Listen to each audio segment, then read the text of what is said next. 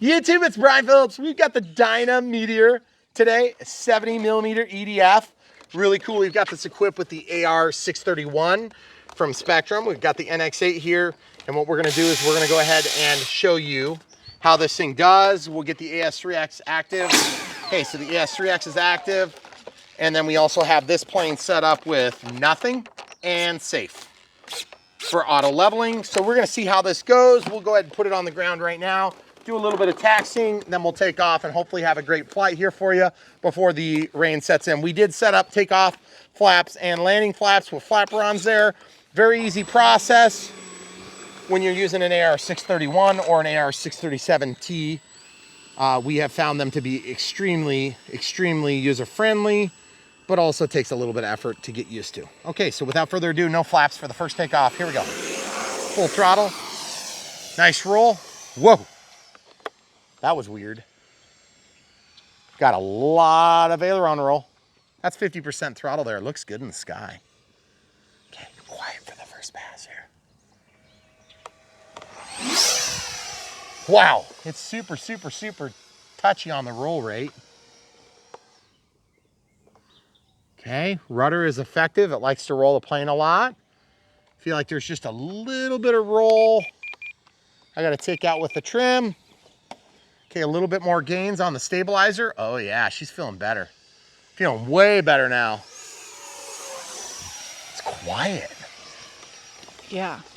Love the way it looks.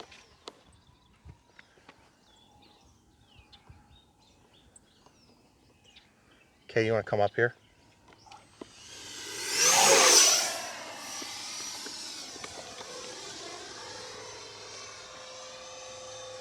Looks really good, rolls really nice, crisp.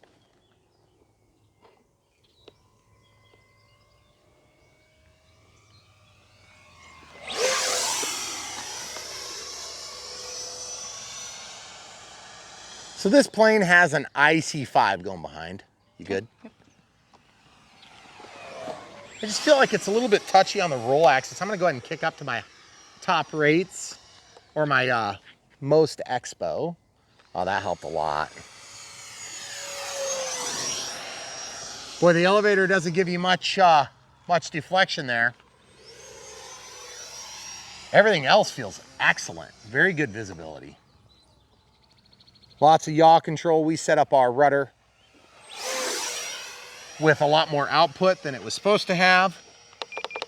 Got about 3 clicks of trim there for the nose. This is probably the best, most wellest behaved. Wellest? Really, Ryan? I wasn't gonna say anything. It's probably the most well-behaved Dynam we've had ever since the beginning when we did the PT-17, which was really good. Guys, I'm loving the way this thing flies.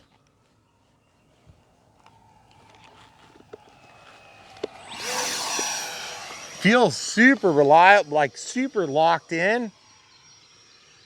I'm actually gonna go a little bit higher gain now. Oh yeah, she's not bouncing. No overshoot when I let go of the sticks. And up. A little bit of asymmetry on the elevator. Or elevators, I should say. I don't know if you guys can see the wing flex there. Not uncommon for a Dynam. Okay, I'm gonna go flat and level out of the throttle. Takeoff flaps.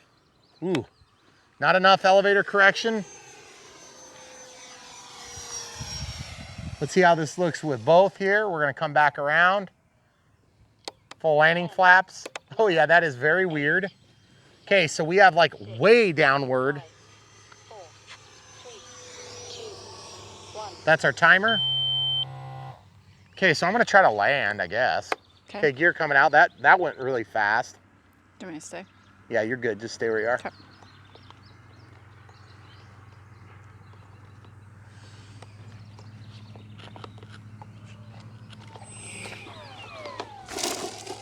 Okay, so we tested the grass. It did okay in the grass.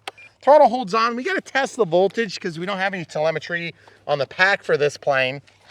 First things first, though, let's go ahead and make sure they can see this. Dual rates in Expo.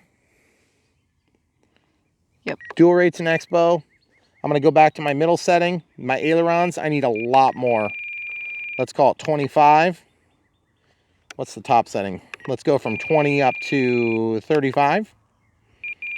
And on the elevator, we're good on the elevator and rudder. Actually, we'll go to rudder. We'll go a little bit more. In the middle setting, we'll go about 20. And then on the top setting, we'll go about 35. And on the lower setting, we're not going to actually use. And then I want to walk into forward programming. And once that connects, I'm going to go to gyro settings, AS3X, settings, gains. Roll is at 40. I'm going to set that up to like, let's do 55. Okay, and we'll walk out. Everything else felt great. Let's go check our voltages. Elevator correction? Oh, yeah, Did you want to elevator do that correction. too? Good idea. Thank you, camera crew. Wait, hold on, let me. So clicking down to flaps. Can you see it? Yes, I can. Flap setting. I'm going to set it to nothing. Set it to nothing. We might actually need to do a negative correction. Mm-hmm. So I'm going to do -5 and -8. Okay, that's weird and uncommon, but sometimes you have that with an outboard aileron, or excuse me, an outboard flaperon. So let's go see what our voltage is. I suspect we're going to have more juice left in this. And the reason I think so is just because the nature of that flight. You can stay on the runway there, camera crew. Okay. Obviously the landing gear did great. We touched down pretty much in the grass, right? Yeah. I was disappointed in myself for that, but at the same time, you know, you don't want to have to go around and lose your battery. Yeah. Okay, so we'll grab the balance lead. I think this plane screams for a 6S.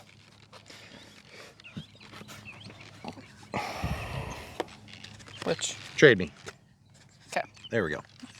Okay, so I think the plane screams for 6S. Now, I don't know if it needs 6S or if I just want the more power, but it just acts like it needs more power. It doesn't need more power to fly, it needs more power to be exciting. Okay, so it's plugged in and we are at 18%. So 4 minutes is the correct flight time. So we're gonna reset. We're gonna come back with a 4,000 milliamp hour pack and we'll be right back. Okay, so we have the 4000 4S here. We flew the first flight on 3200 4S and it actually was, I felt like it was amply powerful to fly, but I felt like that was not a long enough flight. I want a longer flight. Also on Maidens, it tends to be kind of the general consensus that you want more time to kind of work out the bugs, get the trims worked out.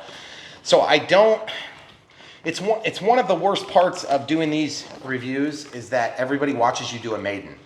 And then they're like, oh, well that plane sucks or that plane's great or whatever. And it's like, yeah, but you know, it was a Maiden. It was like the first time. So I haven't had a chance to work out the details to make it really solid. And you can see how fast it is to make adjustments on the fly at the flying field with the forward programming. It's super nice. Okay, so we got the 4000 in there all the way to the front. There's a little bulkhead up here. So I want to see if we can get that CG right. So I'm going to just plug it in now. I was very disappointed that we only got that little bit of flight out of it. This thing just acts like it needs a 6S. Because 4S is pretty tame, I think. Once it's done dancing the second time, you should be good to put your plug down into the opening there. Okay, so let's test. We didn't test with the gear down last time, did we? I don't think so. We didn't. Okay, so with gear down, we're nose heavy at the front hole and nose heavy on the back hole. So really what needs to happen is on a jet or an EDF jet in particular, you need to get this thing back so that you can have the ability to flare for landing. So I'm going to go back about, let's call it 3/4 of an inch. Just make sure you have enough room to clear the canopy onto here. That felt like it was going to be good. 3/4 of an inch back. Okay, there's the front hole is good. The back hole is nose heavy. Let's see if we can get a little bit more. Okay, so lifting this, and I'm going back even more yet. I'd like that wire to not be fighting us. Now I'm to the receiver, okay? So, and there's, you know, that's, the battery's on the edge of the tray there. And that's 4000 4S 30C Gen 1 Smart Pack.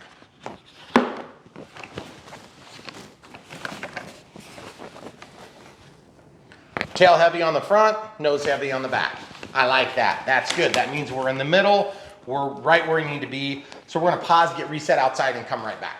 All right, so we have the 4000 4S positioned back a little bit to get the CG just right. So on the back hole, we're tipped nose heavy, and on the front hole, we're tail heavy, which is perfect. Okay, so throttle holds off, no flaps dialed in, 4-minute flight timer, full throttle. Oh, can't get over the bump. Sorry guys, we always put the back wheels over the bump so we can get everything ramped up to speed first. Okay. Man, that feels rock solid. Look at that thing, straight as an arrow. Really good.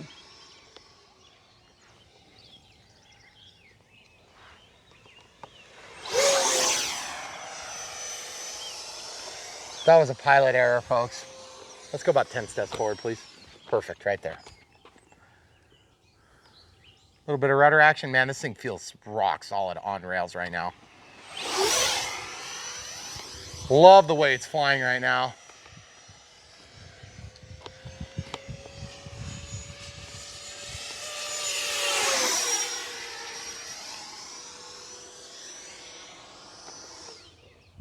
That was through the sun on purpose, sorry. Blow your nose. I don't know if you guys can hear. It's kind of got a wheeze, like there's a booger hanging. Like, has allergies. Is that what it is?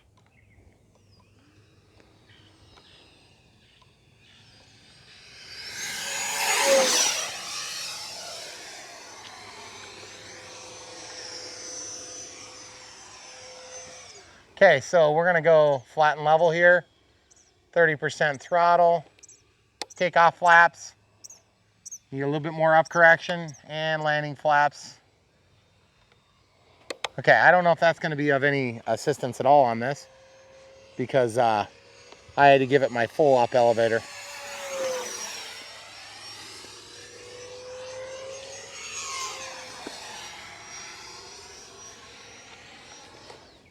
Guys, this thing actually flies really good. It's just a little bit slow. Try a touch and go here. We're good.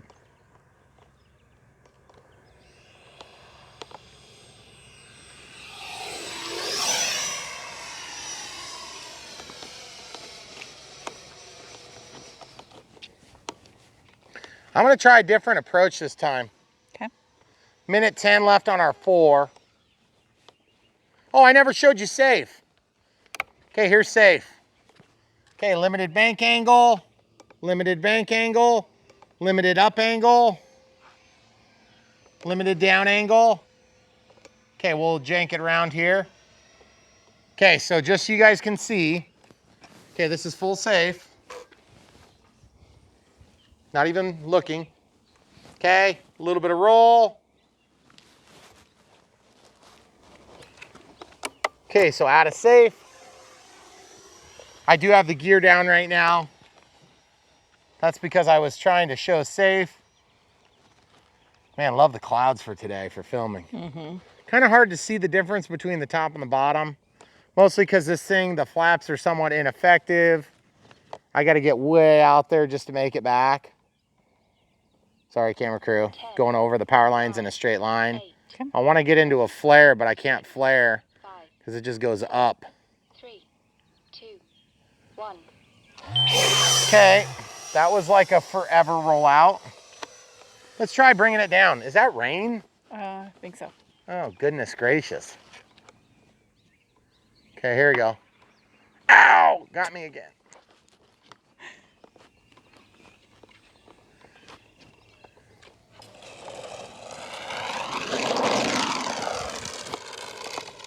Trying to slow it down. Didn't quite get it done in time. Okay, so let's look at flaps for a second.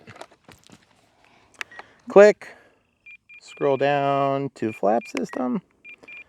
I just don't think we're going to be able to do 100. It's just too much. So here's 75. We're going to go minus 30. We're gonna do minus 15 and hope that's enough. So really what that's gonna do is it's gonna kind of slow us down a little bit, but hardly. So flaperons, take it or leave it. I would say an inboard flap on this would really help this plane. You could slow it down, you could bring it in, get it on the ground a little bit easier. I hate having to fly so far out. And I don't know if you guys can tell, but we have pretty much one hole and it's right there from this direction. If you come this direction, you come in and you've got a base leg turn at the end. And I don't know if you could tell, but when I brought it in, it tip stalled on me at the very end. So that was because I was in ground effect and I tried to flare a little bit too steep. Flaring is when you lift the nose and you use the whole plane to slow itself down with extra drag. That's usually the way you would land something like this. And it should work fine. The problem is there is going to be a point where you go up like that and it's just going to like stall on one side or the other. And that's what we call tip stalling in the RC world. In the regular world, it's just called a stall. So I'm happy with the performance of the plane. It flies okay. I want it to be faster. I want to do a little teeny bit of research and we're going to try one more thing. We'll come right back.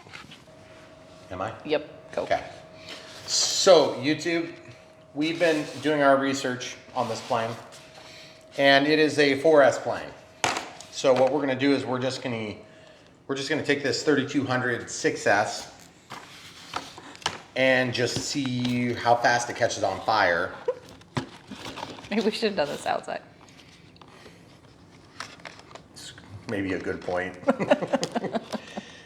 So just understanding the way an ESC works, it is programmed to receive a certain size and style of battery, and it's programmed to respond a certain way under certain circumstances. So it's possible that it just won't even initiate. And that's what I'm expecting to happen. Our timer's set to 4 minutes. Everything else is exactly the same, notwithstanding the fact that we have a 6S in here. I feel like the 6S makes better sense. I got a big old connector in there. Nose heavy and nose heavy. So if we're gonna do this, we're gonna do it right. You ready? Do you have a fire? Do you know where the fire extinguisher is? The broken one?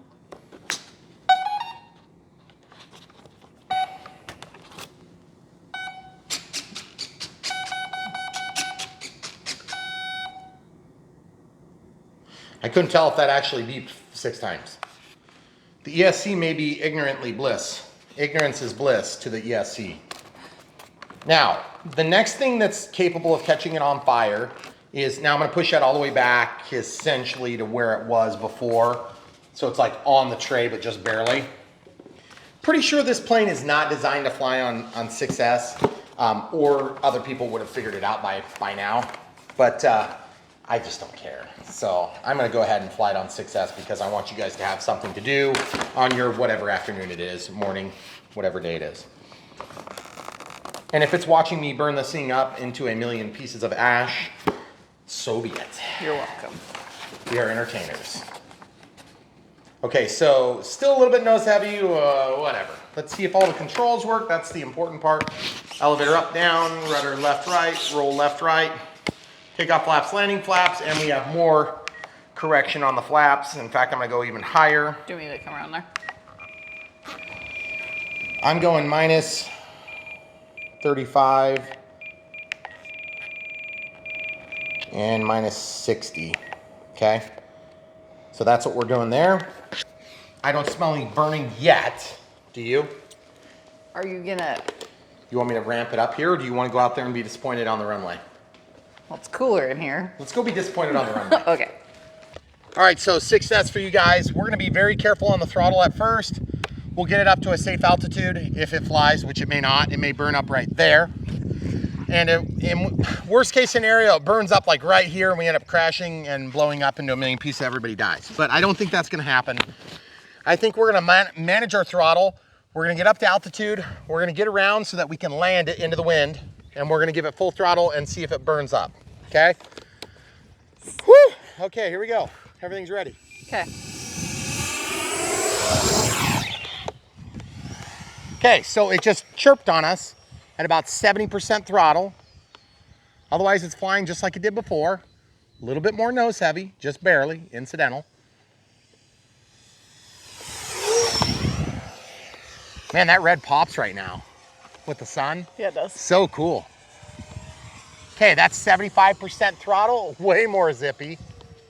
Loving it actually. There's 100% throttle. Getting off the throttle again. No need to cause it to blow up on purpose. 50% throttle.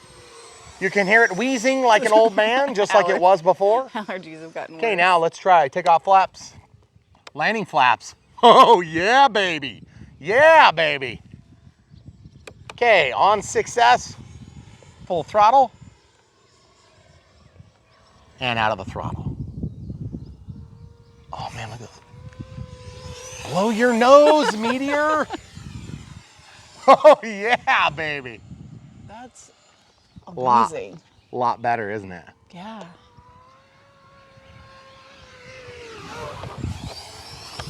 I'm still expecting it to like Catch on fire at any moment. Yeah.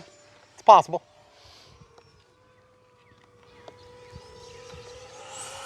Oh. You want to keep an eye on that canopy by chance? No. I think it's right by our hay. I think so. We should be okay, guys. Who needs a canopy? It's probably better for air cooling, and we're gonna need it on 6S. Unless you lose the pack. That would kind of suck. I want to be gentle. Okay. Keeping my G's. Keeping my G's about me.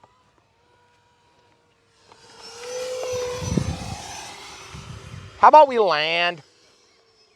So what happened was the bigger connector being forced back like it is, just basically, okay, I need you to go toward the house about 5 steps. Good, perfect, right there. Okay, takeoff flaps coming down. Good elevator authority gear coming out. Going to the lowest point here, relaxing into it. Watching the shadows. Full landing flaps, and down she goes. Throttle holds on.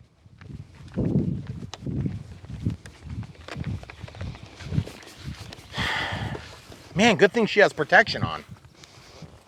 Ooh. That unglued. Oh. There's your problem. Yep. Look, Yeah, you're gonna want to take care of that. it's like dirty and wet. Oh. I know, gross. Gross. I know. Hey, you see what I'm talking about? The wires popped up. Yeah. Okay. This pack is not hot. I don't smell anything. You guys heard it just like we did. When we gave it full throttle, that burst of throttle caused it to fart. Mm-hmm. I can live with a fart once in a while for that better performance, to be honest. What do you think, Emma? Sure. The It was 6S was way I better. mean, it was a marked difference for sure. I think so too. And by the way, this broke here too. I mean, out of the landing flaps, our flaps were dialed in on that flight too. Okay, so like I said, that just came unglued. Yep. That'll take 30 seconds to fix. I say let's go ahead and reset. Look, this spun. Just spin it back. This thing broke free from the servo, okay? So we just gotta tighten that, no big deal. Okay, we're gonna go inside, fix this, and come right back. We'll go find our canopy and then show you what the voltages are on the pack. And we're just getting to the end of time, so we only flew for about 3 minutes there. So we'll go find that, and well, do you wanna take them on a walk? Well, sure. Or did you already pause or what? I didn't. We can go for a walk. Let's go for a walk, You people. want to leave your plane here? No, I wanna hold it close. Okay. In case it catches on fire. It's true. So, Ugh. guys, if you ever have a canopy pop off, the best thing you can do is have your spotter watch. My spotter's also filming, so a little harder for us in that sense. It's not on top of the tarp. That's good, because it'd be hard to get. Just looking around. Haven't seen anything yet. It's probably in the pile of stuff somewhere. You know what? I have I to believe hunt you're for it. probably right. But I'm just looking. I think it's right over in this area. So we're gonna pause and we'll find it and come right back, guys. Oh, Okay, I'm unpaused. right here. Here it is, guys. We've seen snakes over here before, so I'm gonna be a little bit careful. I don't wanna get a snake all pissed off. All right, here it is, guys. Yeah, boy. See, no damage. It just popped off because the wires pushed up on it. Okay, so we're gonna go inside, we'll fix this and do another flight. All right, so time to fix this thing. I'm trying to figure out what came first, the chicken or the egg. Did I crash out first, or did I like land badly and then have like a bounce? I honestly think can't you remember. were like full in the grass. Oh, okay. Faster So it just than, yeah. okay, I don't need that for this. So we're just gonna plop this in and see what our voltages are on the smart pack. Yeah, so 29, 30%. Okay, so that's reasonable. I can live with that. That's probably about what I would like to see on a flight like that. What we're gonna do is we're gonna let that cool for just a minute or two. And 3200 6S is kind of a weird size class. Why don't we try 4000 50C 6S and see what we get out of that. That's a Gen 2 pack then. And we'll go ahead and get that one charged up while we're doing our repairs. So if you guys weren't aware of this, you can charge these things at faster than 1S or 1C. And most of these packs actually designate how fast you can charge them. This particular one says 20 amp maximum charge speed. So I'm actually gonna put it out of this 1200. I'm gonna go over to this. Channel 2 is done. So I'll unplug this battery. Of course, this is the battery that we're gonna be using. But now that we know we can do this, I'm gonna plug this in and charge it at or near the 20 amps. See how it says 4? Oh, 20 amps. Watch how fast this thing charges. Oh, I'm already at 96%. So evidently it's gonna charge really quick because it's already done. So that being said, we don't have to worry about charging it at 20 amps. So now I'm gonna scroll back down, and I recommend as soon as you're done charging fast, set them back to your standard rate of charge.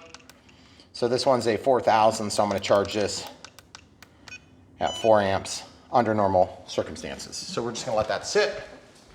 Now, in order to get this plane ready to fly again, what caused the failure this time was my elevator correction. While it was good to keep the plane level, left very little to nothing on pitch control. Now, the reason we didn't have pitch control is because our CG was just slightly too far forward. Now, the reason the canopy came off, well, the canopy actually changing positions would have added a little bit of weight toward the tail, or toward the, it would have made it probably a little bit more tail heavy technically, but it's just incremental.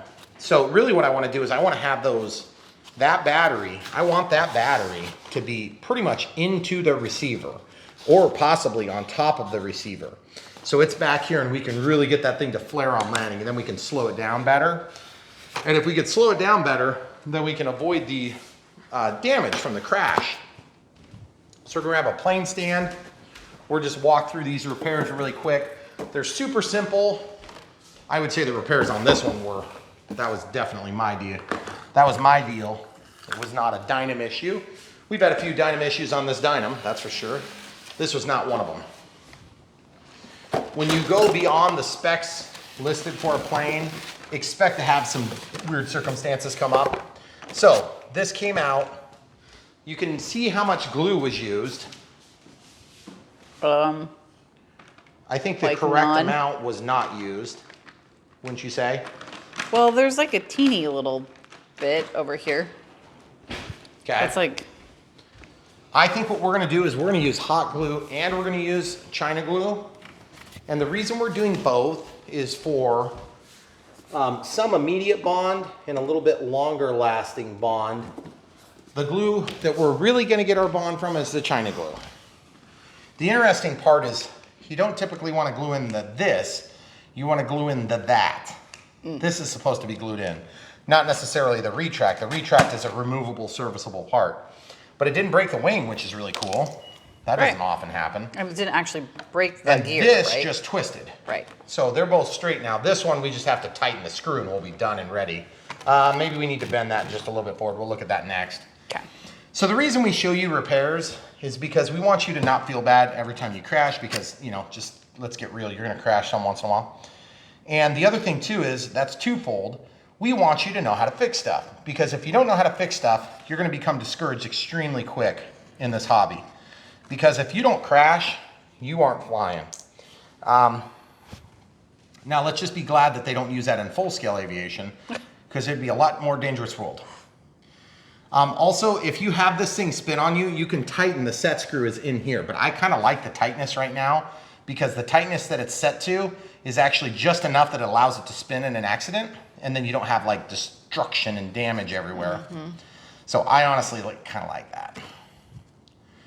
Okay, so we'll just slide that in there now that we have glue spread, and then we'll pull it out, and we're actually gonna let this sit and cook for just a minute. And when I say cook, I mean chemically react so that it becomes sticky. It is a contact adhesive. So the contact adhesive is actually supposed to tack up, and then those two tacky things stick together, and they are almost unremovable. With the exception of if you use kicker. If you use kicker that's used to accelerate the chemical reaction on CA, it will break down the bond on that, and you can pull it out like the day you glued it together, even if it's been in there for a while. That being said, it's quite difficult to get it to stick if you leave kicker on the surface. So we'll just let that work for a few seconds here. And then while we're kind of waiting for things to set up, I'm gonna grab some forceps, pull that wire through. And then I don't know what we need for that other one yet. Are you just gonna tape that wire back down, or are you gonna glue it? I'll probably do a little glue there too, so it's a good idea. Good point, camera crew. I should get some glue going in there. So just a little bit. Now, it is funny, some of you guys are screaming at the screen saying, Brian, why did you crash that plane? It was so good. Well, at 4S, to be honest with you, I thought it was pretty lame. It's good flying, but it's just not enough for me. Like, it doesn't excite me. So I'm gonna put it on 6S, and I'm gonna destroy it eventually. But for now, if you like 6S, I mean, if you set your throttle back to like 90 or 95%, I think you could stay away from the fart. And the fart is when it goes, and it stops running. The other thing too is when you get enough thrust to get moving, and then you hear the, you have to back off immediately, or you're gonna cause problems. You probably catch your ESC on fire. And it isn't possible that you'll do that anyway. Okay, so this has been sitting for a minute or two, so it's probably nice and sticky now. And I just want this to walk down into this channel. Oh yeah, nice and tacky. Can barely slip it down, that's the idea. Oh yeah, buddy, that's good. All sorts of fireworks this weekend. It's crazy. Not really, it's 4th next weekend, right? Yep. Is it next weekend? It is next weekend. Oops, that goes the other way. I know, but it's always like the middle of the day. Yeah, I know, like why do don't you them at night, wait people. until it's night? Yeah, so you can see them. Yeah, so I we just- can see them. Exactly, because we want you to spend the money so we can enjoy Yeah, them. we'll just watch. We'll just watch. Okay, so just plopping that down in there. Absolutely no problems getting that to stick. Now, we're gonna take some forceps. Bent tips always seem to fit better. Oh, okay. I'm just gonna very carefully grab this wire and just very carefully pull it forward and try not to pinch the wire to the point where I short circuit the thing at all. And once I lift that up a little bit, I'm just gonna pull that through, and that's gonna put it into the channel as it was before. See, just like that. Just kind of walk that foam into the foam, and look how nice it is. It's like you can't even hardly tell it was damaged because it kind of looked crappy there before anyway. Okay, so now that we have that in there, I'm kind of thinking that might warrant a piece of tape like the camera crew suggested. What do you think? Well, Probably doesn't need it. It's pretty tacky. are we gonna wait? Are we gonna let that sit up for a little bit before we go fly it again? I was thinking we were gonna do like some hot glue here, except we really don't need it. You know what the plane kind of needs? It needs a little bit of weight in the tail instead of trying to get the CG exactly right with the battery. I don't like adding dead weight, but you know, this plane actually flies pretty good.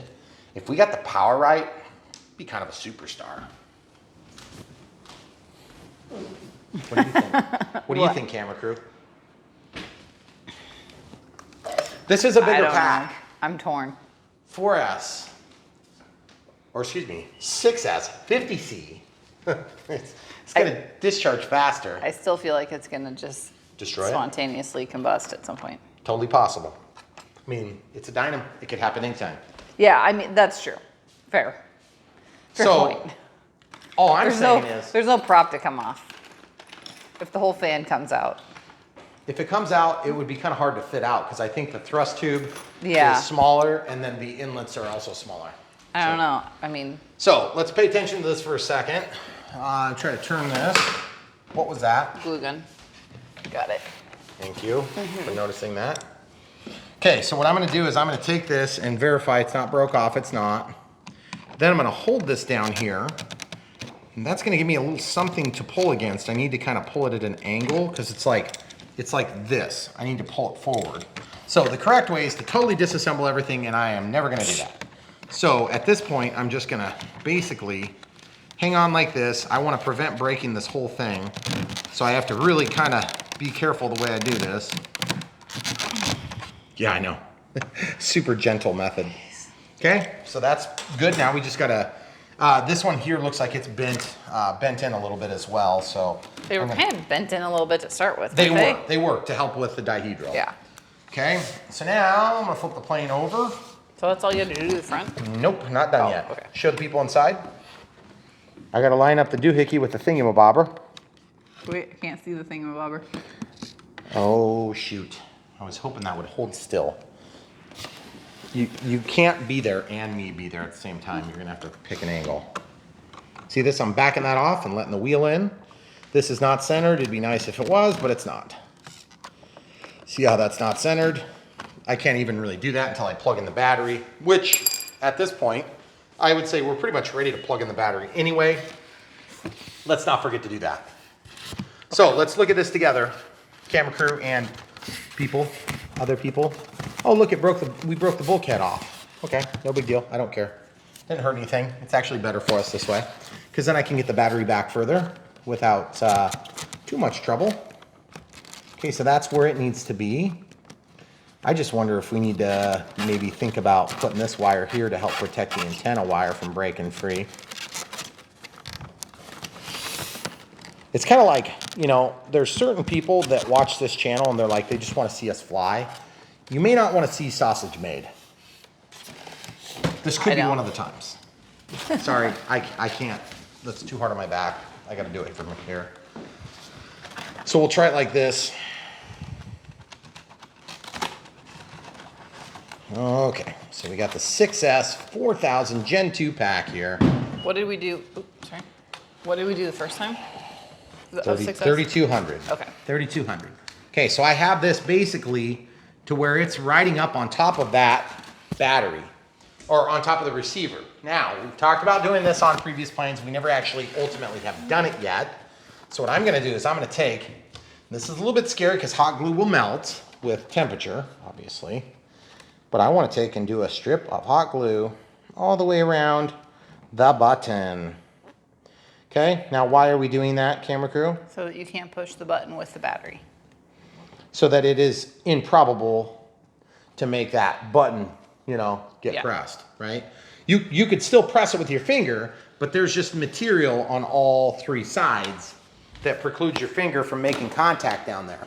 Ooh, you know what would work really good? Let's go dumpster diving here and take these zip ties out. Okay? Watch this, Take your folks. zip ties out. Watch this. Zip ties. Okay? We're gonna use this. Oh. This is gonna build up the material so it's not just a meltable material. Okay, so we'll just stick that there. Sorry, I just whacked my mic. And then a second one, hopefully this is the exact correct length. Then look at this, folks. Super, super simple solution to a complex problem. Right there. Okay, I don't know if that's gonna stay. That's hot glue, so I need to work quick. You're gonna have to be out of the way. Okay, see this? I don't think my hot glue is hot enough to work now. Dang. Yeah. Oh, it was maybe, maybe not. Yeah, definitely not. Definitely not. Definitely not. Okay. A little hot glue. I don't know if you guys can tell what it is I'm trying to do here. I'm trying to prevent that button from being pressed. Just like that. Okay. And then these wires, you know what? Let's just try to get those back a little bit further. That'll help with the CG too. I'm grabbing my thrust tube. I'm just cramming this back. Okay. All right, so then, as you can see, we've got these handful of different wires. We're just gonna stuff those back too. And then everything that isn't already tamed is gonna get twisted and stuffed. Twisted and stuffed. So now when we put the battery back here, it's gonna sit right up on top of everything. This is the ESC line, so I guess honestly it's okay there. Now, if you really, really, really want this to be easy, I think what we need to do, I've got another idea. It's a brilliant plan, actually. Super, super brilliant plan. Watch this, guys. Watch this, you're gonna love this. This is a high-tech solution for a low-tech problem. Yep, I just did that. What did you do? Well, just put a bunch of hot glue on top of the wire. No big deal. See? Then I'm gonna take this and I'm gonna just slather it up the wall and then slather it to the spot. Yep, I know. It's like artwork in there. Beautiful, beautiful artwork. Okay? Get the strings. Beautiful, right? Lick the fingers, stick it down, get everything set. Lick the finger, press it down, get everything set, and there you have it. I want that to stay, so I'm gonna let that sit and cool for just a quick second. And really all we're doing is just trying to keep those wires tamed. I don't really care that the wires are there. I just care that they don't pop up at the least expected time, okay? And that's what we're doing with the hot glue. How are you gonna secure your canopy this time? That's part of what I'm doing now is to prevent the big lead from being a problem. I'm making room, okay? And also this wire needs to stay down, but it will stay down. It's gonna be fine. Okay, so you see that? Now that's fine, okay? Because there's hot glue right there, a little bit toasty. You see what I did? This is all encased in one layer of hot glue. Very thin layer, but still hot glue nonetheless. That's gonna keep that where I want it, which is out of the way, down low, and that allows our battery to ride back further, which means we can get the CG back further in turn. So now the next step, of course, is going to be, let's get her in there and see how it fits. We also need to tighten the screw for our landing gear, steerable nose gear. Okay, so this is in good shape. I'm satisfied with the way that turned out. Also, the canopy is probably gonna be the next problem that we were dealing with. Gotta make sure this is set. It's still a little bit soft. Yeah, I don't think it's gonna stick. I don't think it's gonna stick. I think we're good now. Because the Velcro is on the bottom of this particular pack. It's a 4S with Velcro on the bottom. So I don't want it to stick in the fibers. Okay, so as you can see, we're back further, but we still have purchase on the straps. So let's see if we have enough to actually do that. We're barely getting through, but we do have a bite. So if the canopy comes off, that would be probably a good time to discontinue flying services at that moment. Okay. Okay, so this is a 50C pack, which means a little bit more powerful. Where's our canopy? It is right here. Okay, if you can hand that to me, camera crew. Let's just check CG. This probably isn't gonna stick on, but before I make modifications to the canopy, I wanna make sure we can get this to work. Because if it doesn't work, then we'll do the 3200 again, 6S. Okay, so I believe we can get that to plug in and stay down. But I also believe dimensionally it's square, it's not rectangular. Which means if I can't get that to stay, we're gonna have to remove some material. Luckily, it looks like we're gonna be removing material where we can remove material. Where are we allowed to move material on this, camera crew? Uh-oh. A wasp is inside. How did a wasp get in here? I don't know. Where can you remove material? Yeah, Like where you're not gonna see it, right? It's like behind the pilot. hypothetically. Okay, so I'm just going back here. How did a wasp get in here? I don't know, we've been in and out 4 times. Yeah, but I didn't have any wasps follow me. Maybe they were following you. I don't know. I think they went in through the weather thingy on the door or on the window. Okay, so just using this extremely sharp X-Acto knife, tapered cut all the way down to 0. And then we're just gonna taper this cut all the way down to 0 as well, and then hope that we have enough overlap that we can just rip the whole thing off without ripping through the middle and losing our pilot. Because I kind of like the pilot on this plane. Okay. A little bit more thickness to go by.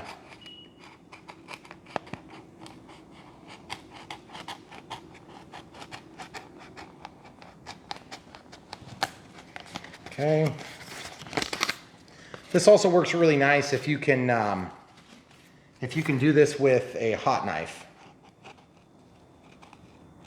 because then you can just shrink down the foam and you don't lose that strength of the material. Okay. Sure, kids are going to all have a panic attack when they see that wasp in here. Yes. Maybe one of the cats will find it first. Yeah, and then they'll get stung 100 times. No, just 4 or 5. Yeah, and they'll eat it. That'd be great. Yeah. Okay.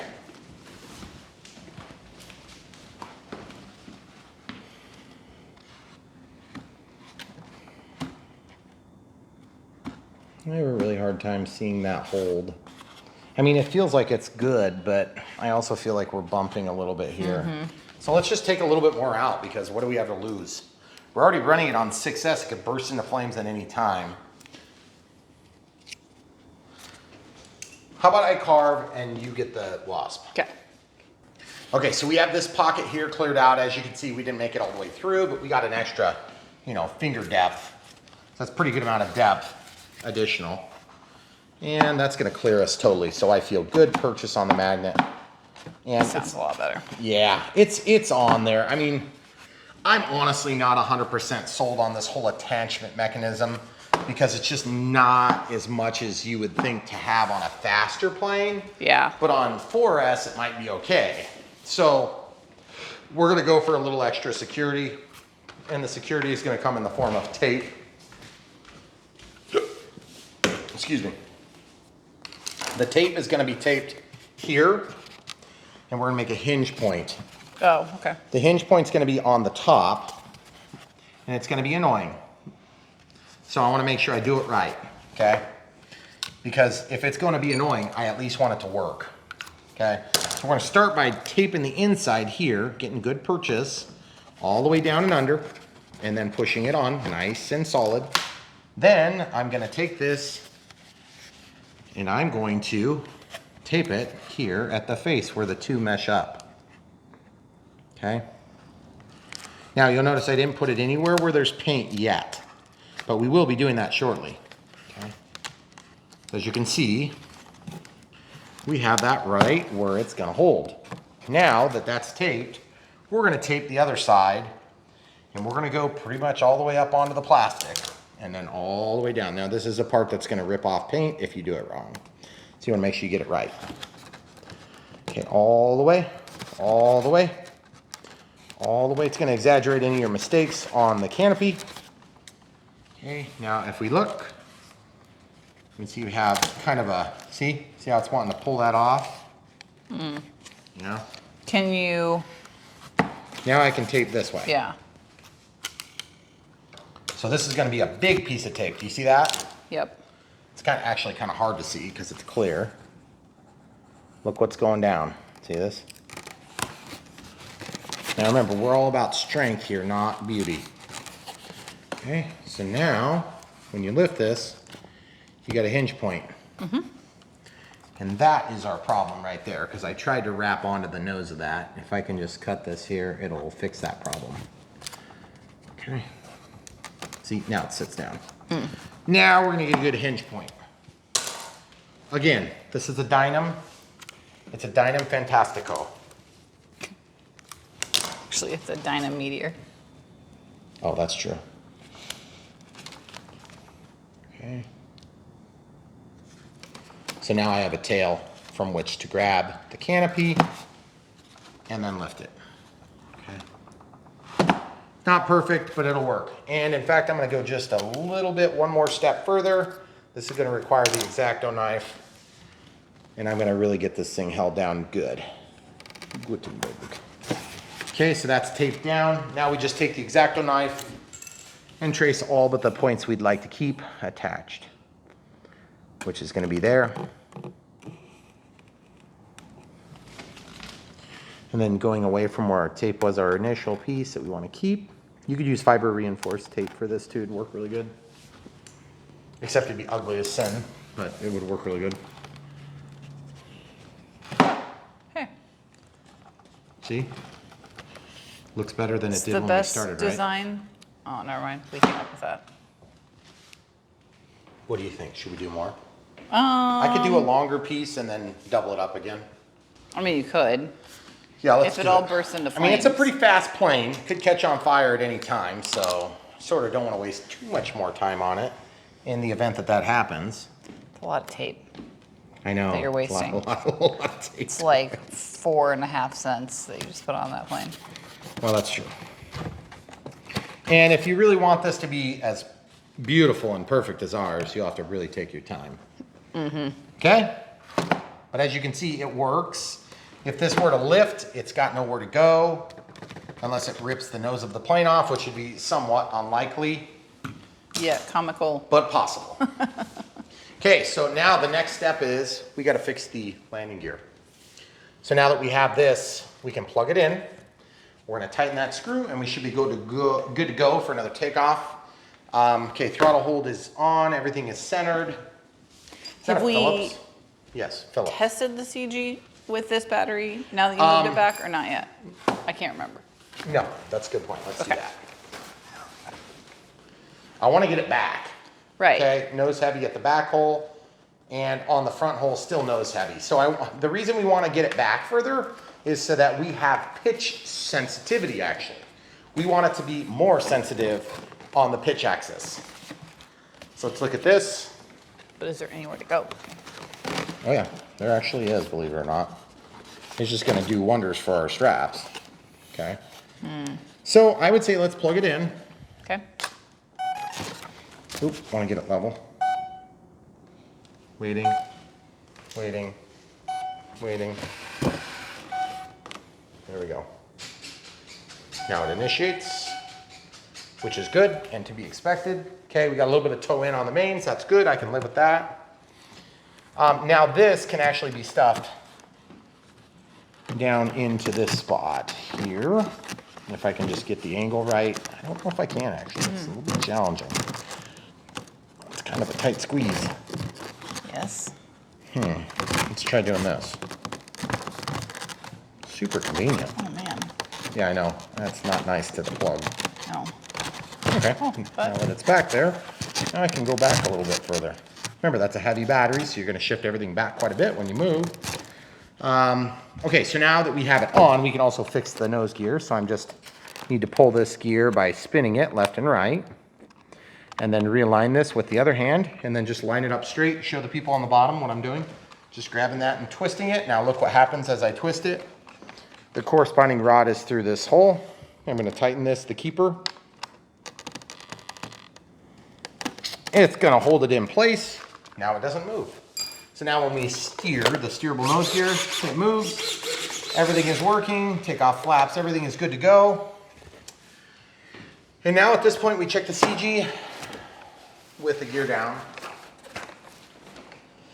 Excuse me. Okay, so nose heavy on the front, nose heavy on the back. Okay, so I don't normally do this, but today we do it. We are going to add dead weight to this plane to make it fly better. I know it sounds ridiculous, but we'll pause and come right back. All right, so I have a nail and I have a small nail. So the small nail has a smaller shaft, so I want to start with that first. I'm going to tape it to the plastic in the outlet tube and just see kind of what happens. My guess is it's not going to be near enough, but it is worth trying. What's the worst that can happen? You have to add more? Oh, no, it bursts into flames. That shouldn't happen until we get to the runway. Oh, okay. Yeah, we should be good for a little bit. Okay, so that was not enough. Not surprisingly, not enough. So, I guess I'll just put the other one in there as well. The wasp is back while you're taping. Okay. Okay, so we have two nails taped on the back, and we're still nose heavy. So you can see from looking at the thrust tube, I just don't see another way but to try to slide the battery back yet a little bit more. Again, not a huge fan of having to move back this far with the battery, but we're gonna do it anyway. Still closes, that's very important.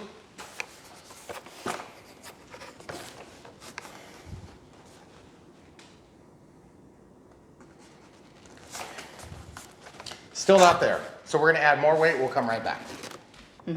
Okay, so we have that to balance on the front hole. It's not quite tail heavy, so I just wanna show you what we're gonna do here. I got a bunch of these nails, and these nails are gonna basically represent the amount of change that we need to get this thing to work, okay? So what I've done is I started with a small nail and then I added a few more of these bigger nails. This is probably not like the most ideal way to counterweight a plane, but it's also, you know, better than just flying with the CG way off and then blaming the CG for all the problems that happen because you didn't want to make it right. I hate adding dead weight to planes. By the way, I don't know if I've told you guys that, except for maybe 100 times. And yes, I am trying this first before I go through the trouble of like maybe gluing it, for instance, or ramming them into the foam and then maybe re-putting this on. So that's one extra screw or one extra nail. And the idea is all up weight is trumped by CG being correct. In this case, the CG is now very good. Okay, I'm comfortable with that. So you can see what we added. Okay, so next thing you'll be seeing is 6S 4000 milliamp Gen 2 Smart Pack in the air with this Dynam Meteor. 6S 4000, 4-minute timer, some nails on the back, so now it's accidentally weaponized by CG adjustment. Great. Whoops.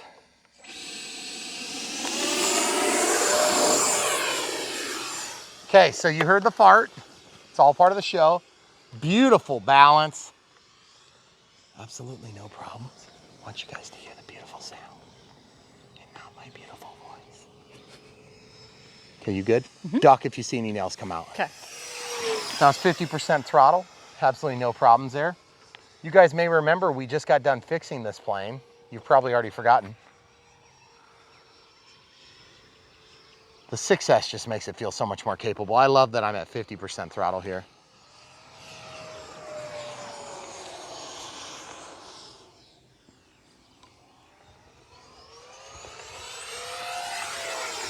You know, it'd be hilarious if we blew all the tape off of the thrust tube and all the nails came flying out and we like built somebody's deck.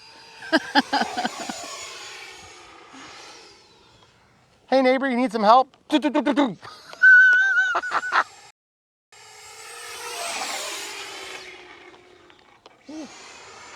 you guys hear what happened? That was a fart. Man, this thing flies good. Okay, inside. A few steps toward the runway, please. Perfect. Right here. That noise you hear? Yeah. Pretty sure. Oh, that looks so cool. Pretty sure that noise you hear is the tape from the nails. Oh, guys, this 6S is awesome. Up next, 12S. Just kidding, guys. Just totally kidding. Man, that looks good.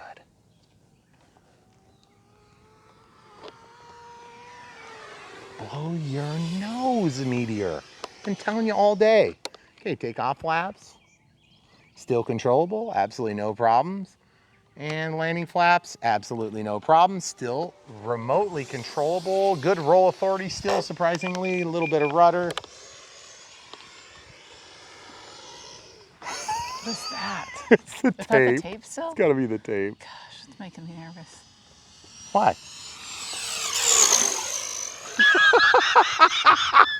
I'm loving it, guys. Oh, jeez.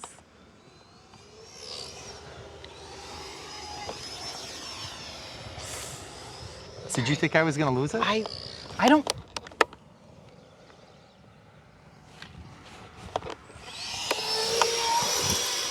What's the noise you're hearing is the tape. No, I was worried about the tree. I don't have any depth perception on the camera. On the phone? Yeah. Okay. Okay, Sorry. we'll try to land here. We're probably about there anyway. So we have takeoff flaps here. Plenty of roll authority. Guys, this AR631 is such a non-issue. It's so good. Okay, full landing flaps. Still plenty of roll authority.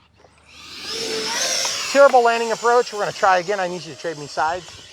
There you go. It sounds like it's failing to blow its nose. Okay, takeoff landing flaps, gear coming out, and landing flaps. We could try slipping a little bit. Right over the trees.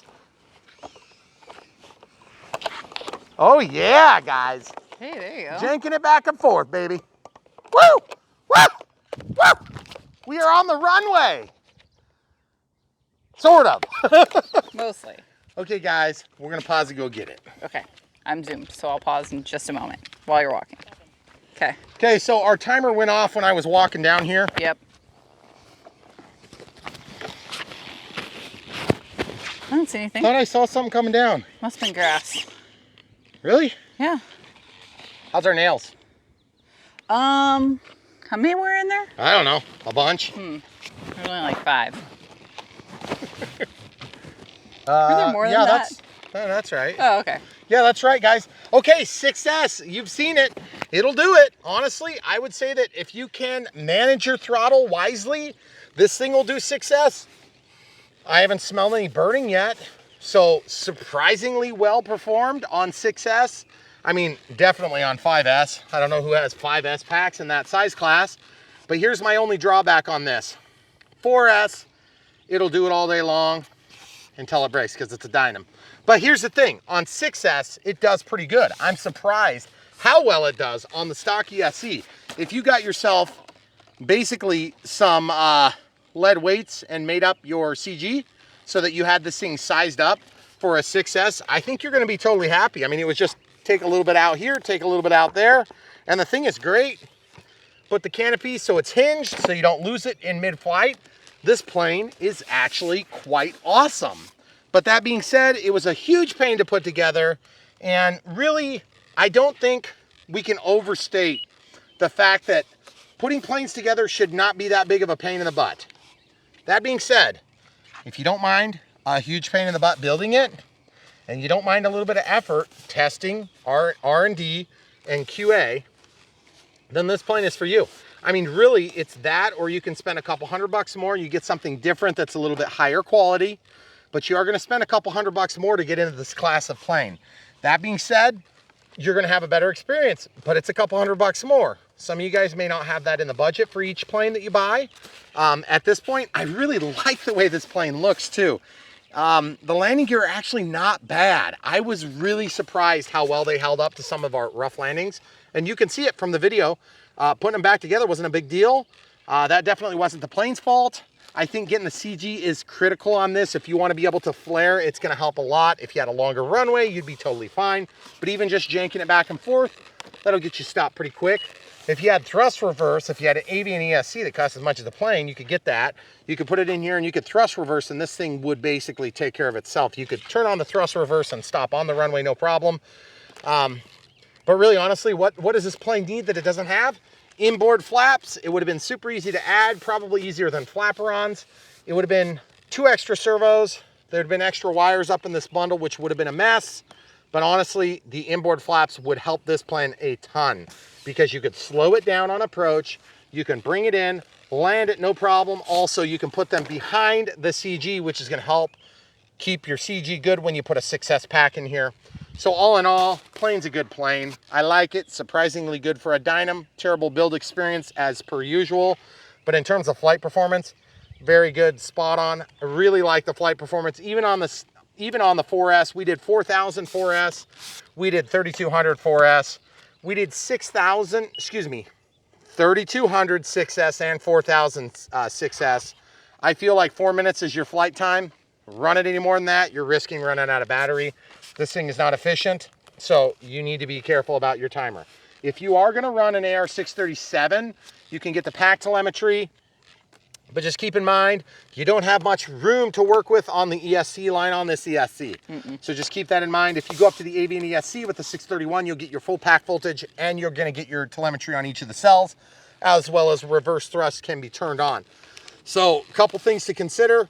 If you really like this plane and you just kind of like the look of it, I don't blame you. I think it's beautiful. I actually think it's quite well done in terms of the looks, the shape, the size, the strength, the integrity of the wing. I was much more impressed with this than I was on a lot of the Dynams we've done. But that being said, it took probably 4 times as long as it should have. Wouldn't you say? To build, A couple of mistakes we made along the way. I'll take ownership for that. Also, the protection, good call, Dynam. Yeah. That was a good call. It's a little weird, but at the same time, good call. Any thoughts, camera crew? This one might be a Dynam worth the effort. Yep. And if you watch the build video, you might be able to catch some of the mistakes that we made and then avoid them. Not make them yourself. Like putting the wing on. Yeah. There is a hole that's super small. We made it bigger, helped a ton, but we also did it out of order because we thought the EDF fell out as damage from shipping. Not so much. You have to put the tail on first to get the wires through. Yep. You'll understand. Don't hot glue your canopy. You should have already known that, and we did too, but we chose to do it because the camera crew prompted me to do so. I did not.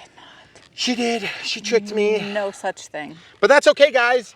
We have so much more coming. We hope that you'll stick around. Please do. If you're going to buy this plane, the way that we make money on this channel, the little teeny bit of money that we make on this channel, comes from you buying from the links. That helps us. It helps fund our channel. It helps fund all these extravagant experiences that take like half of our weekend. Ask the camera crew if you don't believe me. And the way that you can help pay us back is to buy from the links below, watch, like, subscribe, and click the bell for notifications. If you'd like to see more of what we put out, you can tell everybody you know in your entire life about our channel, and we really appreciate it. But really, what we need is likes.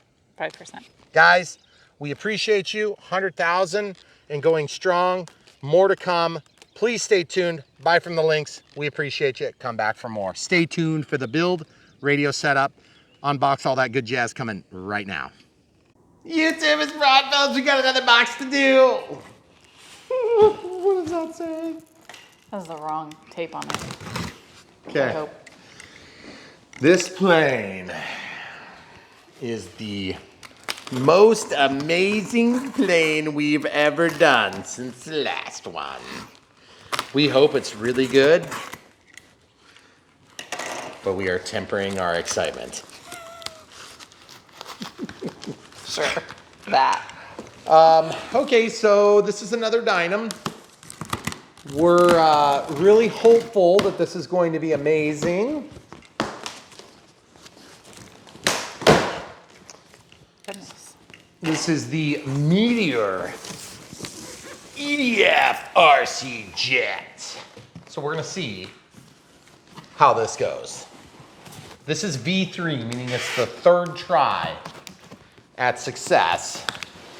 And I know that this is like one of the most popular Dynam planes ever. Okay, excuse me, camera crew. Oh yeah, look at that.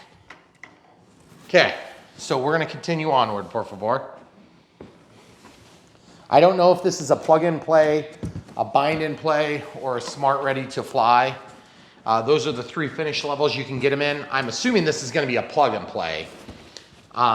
Plug-and-play means that you will have to put your own LiPo in it, and you're gonna have to put in your own receiver. There we go. Come on now. It's kind of caught on the corner. There we go. It's got a 5-minute flight time, brushless motor. It's made of EPO. Needs a LiPo battery, obviously, just like every other plane. So it's like all the same stuff that you're used to. Electric ducted fan, of course. I believe it's a 70. It's got a 60 amp ESC, yeah, 12 bladed, 70 millimeter EDF, so that's pretty exciting. We'll see how that really works. First box is dinky. This might be just a filler box. Not sure yet. Nope, looks like a thrust tube, decorative thrust tube, hollow extruded plastic, whoops. Some extra China glue, which is nice. We could use some of that. some screws, a tool, and that's everything in that box. Okay, so we're gonna unbox this next. This is part of the wing section, I'm guessing. Dynam does cardboard boxes instead of foam. I don't exactly know their rationale, but they generally do protect the planes okay. We haven't had a lot of damage, but we've had some. I think there was a little bit of damage on a couple of them, where the fuselage was allowed to protrude from the box. That's right. That did happen a couple But we've also had that actually on other brands too. Like where the motor prop sticks out. Prop shaft sticks out. Oh, goodness gracious. Okay, so it looks like we got the wings in here. Whoops, that was not what I meant to do. All right, so the main wing, Oh, wow. ailerons. There's no flaps on there. So if this is a plug-in fly, we'll set up flaperons and spoilerons probably. Okay, be careful that doesn't fall out on you. Nice little guards. Narrower than I thought it was gonna be. I mean the whole overall. Yeah. Yeah, it's not a huge plane. It's only like Yeah. 1,000 millimeter, I think. Well, how big is it? 1100. 1,100 Yeah, it's over millimeters. there. Yeah. Huh. Okay, so the vertical stabilizer and rudder, of course, there's just a foam hinge and zero reinforcement. Not really uncustomary for a Dynam. Feels weak, but it's probably enough for this plane because not an overly huge plane. Looks like we have twin elevator control horns. That is very strange. That have a welded rod with a very complex mechanism because of the way that there is dihedral on the tail. Okay. That's a little bit scary. Seems like there's a lot of things that could potentially be not correct on that. 9-gram servo also on the tail. That is going to be covered up on the top. It's actually anhedral. See how this goes? Oh. That's anhedral. I was just thinking, why would they have that on the top? Or why would they have it on the bottom? Because when you come into land, you may drag that. That's actually the top. That's pretty cool. Okay, so good call there, Dynam. All right, and then that's the rest of that box. So we'll just throw that out of the way. Sorry, camera crew. That's okay. We have some navy and different colors. The Meteor. We've got something like that, and then no stop. So not very many decals on this one. And then, of course, we have the one-page limited setup here, which is just going to kind of show where the center of gravity is. Looks like 105 to 110. That's really helpful. And that is measured from where the leading edge of the wing meets the fuse because it's at an angle. And the Skylord. Sticker sheet looks significantly different than the decal sheet on the directions. Yeah, that's true. Okay. So we'll have to look at that. Well, this is V3, so it does look different than this too, right? I don't know. I can't tell. Yeah. So we'll find out. I mean, I don't really care what the decals look like myself. I do think it's a little strange that when you order some of these planes, they will come with different liveries. I'm not really a big fan of ordering something and then getting something that's not exactly what I expected. Sometimes I, order what I expect to see.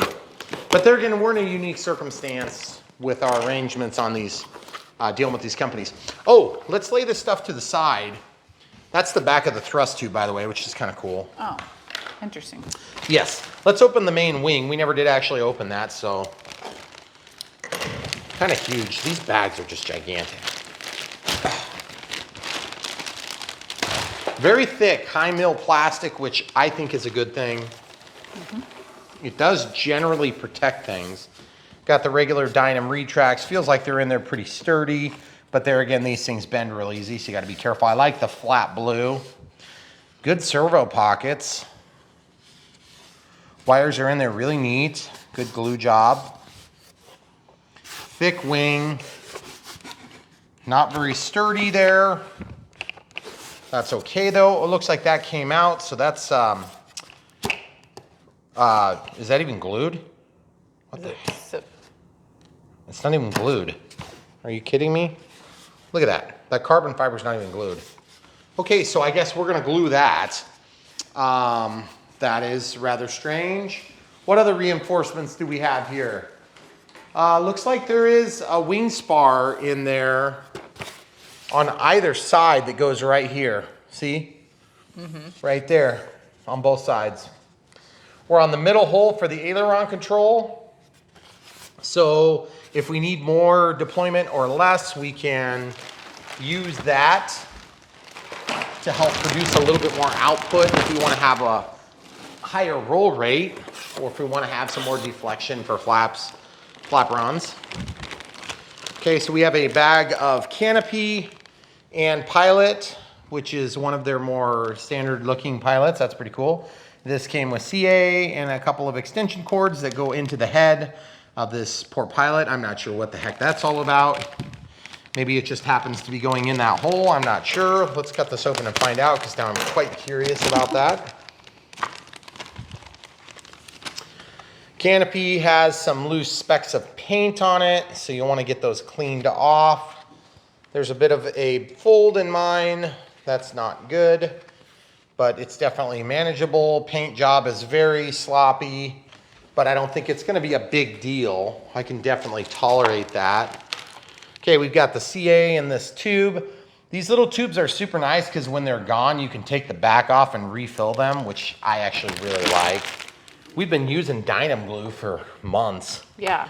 Okay, we got a Y cable here. We're probably not going to use one of them, and we have another Y cable here.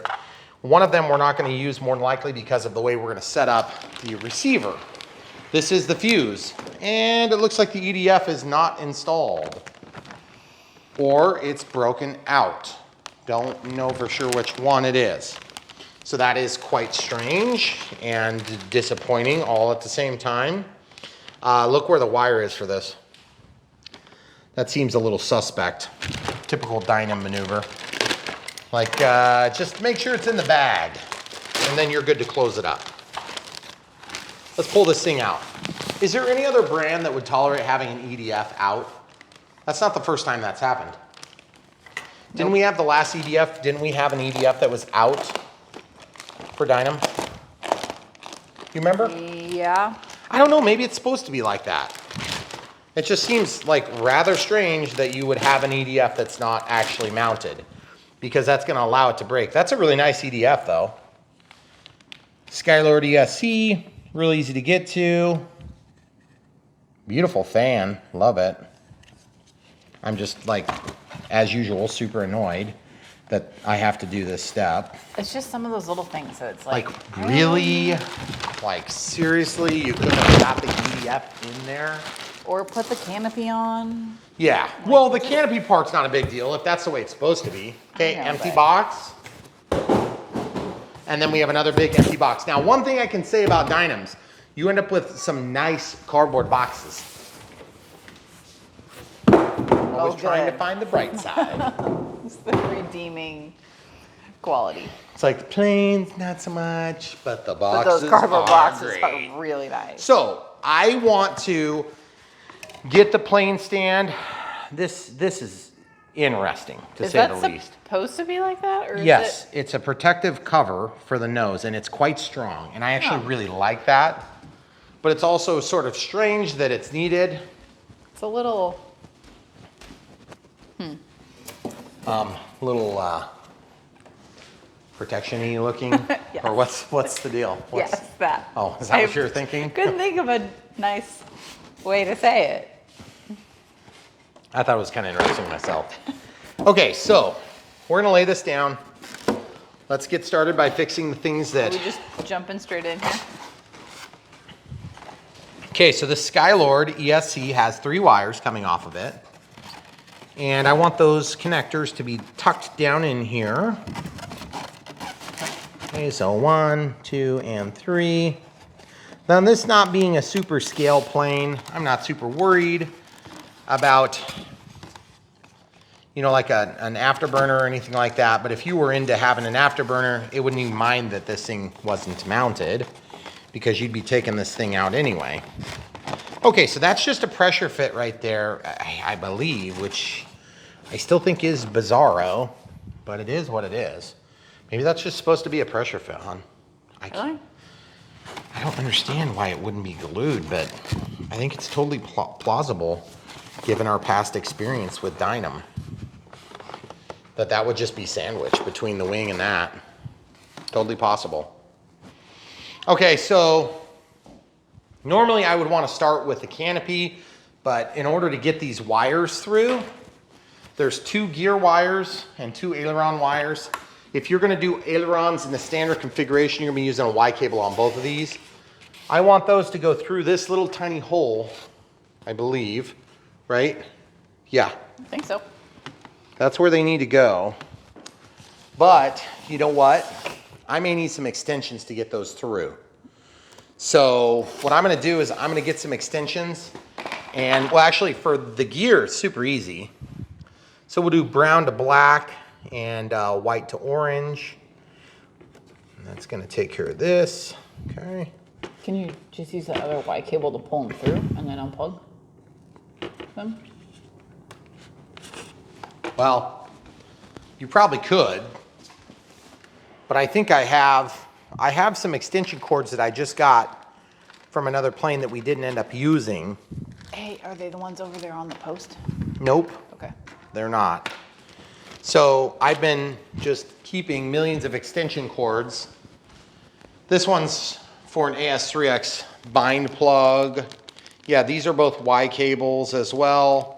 That's a Y cable as well. So I'm gonna put this Y cable in with my other Y cables and I'm gonna go get one and come right back. Okay, so hot glue gun, warm. Watch this, guys. Watch this, hot glue. Just a little bit of hot glue on both sides. You notice how I took like extreme care in where I located the hot glue? Mm-hmm.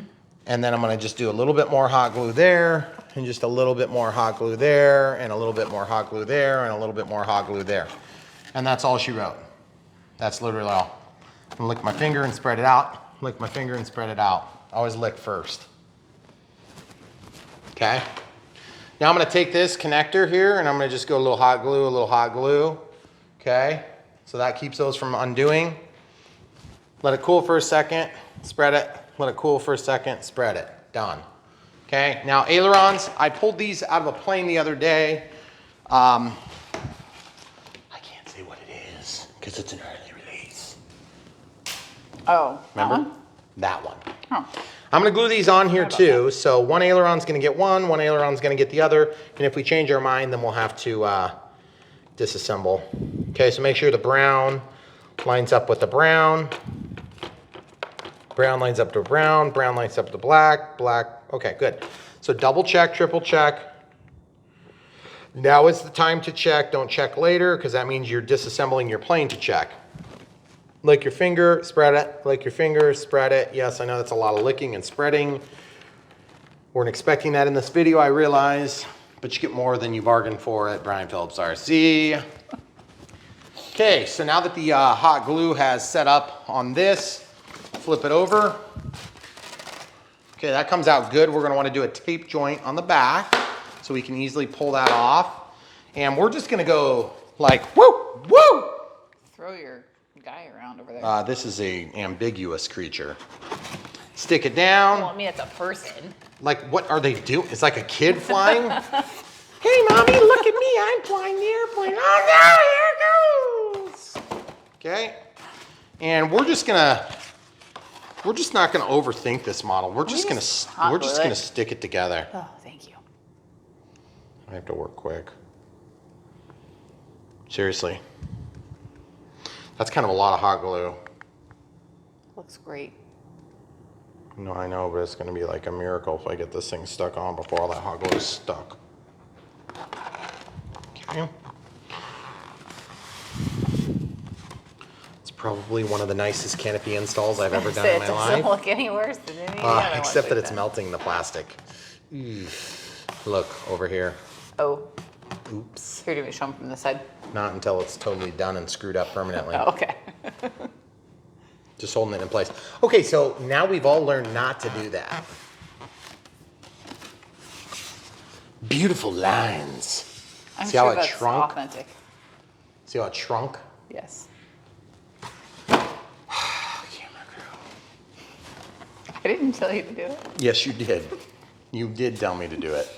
And I listened. That's the problem.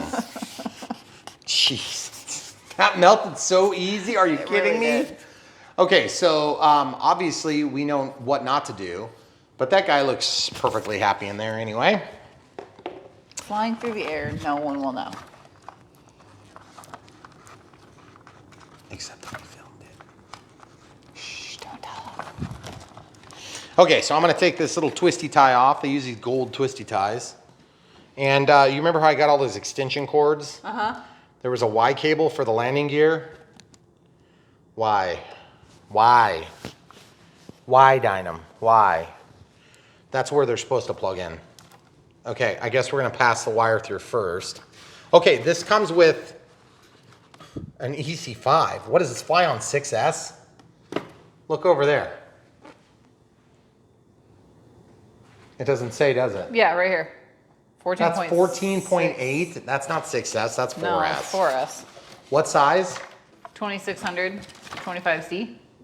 What kind of ESC? Okay, so hold on a second. So pump the brakes. So they want a 4S with an EC5 that's only 2600 milliamps? Yes. What? Who would ever do that? I'm gonna go with not Nobody. us. Not us. No, like you don't get a. Well, they don't yeah. put a IC5 on a On a 4S 4S pack, pack. except for one pack we have. That's crazy. Okay, so let's hope we can pull these through now. All right, so. In the little hole? Yeah, Wait. seriously. Oh, geez, that is a little hole. I know. I told you it was a Goodness tight. It was a gracious. tight, small hole. Hope you took it to dinner first. Well, if I think I can get away without dinner, then I'm gonna do that. Well, Hold on. Can I? The canopy's off. Okay. So here we go. So I'm yeah, just. they're coming out the bottom. They are. Yep. Okay. Oh, I can see one at least. Jeez, there's no way you'd be able to reach that. There's no way. Nope. No way. Maybe you're supposed to. I don't know. Never mind. I don't even guess anymore I'm with not Dynams. thinking. Yeah, exactly. Okay. So listen, this goes back like this into the back. Jeez, go underneath so they can see their camera crew. See what I'm doing? Mm-hmm. Do I need to open the hole first? Do I need to like cut the hole bigger? Oh, yeah. Do you have to get those connectors in there? How in the heck am I going to get all four Not of a these chance. through? This is impossible. I need some actual forceps. I got to think about this for a sec. I think what we're going to have to do is we'll probably have to just do one at a time. So look what I'm doing, camera crew. One at a time, the old one at a time trick. When this one's done, the next one goes, the next one goes, the next one goes, and so on and so forth until you're done. But I got to get these wires so I can pull them through on the other side. Okay, so there's two. There's three. What's that? There's one more. It's got to come through at some point. Oh, yeah, there they are. So one thing I want to just talk to you guys about for a minute is BitGo sends us these Dynams, and we really do appreciate BitGo. They have been actually very supportive of us in our efforts to cover Dynam. And there's some different vendors out there that are selling Dynam right now. They're going to tell you that they are the next best thing since sliced bread. And I'm going to tell you that I enjoy sliced bread better. That being said, they're not bad planes. It's just you have to know that you're getting into a project, like project that has lots of weird steps. Like how are you supposed to get these wires through in such a way that you don't end up with a disaster on your hands. Now you could open that hole up, and that's probably what we're going to ultimately have to do. But here it is. I'm about ready to break something trying to get this wire through, because that hole is way too small, and it is obviously the only hole that's expected for you to go through. Right. See, the gear, really, what needs to happen is we need to feed the gear three-way plug through. See, I just unplugged those. Okay, that's actually fine. So that is totally unnecessary and not going to help. We need this to actually go through technically. So we might as well start working on that. What came first, the chicken or the egg? I think this is going to have to go through first. Okay? See? Those two have to go through first. Then this Y cable, which is actually a tri-Y cable. See, it's got 3 plugs. I have to get this through, then simultaneously I have to somehow manage to ram these other ones back through. There's no way. I've built a lot of planes, guys, but come on, Dynam, like even I should, look at this. How the heck am I gonna get all this crap through? There's no way, there's not enough length. Okay, so that being said, let's go ahead and unplug these because we have established that that hole is not big enough. So, the next step is, you wanna know what the next step is, camera crew? Make the hole bigger. Do I wanna do it with an X-Acto knife or a chainsaw? Chainsaw. Wrong answer. Oh, a little mini one. Wait, A little mini chainsaw. don't tempt me, temptress. See this? Dynam, if you're watching, what are you thinking? Make the hole big enough for the connectors. This is not rocket science. Yeah, all the connectors, not just a connector. This is not rocket science, people. No. This is a freaking airplane, so it's not quite the Aeronautical same as engineering. rocket science. There's no explosives involved, except for lipos, Right. and if you're doing a rocket-powered ship. And then it is Ooh, rocket is that science. a thing? Can we do one of those? Yes. Do you want to? That would be fun. What, you mean like a model rocket? You want to do model rockets now? No. Okay. That's fine. Hey, listen, I'm for it. I did them as a kid. They're really fun. People buy them. People enjoy watching other people do all the work and then blow their load all at once. Blow something up. Oh What? yeah. Oh, much better. Was that so hard, Dynam? Really? Really? Yes. I can't see you. Oh yeah, I can. Jeez. That's the sort of stuff that gets you a bad reputation. That crap. Right there. Having a hole that's too tight. Normally, not a big problem. Probably desirable. What do you? I am opening the hole up so I don't have to fight it. Haven't you ever stuck a hot, melty thing in the hole to make it bigger? No. Oh, It's generally frowned upon. listen, people watch this channel so they can learn how to make their holes wider and easier to penetrate. Speaking of explosives, Hey, get over here and show them inside this hole. I don't. Oh, you don't want to share that? You want me to just... Just do it by yourself. No, that's no fun at all. Jeez, look. Look, guys, Oh. so much easier. Now, let's see how much easier this is. On a scale of 1 to 10, let's think about this. First of all, obviously, this plastic was a little too thin. Okay. Could have glued it with the provided glue. That would have been probably smart. I'm a little annoyed with myself for doing that. That was dumb. I can't believe I listened to the camera crew. I'm telling you, over here, nobody even knows. Every other time that we built a plane, a Dynam, I had better results than that. So do not hot glue it. Now you know. Okay. You're welcome. So now let's talk about this. I need 2 wires to come up here for the landing gear, and I need the other wire, and then the one that goes to the receiver to stay down below. Okay, look at this. Wow. Whoa. Look, I can actually like feed it through without even any problems at all. Okay. That was amazing. Okay, then I got 2 of them, and everything else goes down. You got it up there all on your own. You are being mean to me. Gonna hurt my feelings, camera crew. I'm gonna feed these 2 individual things through the hole all by myself now. Okay, go for it. Because the way you treated me just now. Okay, so these ones are gonna go down through here. Ooh, look how much easier that is when the hole's the appropriate size. Because, you know, I guess if you have a mold and like, say you designed it completely wrong, I guess I kind of get where they're coming from. We designed it completely wrong, so we're just gonna leave it completely wrong on version 3. Version 1, that's a pass. Version 2, really? Still bottom load? What are you plugging in there? Did you get the still bottom load? Yes. What are you thinking of? Am I allowed to say that? Yes. The timber? Still bottom load? Really? Sorry, Horizon. See, Horizon's not perfect either. Like if you make But they at least make the hole the right size. well, the timber's hole was pretty tight too. I mean, it was tight, but you could at least get it in there. I mean, it wasn't convenient. What do you plug it in over there? These are the gear. I'm plugging in the gear. Do you want to come over here where you could like possibly see what I'm doing? I don't think that's gonna help. You really don't? Probably not. Look, black to brown, brown. This is the Y cable with a trifecta on it. Okay. So like when I move the ailerons and one of the gear open, Oh no. you'll know. You'll know I screwed it up. Listen, I know screwing up.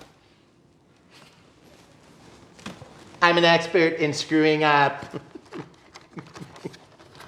Get in the hole. You can do it. You can do it.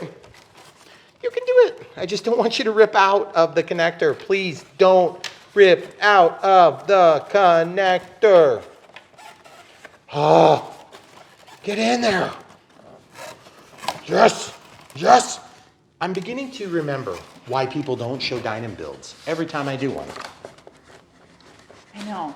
Yeah, we're not dumb enough to show building it. There's way too much bad language.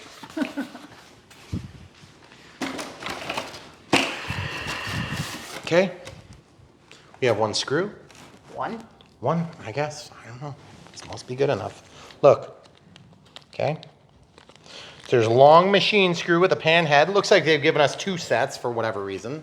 Sounds right. 2 sets, but we'll see if any of them actually work. We'll be surprised. Are we gonna like read the directions and see? Nah, the directions are useless anyway.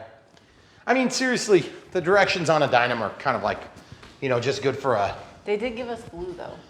Yeah, they give us glue, and that's nice. They didn't give us any hot glue to screw up the canopy. Sure. That's all right. I forgive you because I was Hey. being lazy too. They didn't give us a Dynam screwdriver. What the frick? Now we only have 12. I was waiting for a complete set. Dang it! Now when we have people over to build airplanes in our little airplane building Have crew enough in screwdrivers. our club, we're gonna each have to have our own screwdriver. Sorry, you have to bring your own screwdriver if you come to our house. That wing- BYOS. hey, that's not seated at all. The wing? Yeah. Or is it? Or Kinda- that's just. Kinda is. Yeah. Okie dokie. Yeah, that's probably want to send an email to quality control about that one.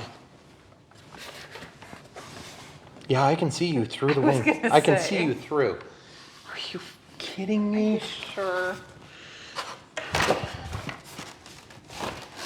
That's why you watch Brian Phillips RC. Because we show you the whole story. The whole disgusting truth. Let's tighten this screw a little bit more. I don't think that's it.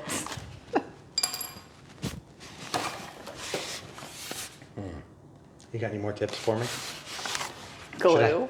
I was actually gonna hot glue it. Between? Yeah. Wait, maybe we should make sure things are right. Listen, I know making mistakes. I'm an expert. Did say Dynam on the box when we opened it. Hold on. Where does it say on here?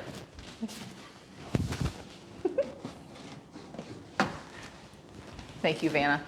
You're welcome. Yeah, I mean, you know what it could be? Legit could be. What? Now that we have all that stuff done, it could be that when we stuck that EDF in there, the EDF didn't like seat down properly. Is that possible? But it was like sitting on the. I know, like on the place where it's Yeah. supposed to sit. Where else would it Because- have gone? That's the only thing I could think is, like, if there's like a certain spot, like a sweet spot, and we just missed it. Well, then they should have put the EDF in for us. Listen, if you would have read the directions, they said, do not hot glue the canopy in Chinese. Hey, I recommended reading the directions. And I recommended ignoring the directions. I So read them to between, you. between the two of us. Let's just double check this real quick. I don't want to pull the wires out because that was actually terrible. But there's only one screw that's holding it all together. And there's only one way to stick it in the hole. So it's I not know. like exactly rocket science. It's aeronautical science. Or something like that. This is kind of like, this is like comedic science. Comedic science, where you go to learn about building dynams. Oh, look at that dynam go together. Went together without any problems. Okay, all right, so just to look at this with me, camera crew, I do see there's a little lifting right here. I wonder if, like, somehow, after having glued this, like, see what I'm talking about? Like, that's lifted up pretty good. You know what I mean, Gene? Is it possible that the glue, like, didn't actually hold it down? Ooh, But careful. if you, Like what? wherever the foam is that goes in around the EDF, is there like a recess there? There that is a needs to- recess, and it's in No, it. under here, that needs to like seat down in there? That much? It looks like we, you know what I bet it is? I bet we're not quite square. It's the only thing I can think. Okay, let's try this and see if we can just like push back a little bit. And will that let it drop down? Can you imagine doing this with that wire all tight like before we enlarge the hole? You see what I'm talking about? Like maybe we just gotta push that back farther. It feels like maybe it dropped down a little bit more. Feels like I'm gonna break it in half too. Yeah. Here at Brian Phillips RC, we show you how not to build things so that you can do it right for your own build. I guarantee the instructions don't talk about this at all. No, I'm sure they don't. Okay, so let's just look at this.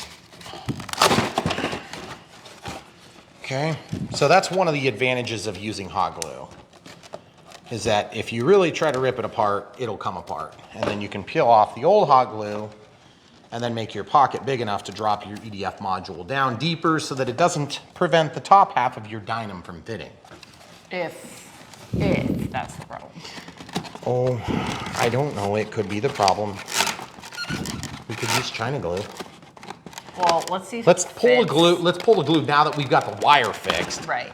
But you see what I'm doing, guys? I'm just literally janking the glue off of here, okay? Yeah. And the hot glue will make some of this foam melt. And really, I don't care if I take out some material. I could care less because really, we need material gone anyway. So this side, there's a little bit still stuck, so we'll just jank that off of there. A lot of That is a lot of material. A lot of janking. Well, somebody won't help me. I'm over here. See this? You know what? I'm wondering if we're like hitting. And I apologize, camera crew. I'm trying my best to give you a good view. Is the Skylord receiver, like ESC, too far back? But like that was mounted. I mean, that was because I mean, it's You know what? I don't know if we're actually, if we were all the way down, because we're hitting the wires. See, the wires are like legit in our way. I'm gonna try pushing those forward so it pushes the wires down. See, like this. Any bets on if we're gonna have the EDF running the wrong direction now? oh my goodness. I know, I agree. It is possible, by the way, folks, if you're watching this at home and you've never done an EDF, it is possible to deflect and bend this EDF to the extent that it breaks. You want to try to avoid that if at all possible. Is there a way to check and see if they're going in the right direction? You mean like, is this supposed to go the other way? No, no, no, no. Like this? Oh, well, does that? I mean, I didn't even think about that. I think it's symmetrical. No, I'm not like if it's gonna blow the right way. Can you hold this, please, right here? Okay, now just keep watching what's going on. I'm actually, what you said made me think, is it possible there's like an up and a down? No, it's the same problem. Okay. Same problem. Different Dynam. There it goes. I was telling the camera crew off camera, this one's gonna be different. This one's gonna be different, I promise. That's what he always says. I guess I wasn't right. Well, let's see if that makes a difference. Okay, let's try this. This is a little bit of a strange assembly that the back goes in like that. Because that way, like if you have a failure, the whole wing pulls down. Okay, I'm pushing the motor with my finger to drop that into the, you see how I've got it like in the socket?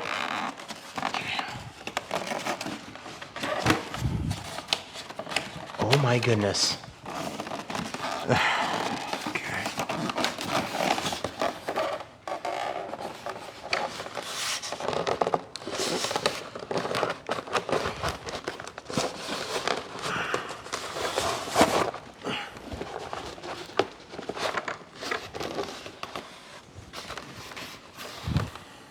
No, it fits worse. But wait, there's more. Just keep watching. I don't think it's any better. Do you? No, I don't think it's worse. I just don't think it's any better. that's not any better. Yeah, it's not better. It's not better. But the thing is, like, I don't know how to make that drop down anymore. I don't think there's a way. Made it. Nope. I don't want it to fall out. Have to refeed that wire. It shouldn't be an issue at all, but it is kind of because it's a pain.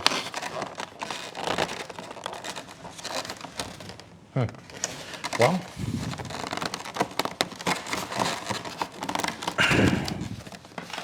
Okay.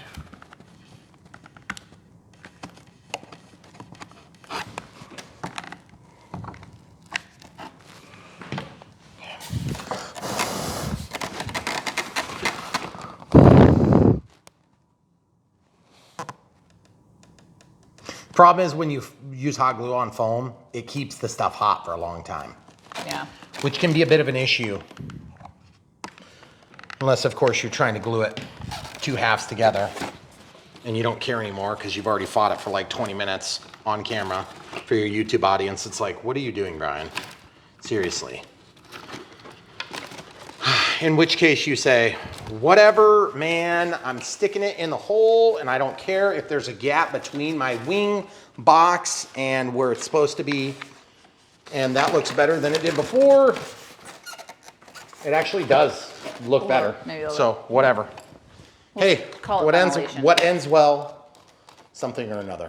What is it? All's well that ends all's well. well that ends well. You're so good with those just off the cuff, Listen. generic things. Listen. I know, screwing up. I'm an expert on screwing up. Everybody's here to watch me screw this up. It's a Dynam. That was ridiculous. And it's still got a gap. Step one. Wrong finger. All right, so we have a third wire here, which is going to go up to the retract itself, not the actual steerable nose gear. And then we're going to need to have a splitter cable between the rudder and the steerable nose gear. All right, here we go. Brown to brown. This hot glue can go for now. Obviously, that was a super hyper critical success since it held those wires as I janked them with all my might. Listen, if you have to jank it with all your might, it probably did work.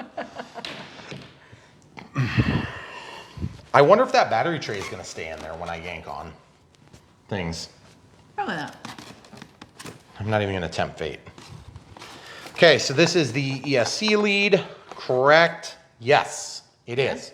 T for throttle, okay? All right, great news, great news, great news. We got everything about ready to go, okay? So we've got, looks like 2 aileron cables here. Yep, these ones must be aileron cables. And then the other 2 are landing gear. And then, of course, we have the EC5, the wrong size for the job, as per typical Dynam. All the longer that is. Yeah, it is. All the longer it is. I mean, I could try pulling on it. No. Yeah, that's everything. All right. Okay, so now that we got all the easy steps done, if you guys haven't ever built a Dynam, welcome to Dynam. Okay, I'm gonna get this thrust tube after I mount this and this. So Okay. in other words, I'm gonna get this thrust tube later after we're done with the correct order of events. So another few Oh, hours. are you kidding me? How am I gonna get that wire through there? Are you for serious, Law?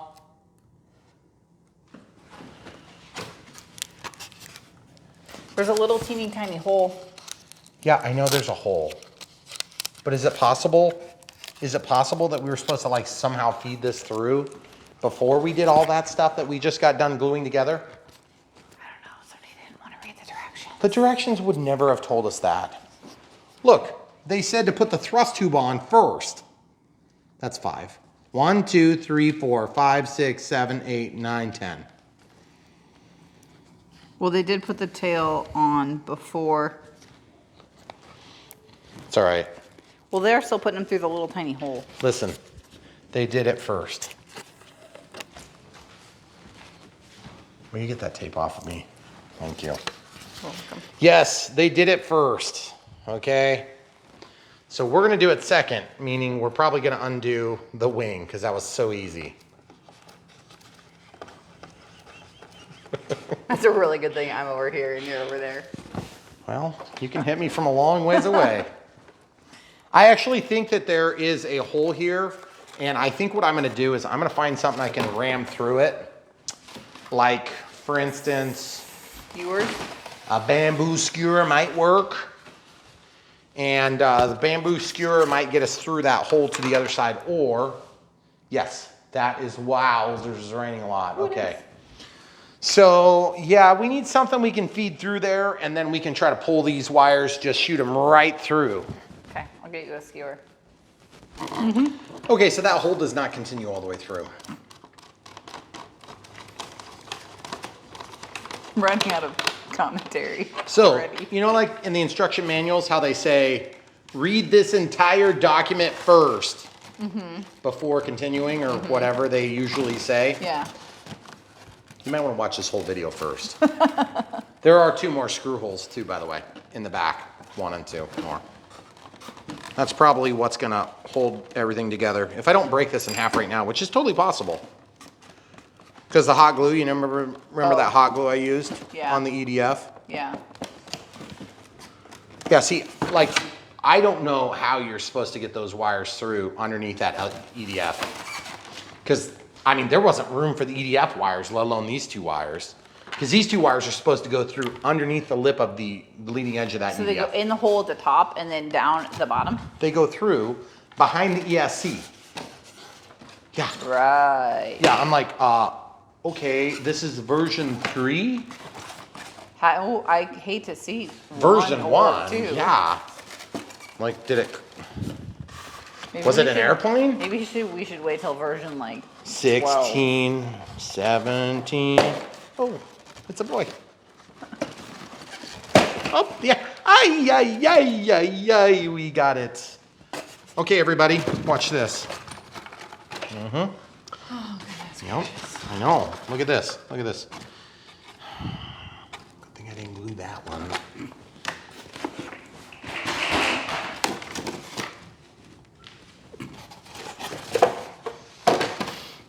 Just another enjoyable build here on Brian Phillips RC. We love our Dynams.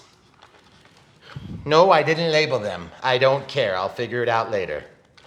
Right. Where?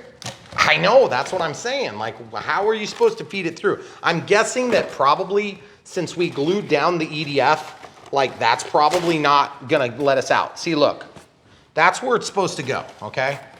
Do you see this? Look, No, wait. you see where they're coming out? You're literally feeding the wires.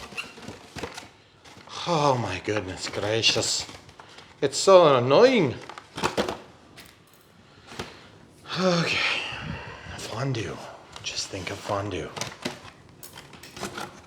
Fondue. It'd be terrible at fondue. Okay, see?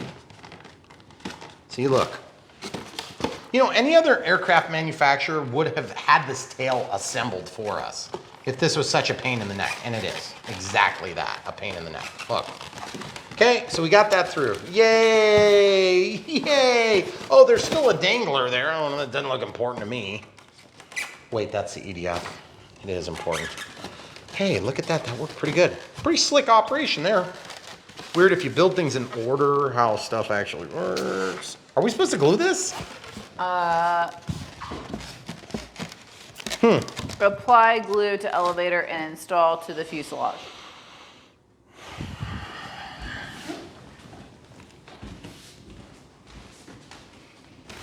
China. If you're listening. If you're listening, I hate you.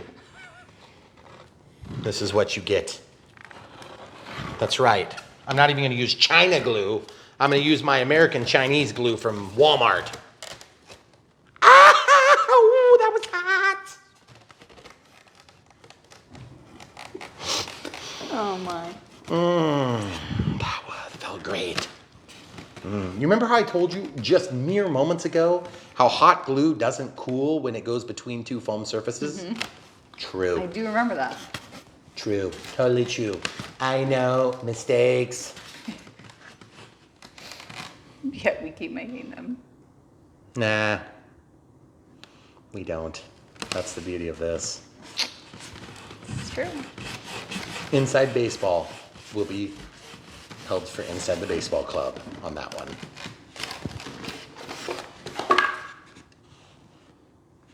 Okay. Convenient. That could explain why the EDF wasn't installed. Because you literally can't put the tail on without taking the EDF out. Great plan, Dynam. Just wanted to let you know. Hey, let's see about that real quick. Yeah, the thrust tube, how's that gonna work? Let's see how that goes. See, it's got this like inner and outer lips. Glue. But do you need to have this? Yeah, I think so. But I think this like just pressure fits. Yeah, so that's not bad. But this we can't use hot glue on because that will melt. Yes, it will melt it. But then that stays. I think we're gonna be smart fellers. And I think what we're gonna do is we're gonna like really very reluctantly not screw this on. Okay? Do you understand, Camp Crew? Because I need to make sure I can get at, well, I guess it's screwed together. That is screwed together, so we can do that. That'd be fine. Okay, so inside this bag, oh crappers. Sorry, I spilled my nut and bolt sack. I just emptied it all over the counter. It's a little awkward. Okay, so here's a control horn. It's gonna go on this side, okay, like this, right there. So in connection with the previous parts of the video, we're gonna use hot glue because that's all this plane is gonna get from me. Hot glue. Oh boy, it's melting the plastic. Okay, so we're gonna use hot glue more sparingly. Why do you have to laugh at my suffering, Camera I didn't Crew? laugh. You are smiling. Because I get to leave before this is over. Watch out. There we go. Okay, so nice, not quite straight. Okay, all right, looks good to me. That's plenty strong for a 100-mile-an-hour plane. All right, I wonder if this thing's gonna fly on 6S. You think? Okay, so I don't know what screws go in there, so I'm just gonna start guessing until I get one that fits. Okay, so here's one. Here's one. I'm gonna try this one. How many screws? 3. What are the 2 holes at the top for? I don't know, for extra good measure, I'm not sure. I can't tell if that's actually going or not. Oh, maybe, I don't know. Did you pick a shorty? I must have. Okay, evidently that's maybe not right. That's weird. There's some, hey, in this other bag, there's some like medium-sized ones. In this nut and bolt 3 of sack? them. I always love it how Dynam just gives you like, hey, like just throw in a few of each. Just give them some. And, you know, like whatever one fits, then, yeah, it ain't gonna work. Okay. So no, work. not those. Okay. So it's gotta be gotta be these small ones. Okay. Well, I mean, we know that Dynam is known for their whole lining up ability. When I need to line up 2 holes, I hire Dynam. I'm like, it doesn't even need to be an RC airplane. I'm like, I need these 2 holes to line up. Dynam, can you help me? Yes, we can. Maybe. Oh, whoops. Oh, look, there's 6 or 4. 4. 1, 2, 3, 4. 1, 2, 3, 4. The first one already has a screw in it. Well, that would explain why it doesn't work, Brian. Jeez, maybe if you would have looked first, you wouldn't have been making fun of these hilarious things. There's 4. 1 on each side. Come on. Okay. She's such a jerk. You just love watching me suffer. I'm here too. Listen, I'm good at making mistakes. I know mistakes. Did that one actually go in? Yeah. Jeez. Don't you have any faith in my ability to screw screws into a Dynam I airplane? have faith in your ability. I do not have faith in Dynam. Okay, there you go. Why? They're high quality RC products. Camera crew, where did that other screw go? Oh, there it is. There's I one. see it right there. Yeah, did you find Oh, it? careful. At least you got protection on. Goodness gracious, right in my face like that. Awkward. They didn't really leave enough. You're supposed to like leave room in your tip. No, there's a little bit of room up there. That is not enough room. Don't think so? All right, whatever you say. Hey, listen, this is an early release. Maybe it's like mostly already gone. Check this out, the 4th screw. Yes! Loving it. Loving it. I was just telling the camera crew the other day, we should do advertisements for food so that we can eat things while we're filming. That's a good fit there. I don't see what could possibly go wrong. All right. I mean, there's that. Nothing a little duct tape won't fix. Actually, it does look pretty sweet right now. Unfortunately, somebody told me to glue this with hot glue. Yeah, because that's the only part of the plane that's screwed up. Oh, careful. Don't go next to the hot glue. All right, so now that we have that done, let's just study this for a second. Well, I can see through the camera there also. Maybe. Is there a hole on the top of that? No. Okay. It's just super tight tolerances. Well, we've been building it this way for the rest of the build, so we're going to continue on this path to success. Success! Are you going to glue your thrusting tube on? Listen, that's a private matter. Check this out. See that? How in the heck do they Where is that expect that to supposed to go? reach? Are they kidding me? Look Maybe at that's that. what your other Y cable is for. But then you have to get another set of cables through the hole. No, they're supposed to go, oh wait. There's no way it comes out and then goes through here, is it? It's supposed to go through here, where all the rest of the wires go. I mean, I don't understand this. And then, good Lord, where do they get the screws? They're so small. Show them how small they are. oh my goodness. I have to get one of my like extreme micro Chinese screwdrivers for that. Like, oh, that's not an extreme micro. But could you put them in this hole over here? Well, I mean, it depends. Hey, guys, look at this huge thing. Yeah. Wait, hold still. Hold still. Yeah. See? It is like the size of your eyeball. Wait, hold on a second. Hold on I'm a second. not sure that's even any I smaller. don't think that's any smaller than the tip. What? What kind of Chinese trick is this? Okay. It does actually work.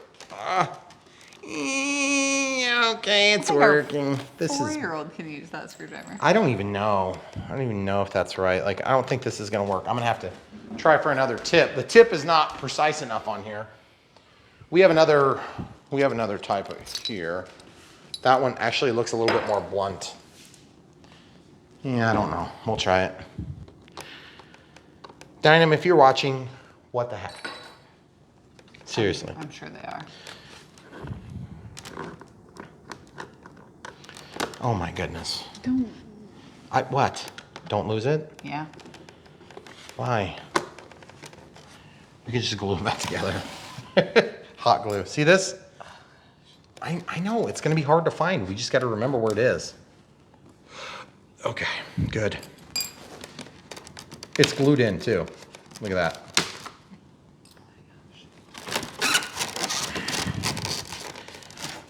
All right, okay, so I have a strong suspicion that I can get them out the hole, but then there's no way you're getting to a receiver with that.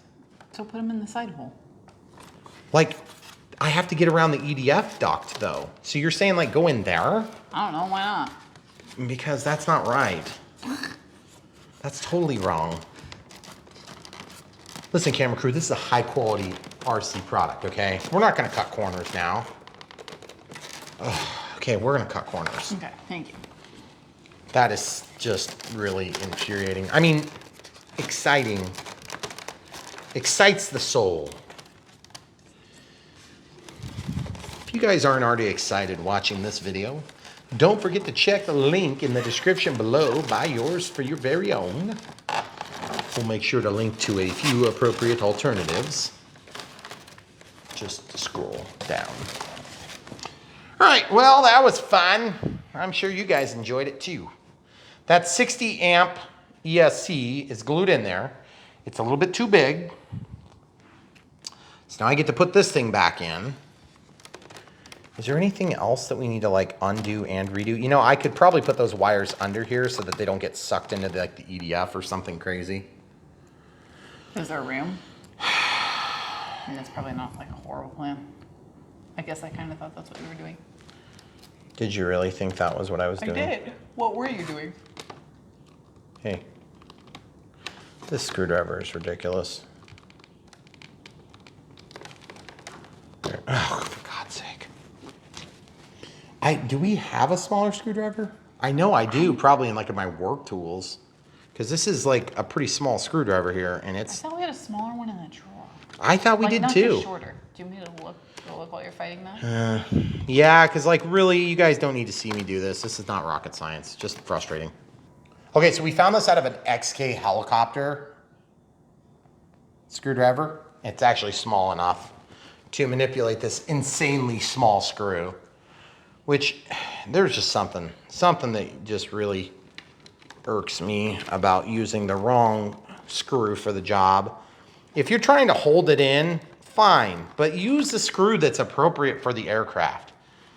And yeah, that's too small. This is not like an ultra micro.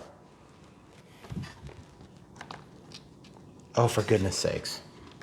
And it's glued in. So like, why are they gluing it and putting in a bracket? I don't understand. Are they, like, what could possibly happen other than this entire plane blow up in 47 pieces that causes that ESC to come out? Well, at that point, I don't think it's going to matter. That's what I'm kind of getting at, is like, what are they trying to accomplish? So, this is going to be like deja vu all over again, guys. You ready? Watch this. Watch this. Boom! Yeah! Oh, yeah. Just get a little... What was that? Oh, crap. Where's the wing? I threw it in the other room. Whoops. But you have to put those Leads? leads through, Yes. right? Yes. Yeah. All yeah. of them. Yeah. That's, yeah.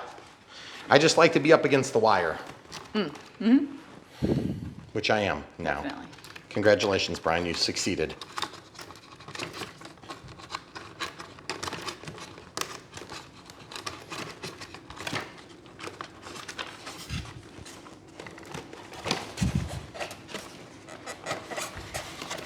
Actually, these two things, they need an extension cord.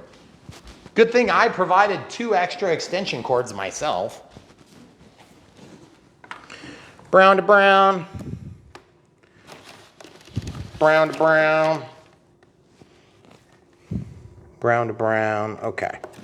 A little bit of hot glue just to try to resist unplugging, resist unplugging.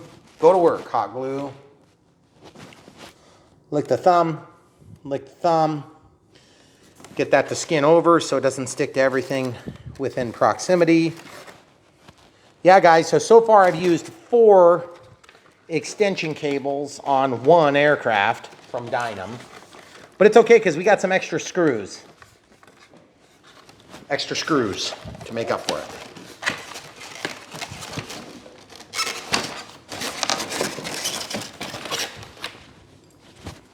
Okay, so we're gonna do this screw first, then we're gonna do the other two screws. Second and third.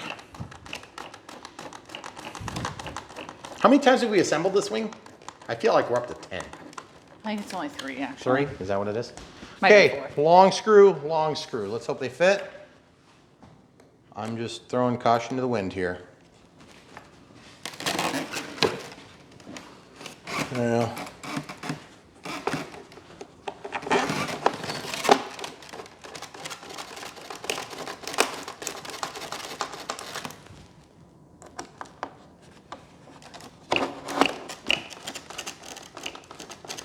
Show them the wing box. Is it tightening? No, not yet. I can see the screw coming through. Oh, really? Mm-hmm. Huh, seriously? I can, yeah.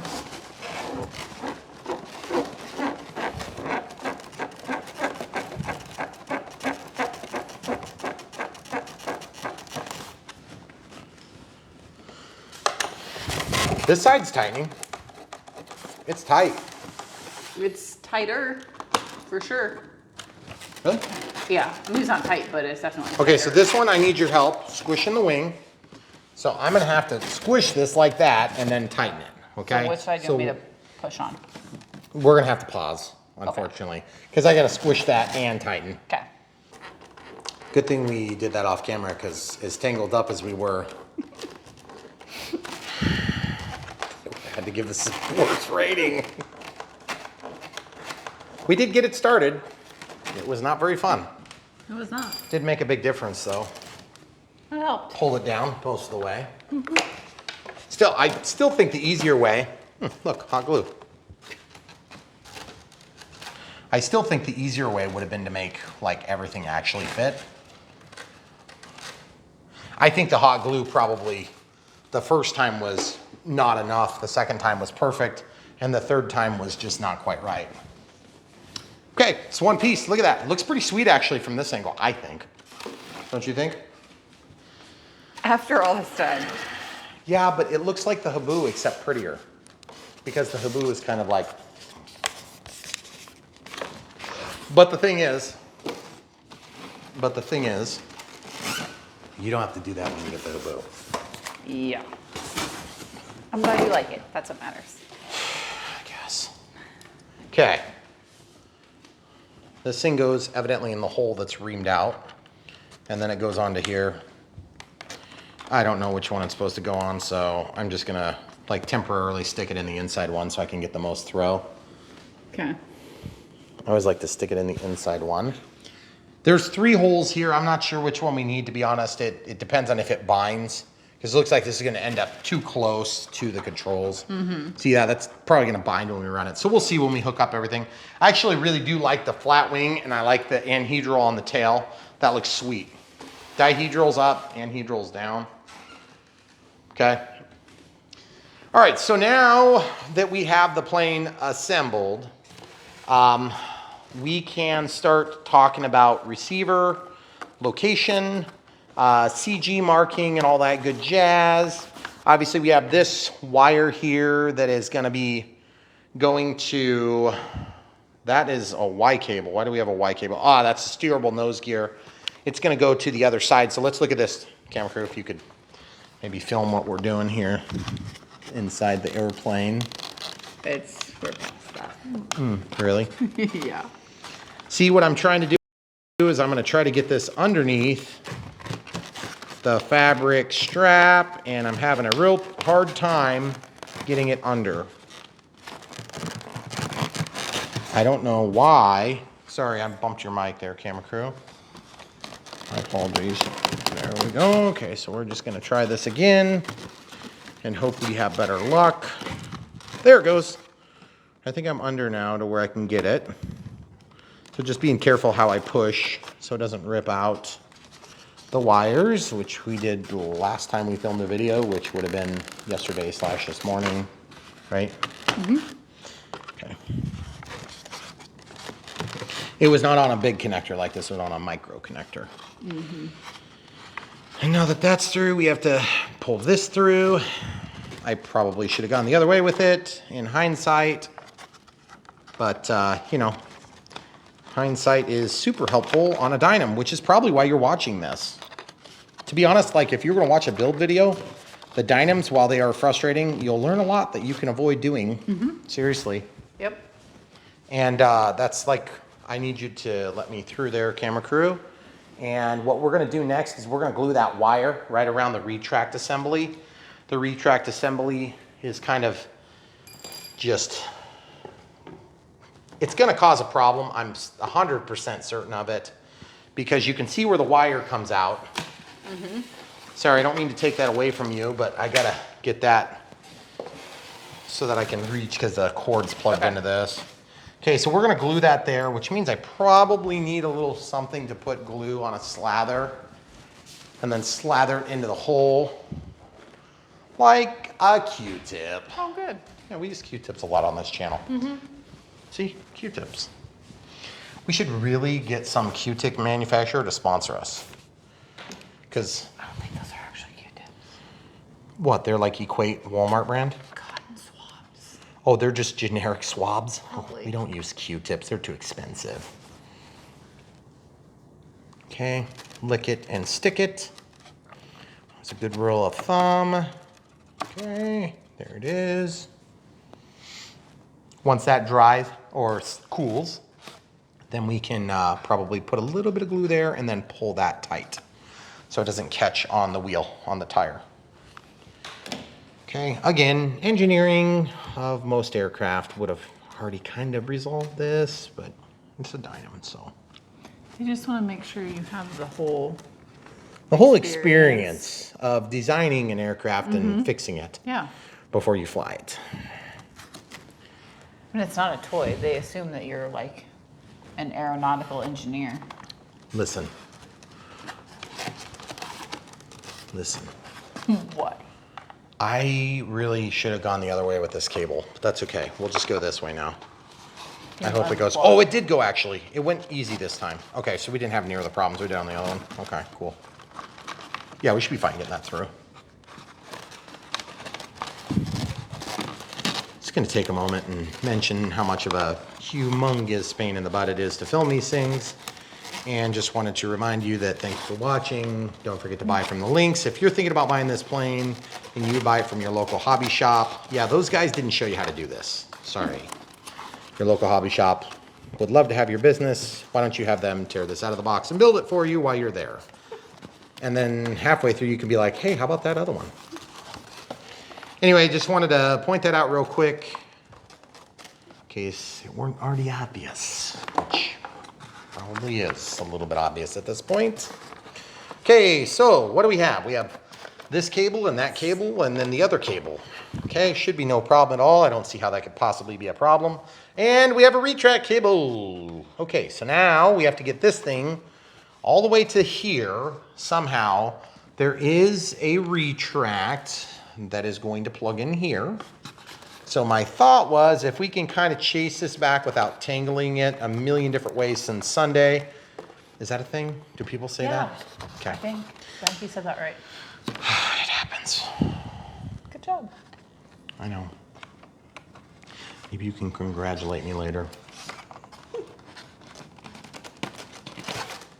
Okay, sliding that through. Pushing it all the way out the tail end. And I don't want to fight it, so I'm going to literally put glue on the end of my screwdriver. And I'm going to stick it. And I did such a piss poor job of that, I'm going to have to redo it. Even putting glue on. Yes, that's true. So now I'm just going to sit there like a bump on a log and let this glue set up for just mere seconds. I don't think you know how to do that. What are you talking about? Sit like a bump on a log. I don't. I kind of suck at it. Yep. My camera crew would really far prefer that I sit like a bump on a log more often. I would. She'll be happier. Because then I get to sit. Like a bump on the log Yeah. with me. True. Okay, let's try this. Okay, see the glue? The glue is set up. Yay, okay, the glue is set up. So now we just need to lift this other thing and then pull it through. That's all we need, just a little bit. And once it's through, we can go ahead and lift it like a bump on a log. We can take the glue off and dispose of it. See how nice that worked? That's a nice little tip for you guys. You can put that in your bag of tricks. And see how short that's gonna be. I want you to see just how terribly short that's going to be. After I glue this and then chase it down there, I think I'm gonna slice this with an X-Acto knife and make a pocket for that wire. Watch this, slice at an angle. Slice at an angle. Don't cut your cable. Okay, slice at an angle and then exit.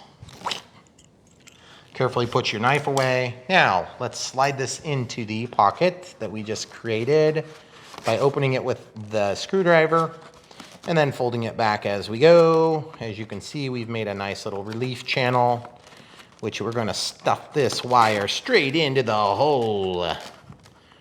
Into the hole!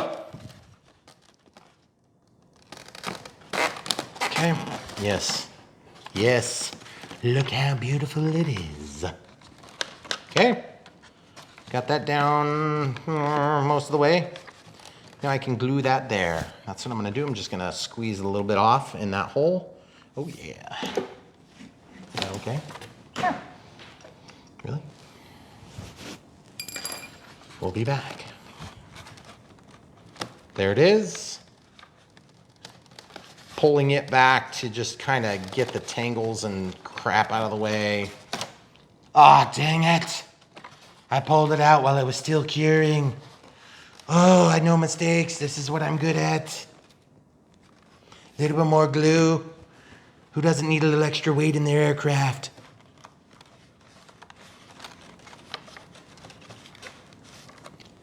Lick the finger, stick it. Oh, get off of my tire.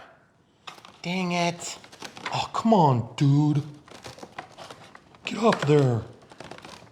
Can't believe you would stick to my tire. Okay, well, I guess we got a bump on the tire.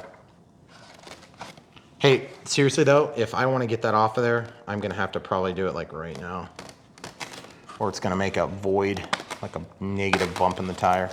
Gosh, that's like awkward to get in there. Can you like go behind my right side, please? Thank you, because like you're blocking everything I do with my hands. Thank you. Okay. Okay, so that's glued down there. Yes, this is all just to route the cables to the back so that we can stick them into their appropriate plug holes. Forceps are up next in the batter box. We've got a bent tip and a straight, and you're probably thinking, no, I need to buy some. I'm gonna get the straight ones. Nope, get the bent ones. All right, so grab this. Grab the third of 3. Make sure you know what direction you're holding it. Black is up, brown is up. Hold this with the index finger and the pointer. Pull any glue out so you don't get that down into the pins. That would be unfortunate because it might break contact, prevent the servo from working. And then you would blame Dynam because they've got such a flawless record of high quality products, RC products. Okay, so now this and this, be nice if they would not have ended at the exact same spot because then I could tuck them down flat. See, like that maybe, except it didn't work out that way, okay? So what I'm gonna do is I'm gonna push one back a little bit and I'm gonna try to, nope, not gonna go. So I'm gonna push that one back a little bit until it's all the way back. And then look at that, that's so fancy. So fancy dancy. Just put a little hot stuff in that hole. Spread that, slather that around. Okay. And then I'm just gonna, okay, while that's kind of not quite cured, I'm gonna take a little more hot stuff. I'm gonna stick it underneath to just hold it in place on the back side of the connector. It doesn't need to be pretty, it just needs to hold. And the XT, or excuse me, the EC5 keeps getting in the way, being a real pain in the neck. That one is gonna hold this one as well, so they'll hold each other. It's gonna be wonderful. It's gonna be like a big, warm family hug, right? Huh? Why are you laughing at my hilarious jokes? Look at this. One's gonna be the rudder, one's gonna be the elevator. We're gonna know in mere seconds. You know how we're gonna know, camera crew? Servo tester? You got it. It's like you've done this before. I have. Once or twice. Which one is it? 30C, 2200, 4S. Stick it in the hole. It wakes up. Get your polarity right. Minus goes this side, plus goes in the center, and signal goes toward the camera crew side. Why is that at 52%? Shouldn't be that side. Okay, click servo tester, start. What? Okay, that's weird. Oh. Wrong wire. That was one of the ailerons, not one of the rudder or elevators right here. So you see this? These were the extension cords that I was so adamant about putting on. Because we have a servo Y cable, we'll be able to reach one or the other. We're on the rudder, or we need to be on the rudder for this. Okay. That's the rudder. Show them what's happening. Binding. Okay, so we got to go to the middle or outside hole. I would like to have as much deflection in the rudder as possible. So let's see if we can get away with that. Okay, so just looking from up here. Ooh, that's perfect. Ooh, not quite there. Now, if you really want to have that added deflection, there is a way. And I'm going to show you how to do it right now. I'm going to grab a pair of needle nose pliers out of my completely organized drawers. I will also grab a pair of not needle nose pliers. Go to this side for me. Okay. See, this has a wide tip, this has a narrow tip. If they both had wide tips, they'd, it'd work, but you just have to be a little bit careful. Okay, so this is the trick of the day, guys. Lots of trick of the days today. Take this where you think it's gonna need to be. This is gonna limit you to be one way or the other. You're gonna take and go out a little bit past where the threads stop, hold it, and then you're gonna take and you're gonna bend it, knowing that it's going in vertical here, so you gotta keep it square to that, and then you're gonna bend it a little teeny bit. See, wowzers, that's fancy. Fancy, fancy, dancy. Then you're going to stick it in the innermost hole. Now we're going to move it. Where did I put my transmitter? I don't have a transmitter, I have this. Good? Good. Or is it hitting? It's still hitting just a little bit. Yep. Okay, so we need just a little bit more bending, and I'll show you how to do that now again. So the geometry might change, just a little teeny tiny bits, definitely manageable amount. So what you're gonna do is you're gonna take this and you're gonna bend it just a little bit more. You're gonna stick this in, rotate it down, put it into there, and then let's see what happens here. Okay, all the way back.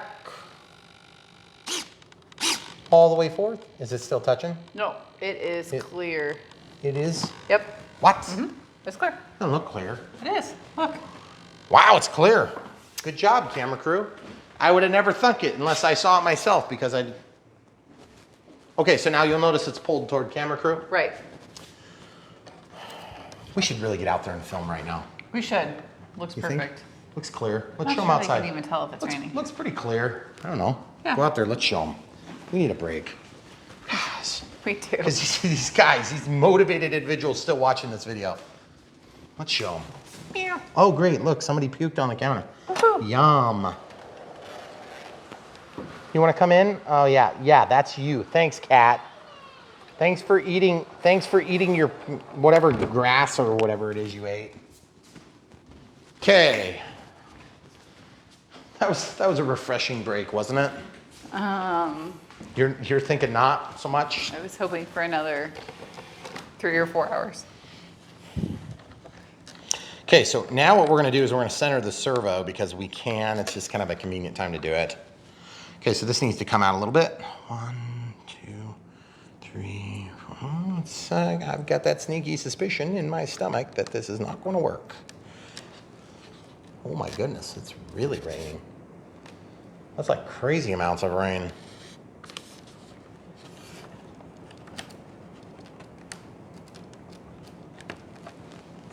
We're still not there, camera crew. I know, and you're gonna be out of threads pretty soon, aren't you? Yep. In fact, Ow. more than I figured was on there. Oh. Okay. Well, it is the rudder. It's not like, you know, you're going to crash without a rudder necessarily. Now, you don't want the rudder to lock in full left, full right, but really if it were non-existent, you could still fly this plane, okay? You need to go in just a little bit so we kind of split the difference on that play. Yeah, we got enough turns in there. I'm actually pretty confident about it. Okay, show the people what I'm talking about. Split the difference on the play.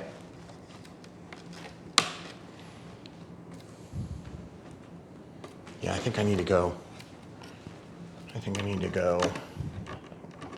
half a turn more.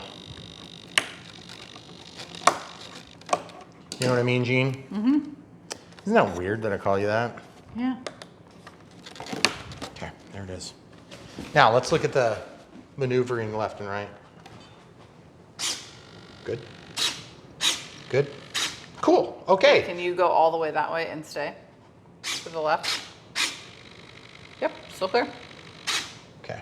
Okay. And just because it moves that far doesn't mean you're ever going to give it input from the radio Right. to do that. Right. That's part of the critical thinking involved, is that just because it moves that far doesn't mean you need to. That being said, if you're never going to move it this far, and you legitimately will never do that, you may be better off to move to an inner hole so you get more leverage or more strength.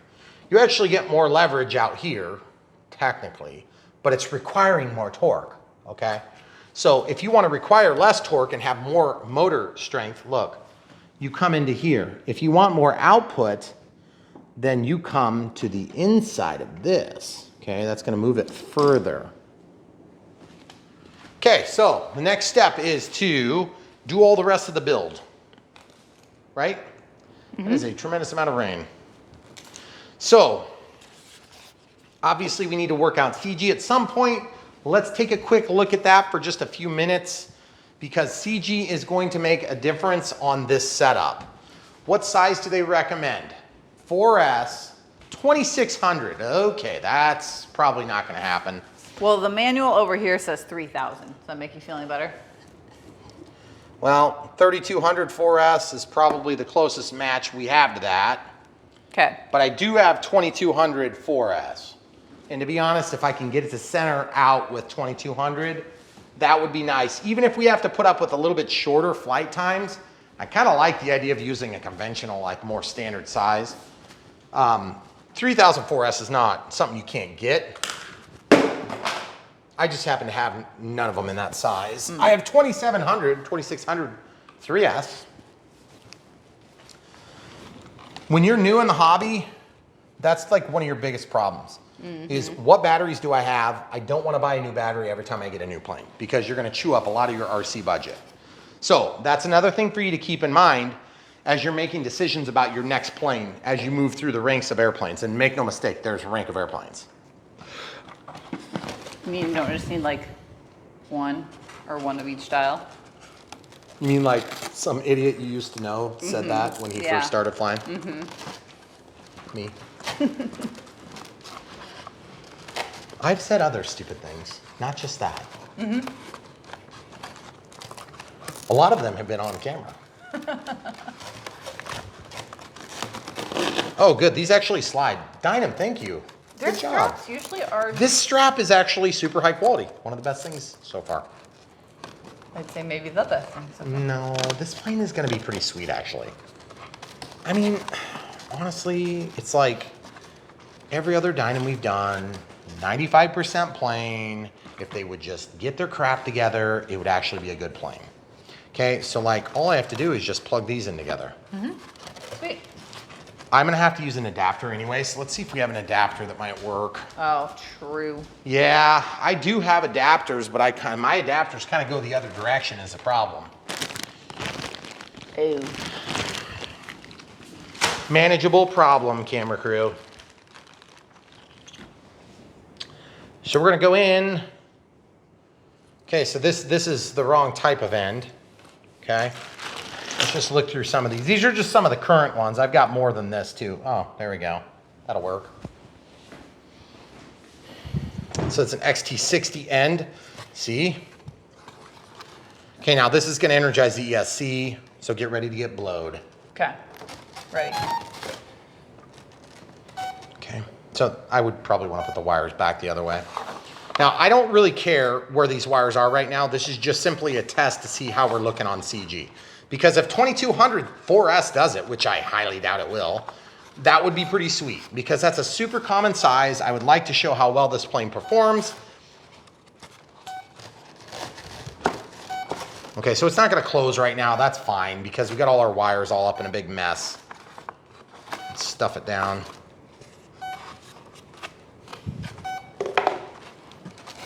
Hope we don't lose our patient nurse.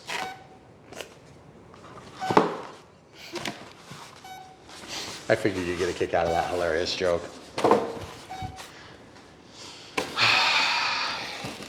Yeah. Okay, so let's mark the CG. 105 to 110 from the inboard wing leading edge. Yes. 105 to 110? Hundo 5, Hundo 10? Yep. Is that red on the bottom? Yep. No, it's gonna be white where you marked. Okay. It's red and blue. Hundo 5 to Hundo 10.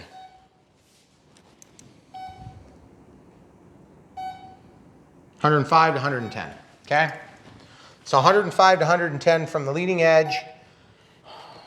There's kind of a crease here. So, whoa, look at that. There's 105 is between those two things.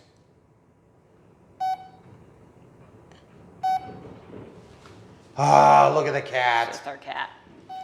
Oh,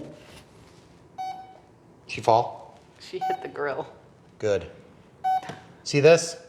Halfway between here and here. Oh, we gotta glue that thing in too.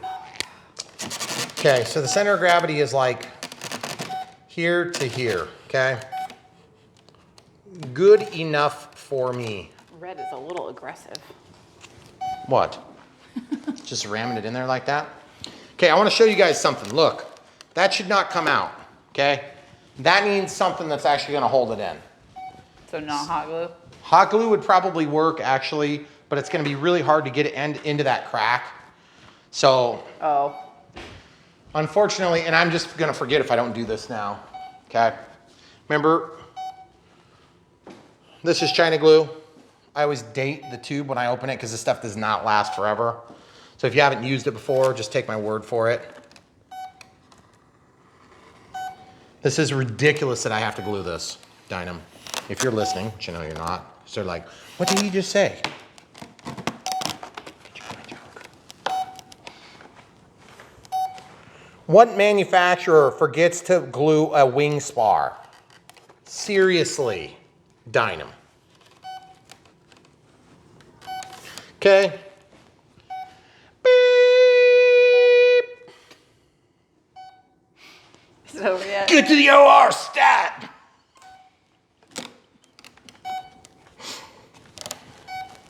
Given enough time. Given enough time. Quick, paddle it!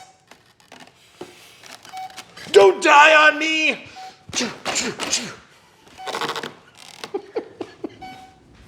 All right, I need to do something about this. This is ridiculous. Punch arrows, delicious. A word from our sponsor. Please be our sponsor. It would save my kids from ordering so much. Look at this. Pushing, getting the excess out. Again, this is the sort of thing that you shouldn't have to do, and yet we are, and it's just kind of part of the hobby. Oh yeah. Oh, goodness. Came out all over the place. Yeah. Okay, then wipe it with the mark. Okay, wipe it with the mark of the blue, and of course I wiped off the blue, which sucks. I will touch that up later with a blue marker. Now, I'm actually seriously thinking about taping that too, just to hold it in while the glue sets up. Regular tape, regular scissors, regular effort, okay? A little bit of tape, a little bit of scissors, cut the one end, stick it down next to the wires, push it, lifting the wing for good penetration, lifting the wing like this, lifting the wing, you see what I'm doing? It forces it in, okay? I'm literally forcing glue out now, okay? That's what I want to do. Then I'm going to take the other side, approximately the right size, and you cut about 1 inch out from the tape dispenser. Grab the tape, let the static stick it to ya. Woo! Don't want to take the blue. Going just past the wires to hold the wires down on this side. Following as I go, pressing hard. Pull up on that wing, please, with your free hand. Hard, like you're trying to break it. Thank you. Perfect. Keep doing it. Please don't quit. Okay, let go. Yeah. Good job, camera crew. Good job, camera crew. Got more than you bargained for on that one. That's what I'm here for.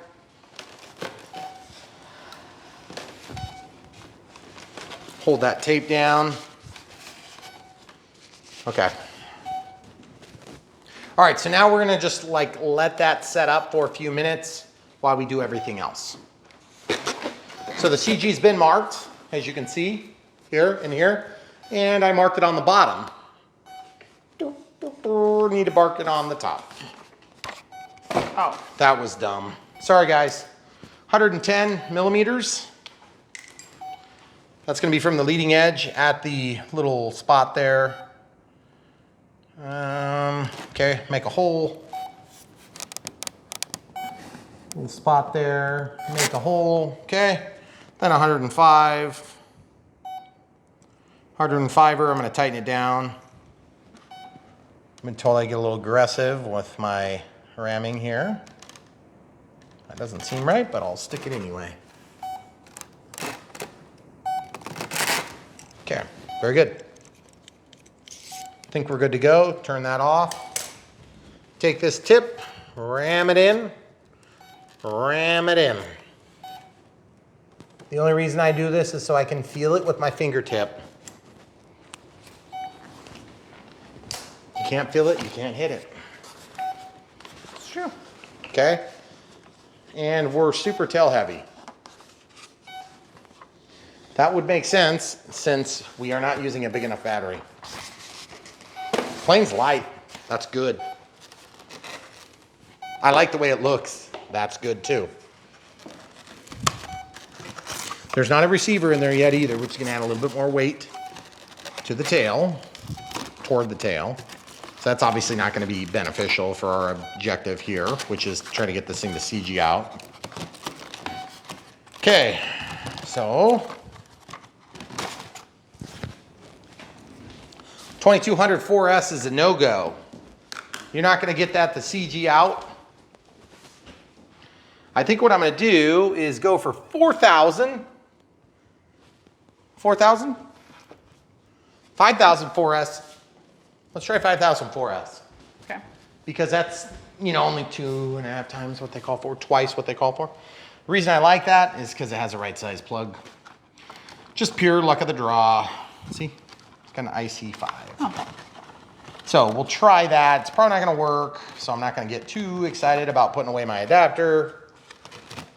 But it'd be pretty cool if it'd work. Gonna make it fly kind of heavy. Boop-doop. Boop. Boop. Boop. Boop, boop, boop, boop, boop, boop, boop, boop. That was just some Vario action for the camera crew. She loves to hear from the Vario, also known as R2D2. Okay, so I'm up to this like pseudo bulkhead thing here. I'm just gonna try to get these leads stuffed down in here so that I can try to get the canopy back on. This is obviously not the way it's gonna be at the end because we have a receiver to plug in still. But just to see if the CG works out, just to give you an idea of just how far off the markings are on the box, calling for 2600 4S. Campy's gonna fall. Ah, I knew that was gonna happen. I could tell it, I even literally said it out loud. Just the wires fighting me, that's all. I think it's just the wires. Oh no, it's the pack. Oh, It's too tall. We have to turn it the other way, maybe. Oh, okay. Let's try that first.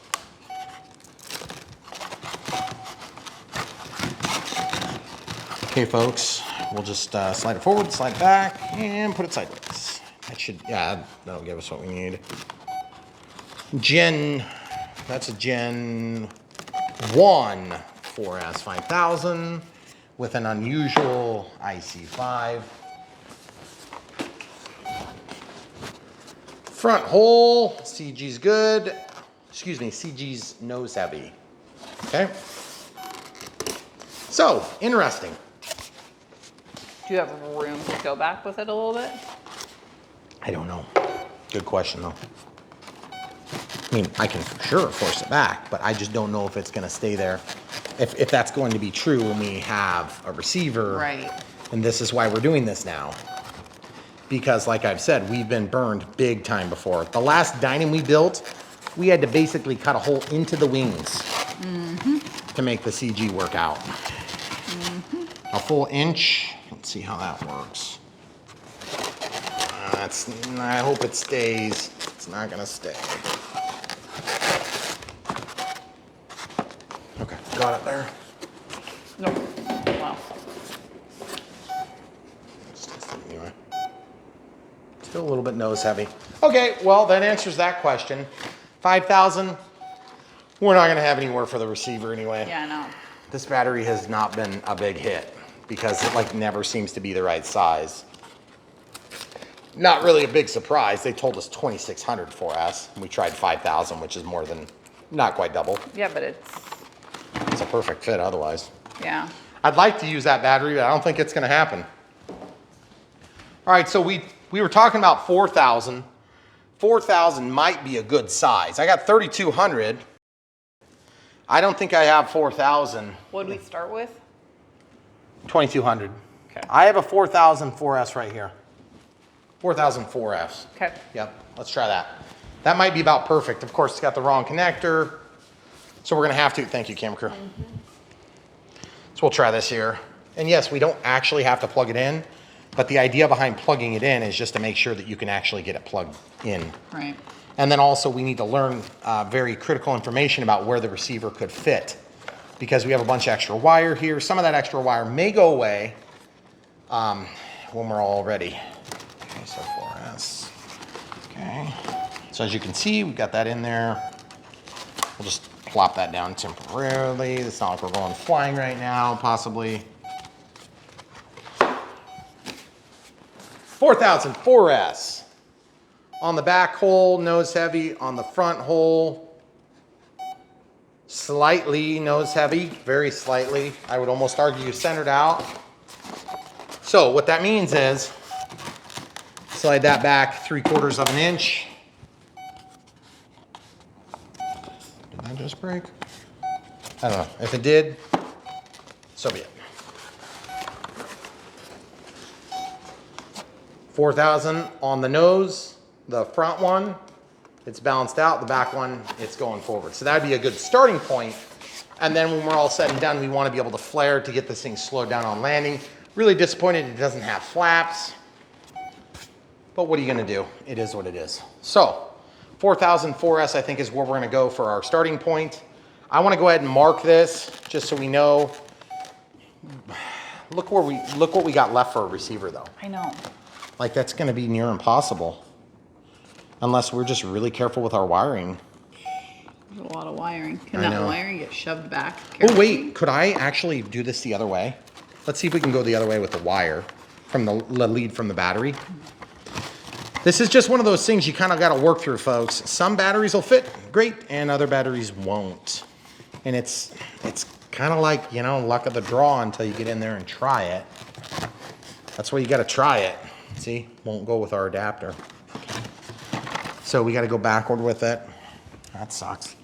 However, this one's a little shorter than the 5000, I think. So let's try putting it in so that we can go this way and see if the canopy will still go down. If that's the case, we might be good. Because look, then we can do this. You guys might be wondering why we're spending so much effort trying to get the CG right. Well, it's a Dynam. You want to have every advantage that you can possibly have. Okay. And to be honest, our receiver is going to be pretty small, so I think we might be able to get away with this. Because now the receiver could go along the side on one or the other sides. Okay. So, that's not good, but I mean, it'll work. Not going to win any awards for how nice it fits. Is it on your strap? Your strap is sticking up on the... No. It's a connector.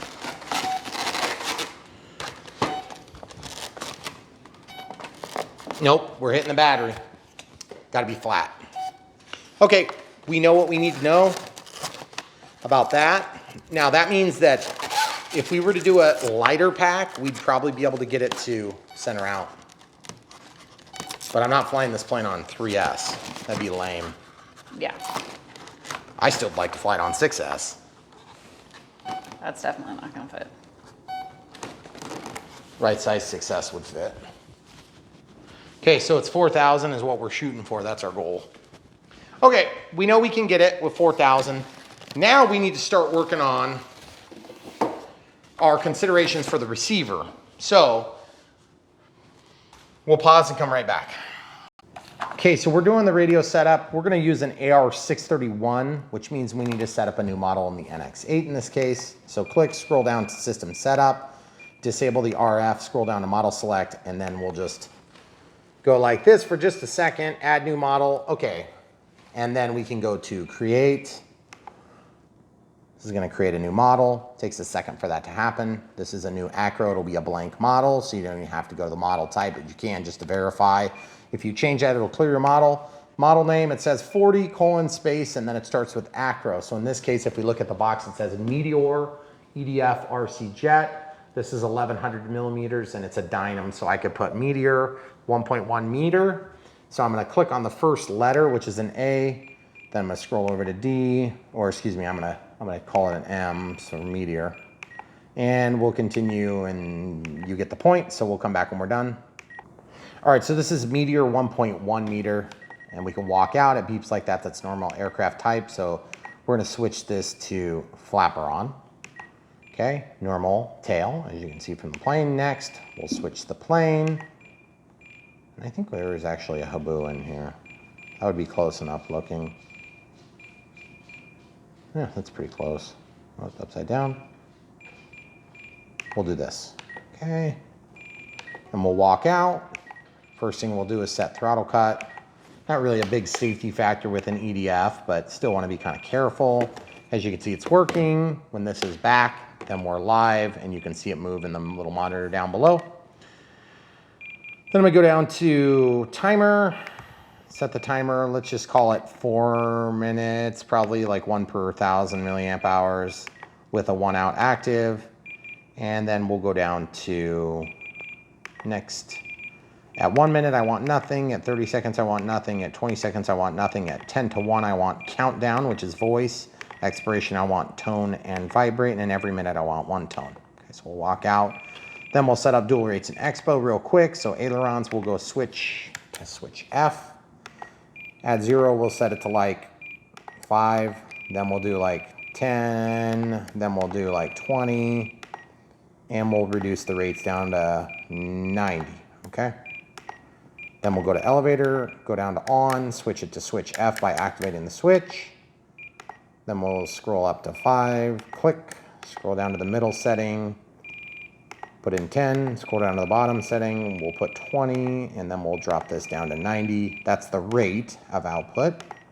Then we'll scroll over to rudder, assign it to switch F, same thing to 5, then to 10, then in the top setting 20, and then we'll reduce the rate down to 90. This is just a starting point, guys. So what we do is we take off in this, with all 3 axes of control. If it's not sensitive enough, we go up here. If it's too sensitive, we go to this, which deadens everything quite a bit.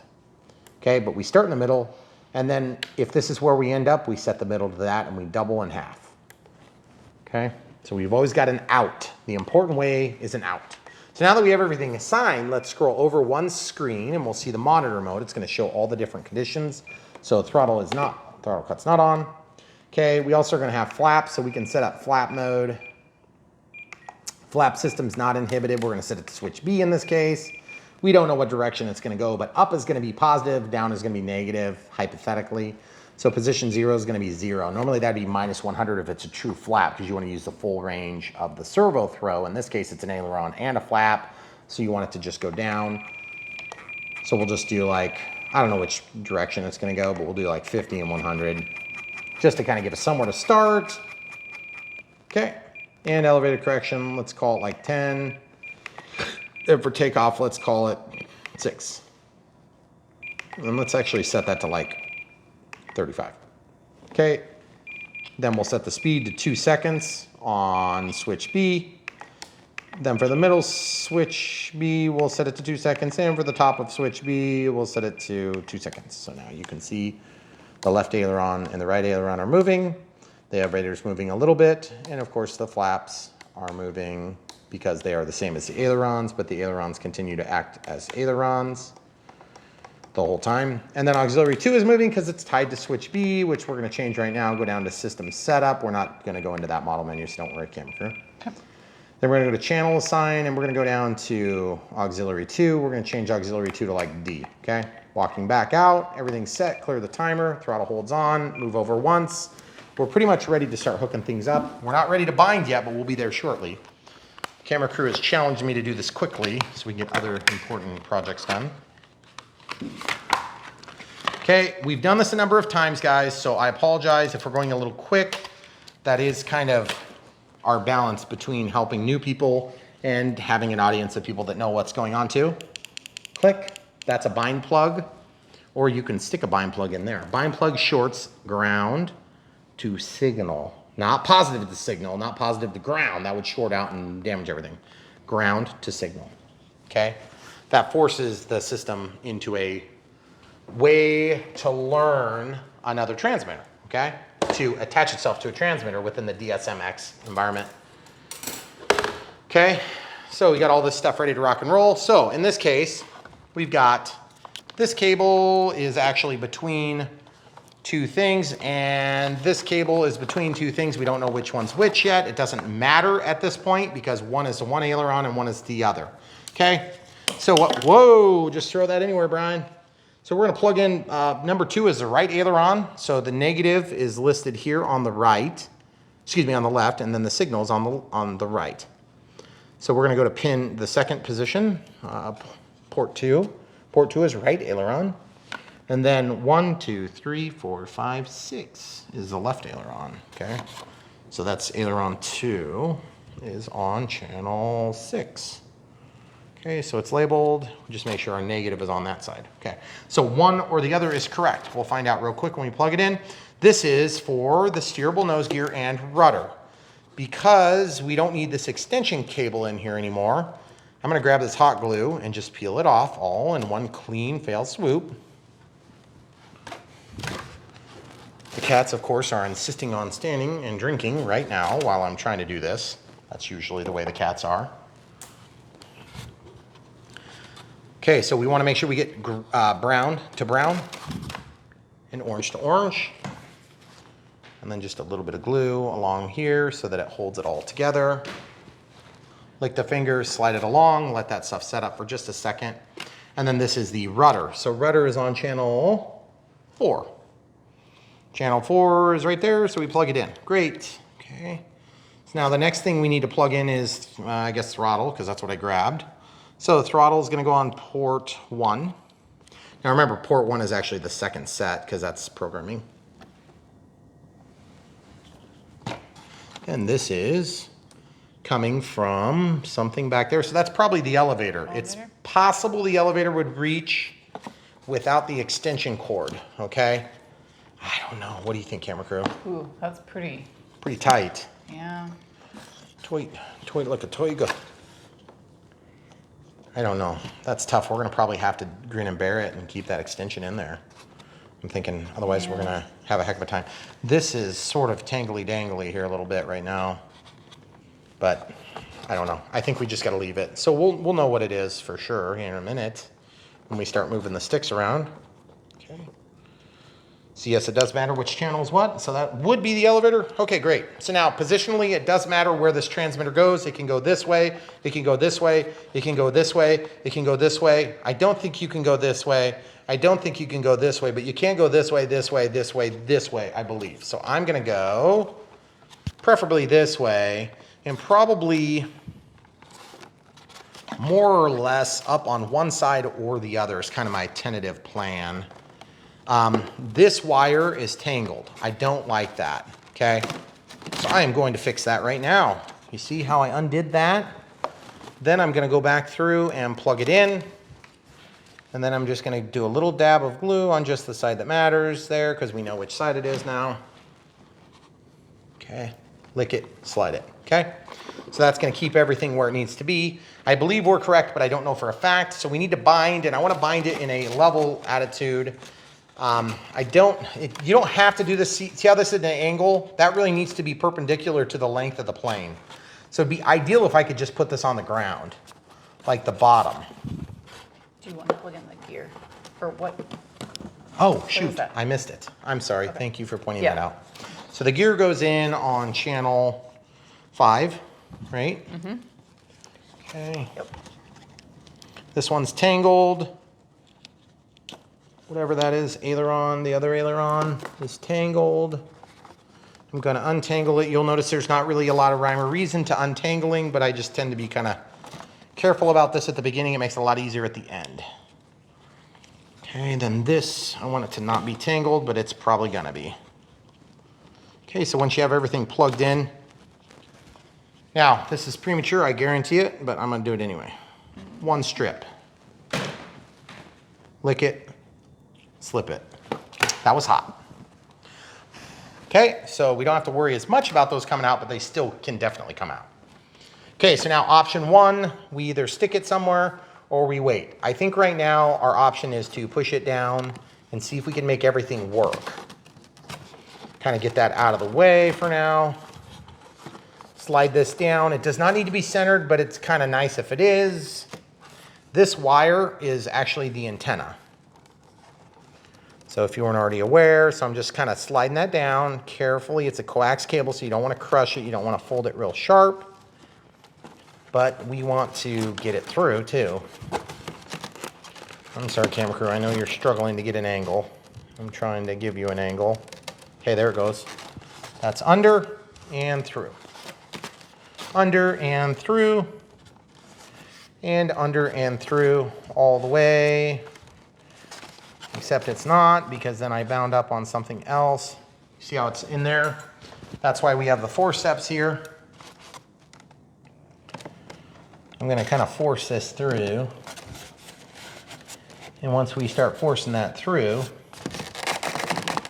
it's gonna eventually get in a spot where I can grab it. Oh, dang it, I had it.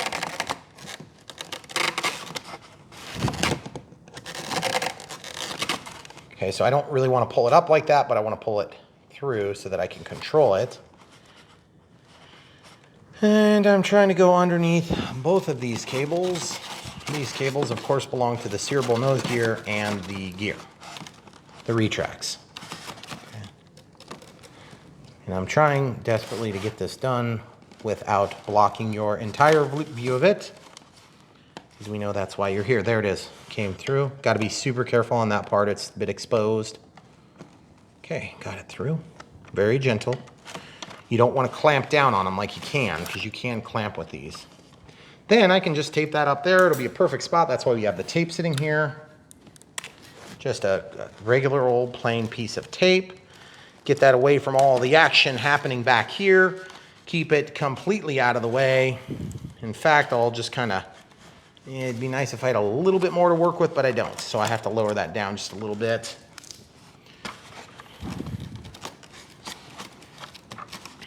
Okay, see how nice that is right there?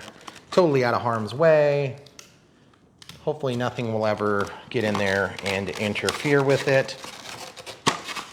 Okay, just a little bit more tape, just to more permanently secure it. Oh, jeez, for goodness sakes. Really a bad spot to have to get in with your fingers because there's just not enough room. Okay, see, pushing it tight. Okay, so it's tight. Look, a toiga. And then down we go. Okay, so I could cut that with an X-Acto knife and give us a channel to ride through, which would buy us a little bit more slack. And that's kind of what we want, is a little bit more slack. Don't cut your cable. See, I'm just going at an angle, just across that turn. That's all I want, just across the turn. Okay, so then I just slip that in, kind of in that weird spot there. See how nice that worked? Now it's out of harm's way, and we can just take a little bit of hot glue, stick it on this tape, and then use the tape to deliver it down. No, that's not gonna work. I need something more like this, a Q-tip. Q-tip, just a little bit of glue on the tip, and we'll just deliver it right there. Slide it up and down, lick the finger, cover it up. That keeps that from popping out on its own easily. Okay, great. So now, the 631 needs to be secured at some point. Not yet, because we don't know if that's the correct position. We have a 4000 here. This is what we plan to use. We don't really care if that fits right at the moment. We just care if it fits, okay? Or if it will fit, right? Right. But we do need to make it fit so that we can test. Okay, so basically what we're gonna do is we're gonna bind this, and then we're gonna have to pause. So we're gonna basically get this thing bound right now. So we're turning off the transmitter. Transmitter shuts off. Then, in order to bind, you're gonna be in the correct model, have all your switches where you want them, and then you're gonna plug it in, okay? So I'm gonna slide this in here.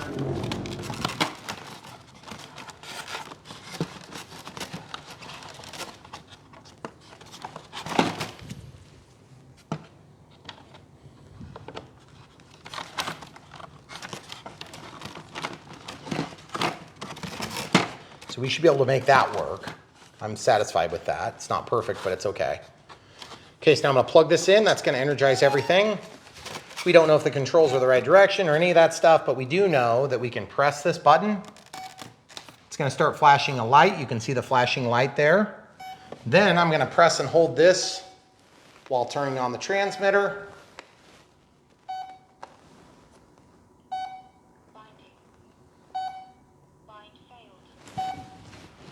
Okay, so bind failed. Turning this off. Still flashing. Try it again.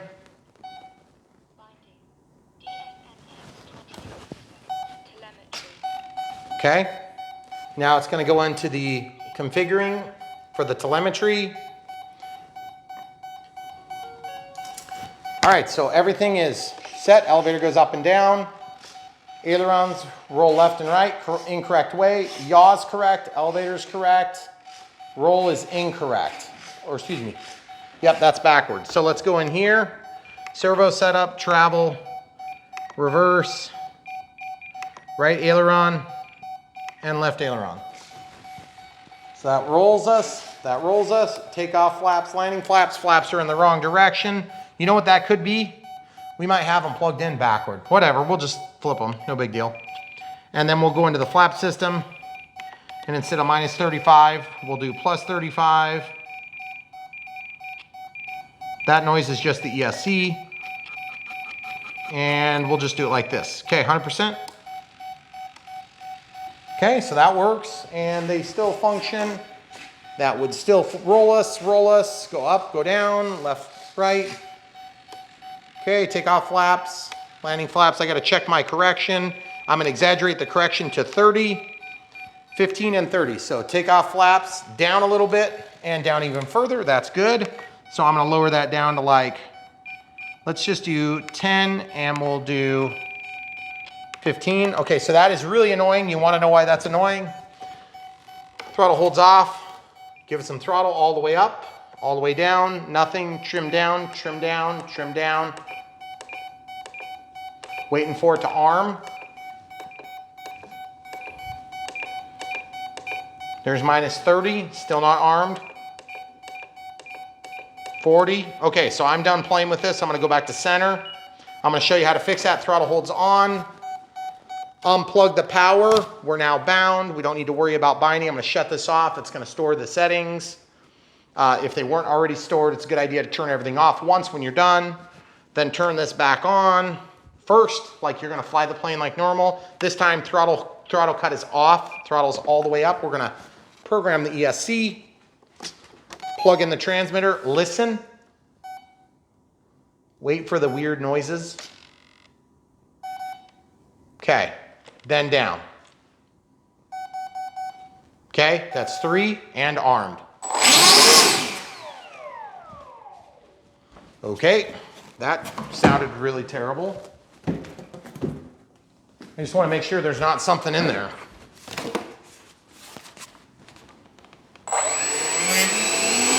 Oh, it's just out of balance.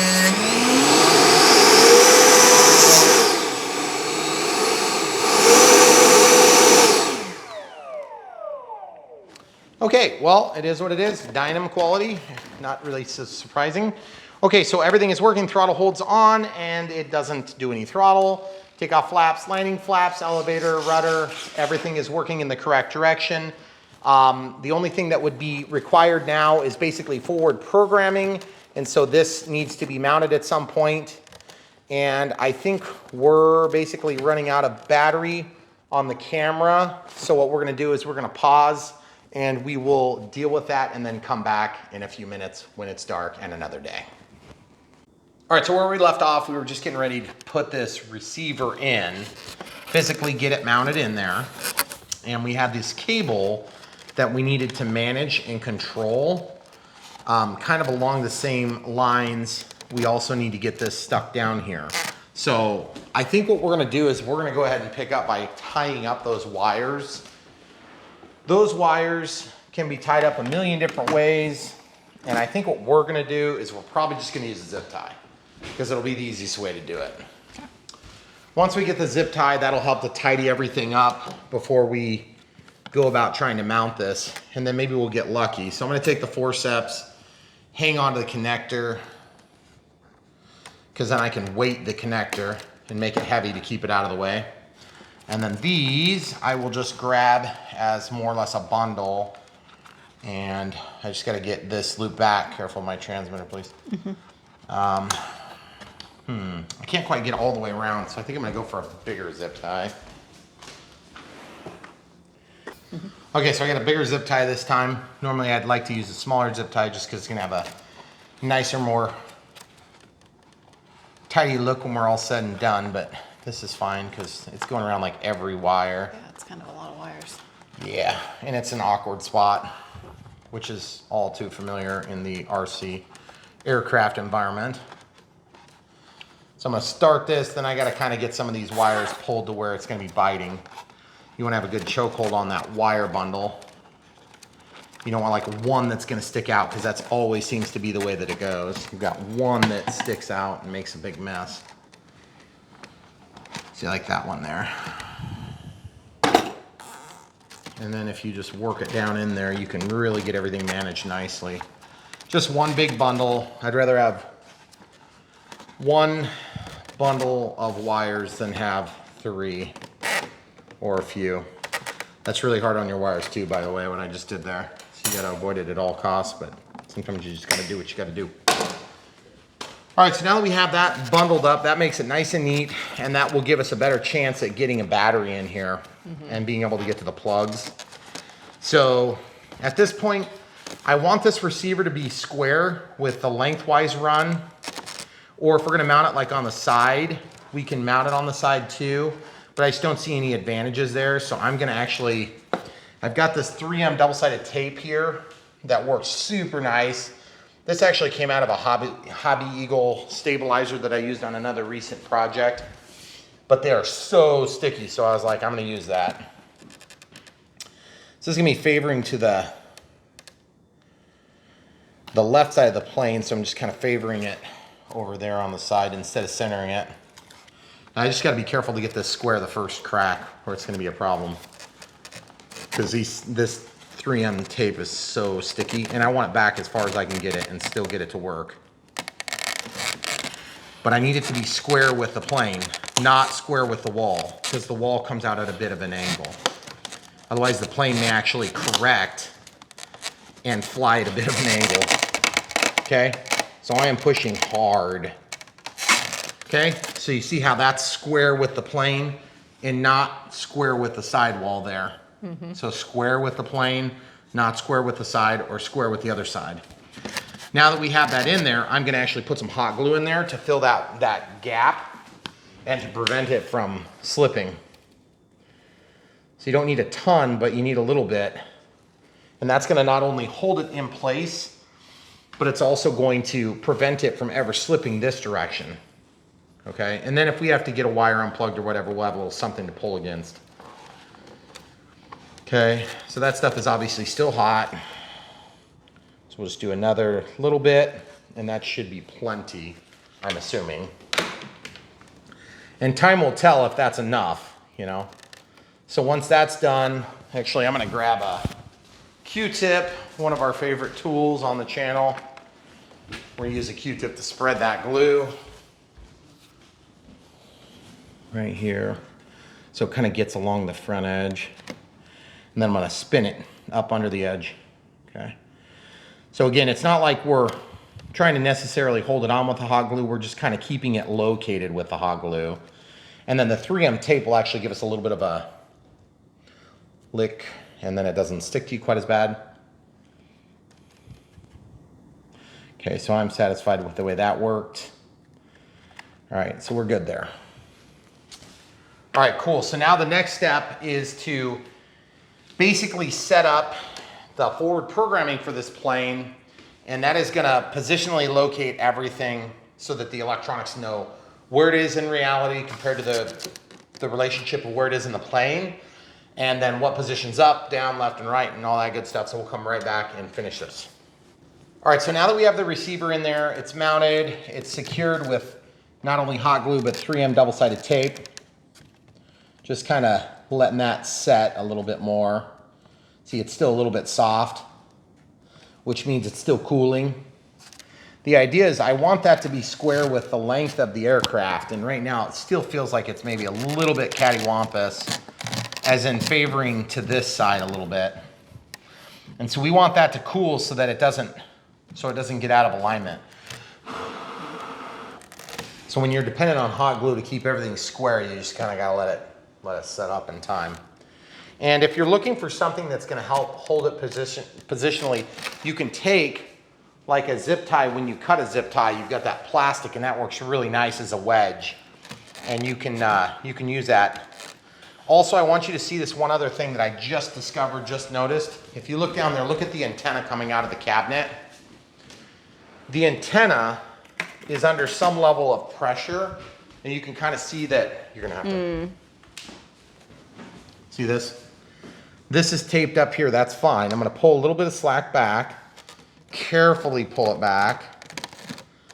And see, I don't want that lifted like that, because then when I put in my battery, it's possible that my battery would push down on this and rip it out. So we have to be a little bit careful of that. So I'm gonna go ahead and very carefully walk this back just a little bit, because this is more or less protected by this bulkhead. But then back here, see, now that's gonna allow us to drop it down like that. See how that's dropped down? So if that were to get bumped, it's not a big deal, okay? And now that that glue is dry or cooled, this is actually held square with the plane now, again. So you have to be really picky about getting a stabilized receiver mounted, because the position of the receiver is going to impact the way that the forward programming goes, okay? So now this is the time where we're gonna put in just any battery that happens to be the right size. This is a 4S 2200, so it's not the right size for flying, but it's the right number of cells. So we're just gonna feed that through. We've got our little adapter on there and everything. but we already determined that this isn't gonna CG out. It's possible it would CG out if you had it all the way up here, but you'd have to come up with some sort of a mechanism to hold it so that it doesn't actually cause a problem in flight. And with the landing gear, because when you open that landing gear, it'd want to fall out. So that would not be good. But I do want to be able to put the canopy on for this step. So our receiver's on, throttle cut's on, all that good stuff is ready. Just plugging this in, let it sit for a second.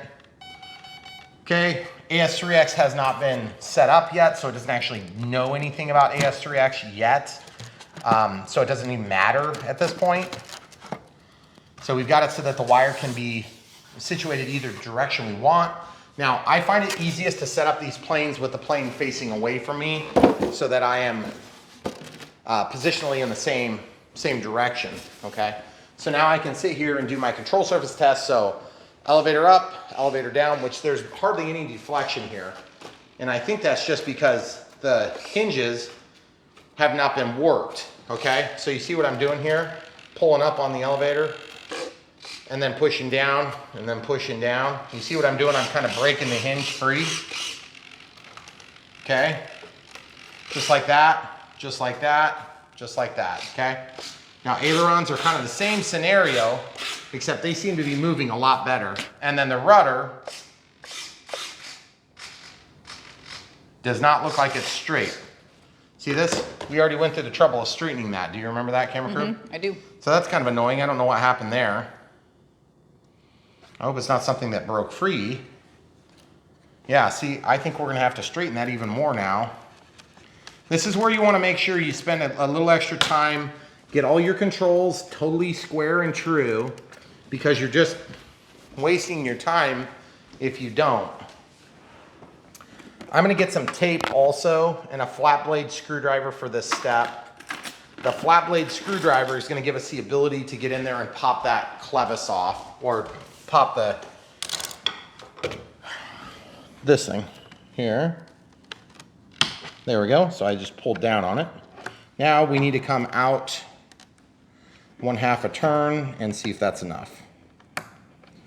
See, look at it now. See, it's kind of favoring just a little bit there. We'll go full both ways. See, it's still, let's see if we can go one more half. Okay, and then we'll snap that back through. That's pretty stinking good. Yeah. Except, look. Okay, not uncommon on Dynams for them to overplay and then not come back to the center. I've seen that before. All right, so one thing I'm gonna do on this plane that is not a bad idea is to just grab a piece of clear tape, put it on the pinch hinge, because it's just foam, that's all. 100% foam there, that's all you're getting. Okay, so I'm just gonna do a quick sizing. It doesn't need to be the exact length, it can be the exact length, but really what this is gonna do is this is gonna give some material that's gonna hold between the wing and the control surface in the event that that pinch hinge fails. Okay, same thing on the elevator, except these ones just really aren't moving very much. And it makes me nervous. Like, is that enough deflection to actually make that work? I don't know. There is, on the drawing, we're gonna look at that in just a second, it shows how much. You're probably wondering why I don't just use the rip on the actual tape dispenser. The reason I don't do that is because then you get these ridges, and if you ever have to undo that tape, it's extremely difficult to undo. And yes, this is just plain clear tape. There's nothing super special about it, but I do like the clear stuff that's shiny. I would love to find clear that's matte, but you always seem to get enough color with the matte. You can never really, it always shows up. It's always a little bit opaque. Yep. Yep. Okay, so all the control surfaces are working. They're going in the correct direction. So roll left, roll right, pull up, pull down, yaw left, yaw right. And then the nose gear, is it gonna come out? Yep, they should all clear. So gear down, gear out, except it didn't go. Now we need to find out why. Okay, so the nose gear didn't come down, so we'll find out why now. There is clearance. Okay, there it goes. Okay, rudder left, rudder right. Okay, so nose gear up, nose gear down. My recommendation with Dynam, test the gear a lot. If they work, great. If they don't, better luck next time. Okay, so now that we've tested all the controls, we know that they're in the correct orientation for what we want. These gear are backwards. So come look at this for a second. We're gonna start the setup. So go to servo setup, travel, reverse, gear. Okay, so that's gear up, now gear down. I want that to be the normal condition when I'm ready to start flying. All right, so we're gonna go to monitor mode.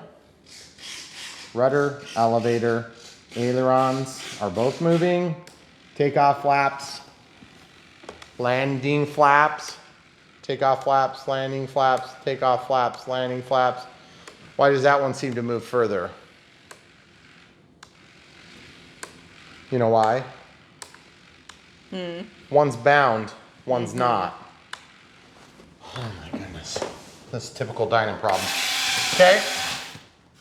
So now grab your plane, flip it over on its back. Let's find out why they're not working the same. Okay, they're either in the wrong holes or there's an indifference on which one. By the way, this has had a chance to set up, so hypothetically, see how our tape is not falling down in the crack anymore? I'm just gonna actually cut that and it'll still accomplish all the goals we have for this tape.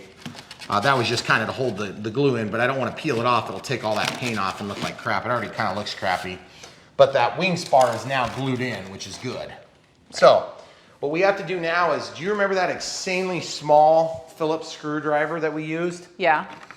Do you remember where you put it? It should, in the drawer of screwdrivers. The drawer of insanely small screwdrivers? How about Yeah. I try this Craftsman one and see what happens? I know which one it is if we need to find it. Okay. So this is what we're gonna do. We're gonna look at these two. It's actually working pretty good. Okay. Oh, we don't need the insanely small one. That was just that inside. Yeah, weird. that was inside. Yeah. So we're gonna pull these gear door, or this isn't gear door. This is a servo linkage protector or a clevis protector. And these things are great for belly landings. So like when the gear fail, and it's not a question of if, it's a question of when.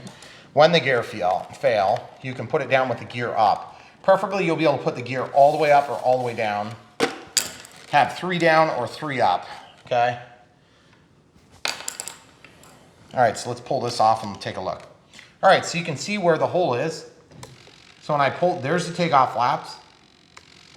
There's the landing flaps. I'm gonna push and see what happens. It goes further. Okay. I think it's just mechanically binding because there's nowhere for this control surface to go. And I think what's going on is it's probably running into something. Kind of hard to tell, but it sure seems like it's running into something over here. But the other side isn't experiencing the same problem. So there's a couple different ways we can resolve this. The first of which is to pull the control, the covers, the guards, and then see what's going on. If we can see what's going on, we can probably fix what's going on. The catch is when you use flaperons, you really need the left and the right side to be going down and going up at the same rate. Otherwise, you're asking for trouble. If you have one that goes down, let's say 10 millimeters, and the other one goes down 7, you're going to have an asymmetry, which is going to cause the plane to roll. So when you deploy flaps, you're going to roll, which is not good. There's ways to correct for that, but the best way to correct for that is to fix it so it doesn't do that.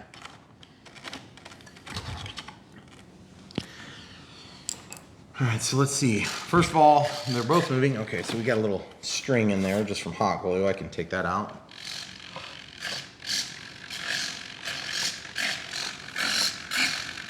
Just looking to see if I see anything obviously binding. Takeoff flaps, landing flaps. See, we're hitting. Yeah, it does hit there at the very top. Okay, so that's not necessarily good.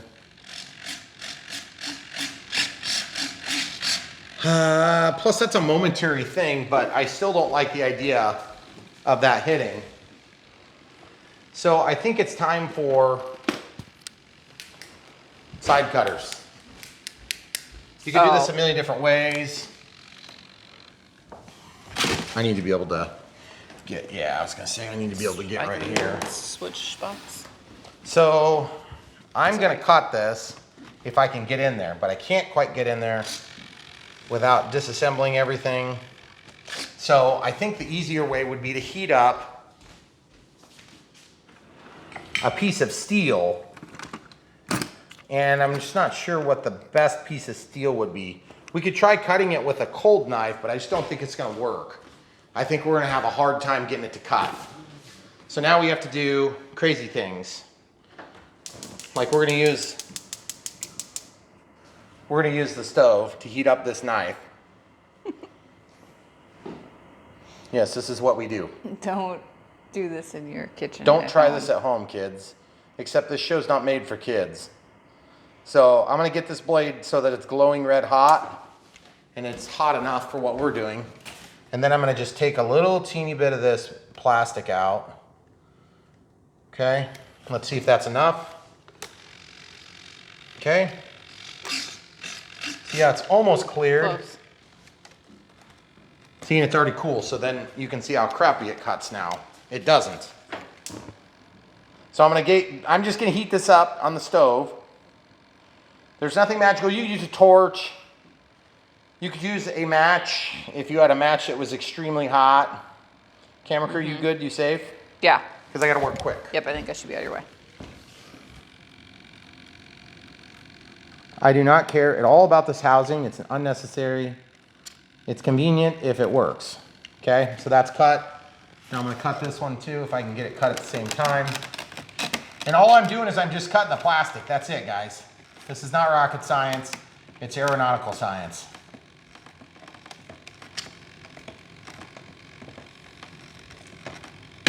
Okay. You should work for Dynam. I should.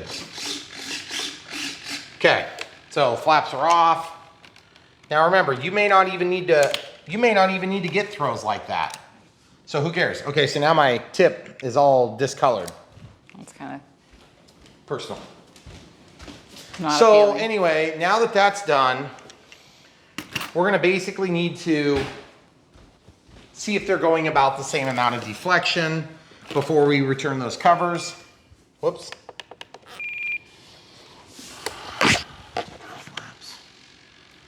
Looks like they're going similar, but this one's still not quite as far down. And I think I know why.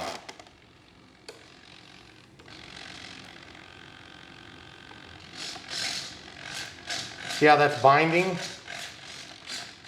This one's not binding as much.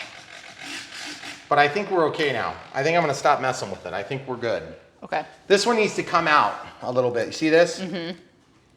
So I'm gonna grab a flat screwdriver again and just pop this thing open, this clevis, okay? Once that's popped, we can pull that off and we need to go out a couple of turns.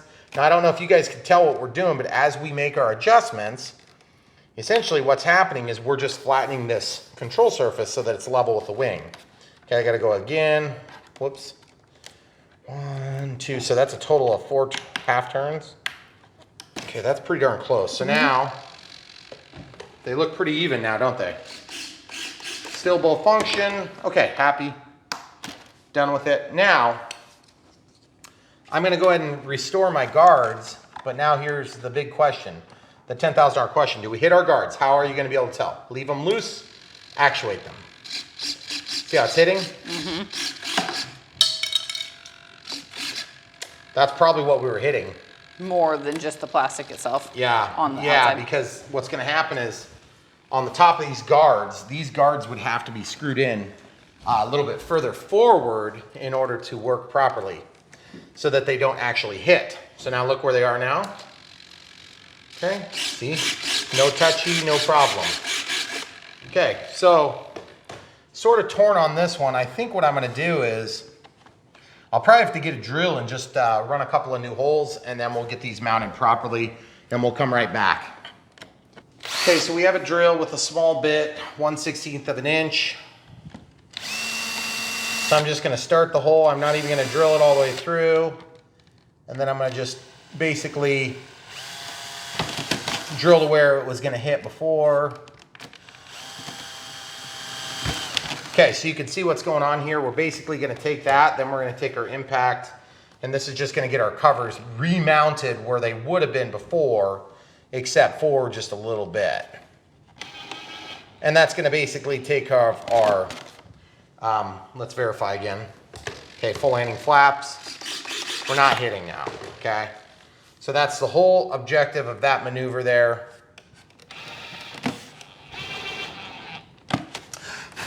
Okay, so now we've got a proper protection for the aircraft so that we can do our thing.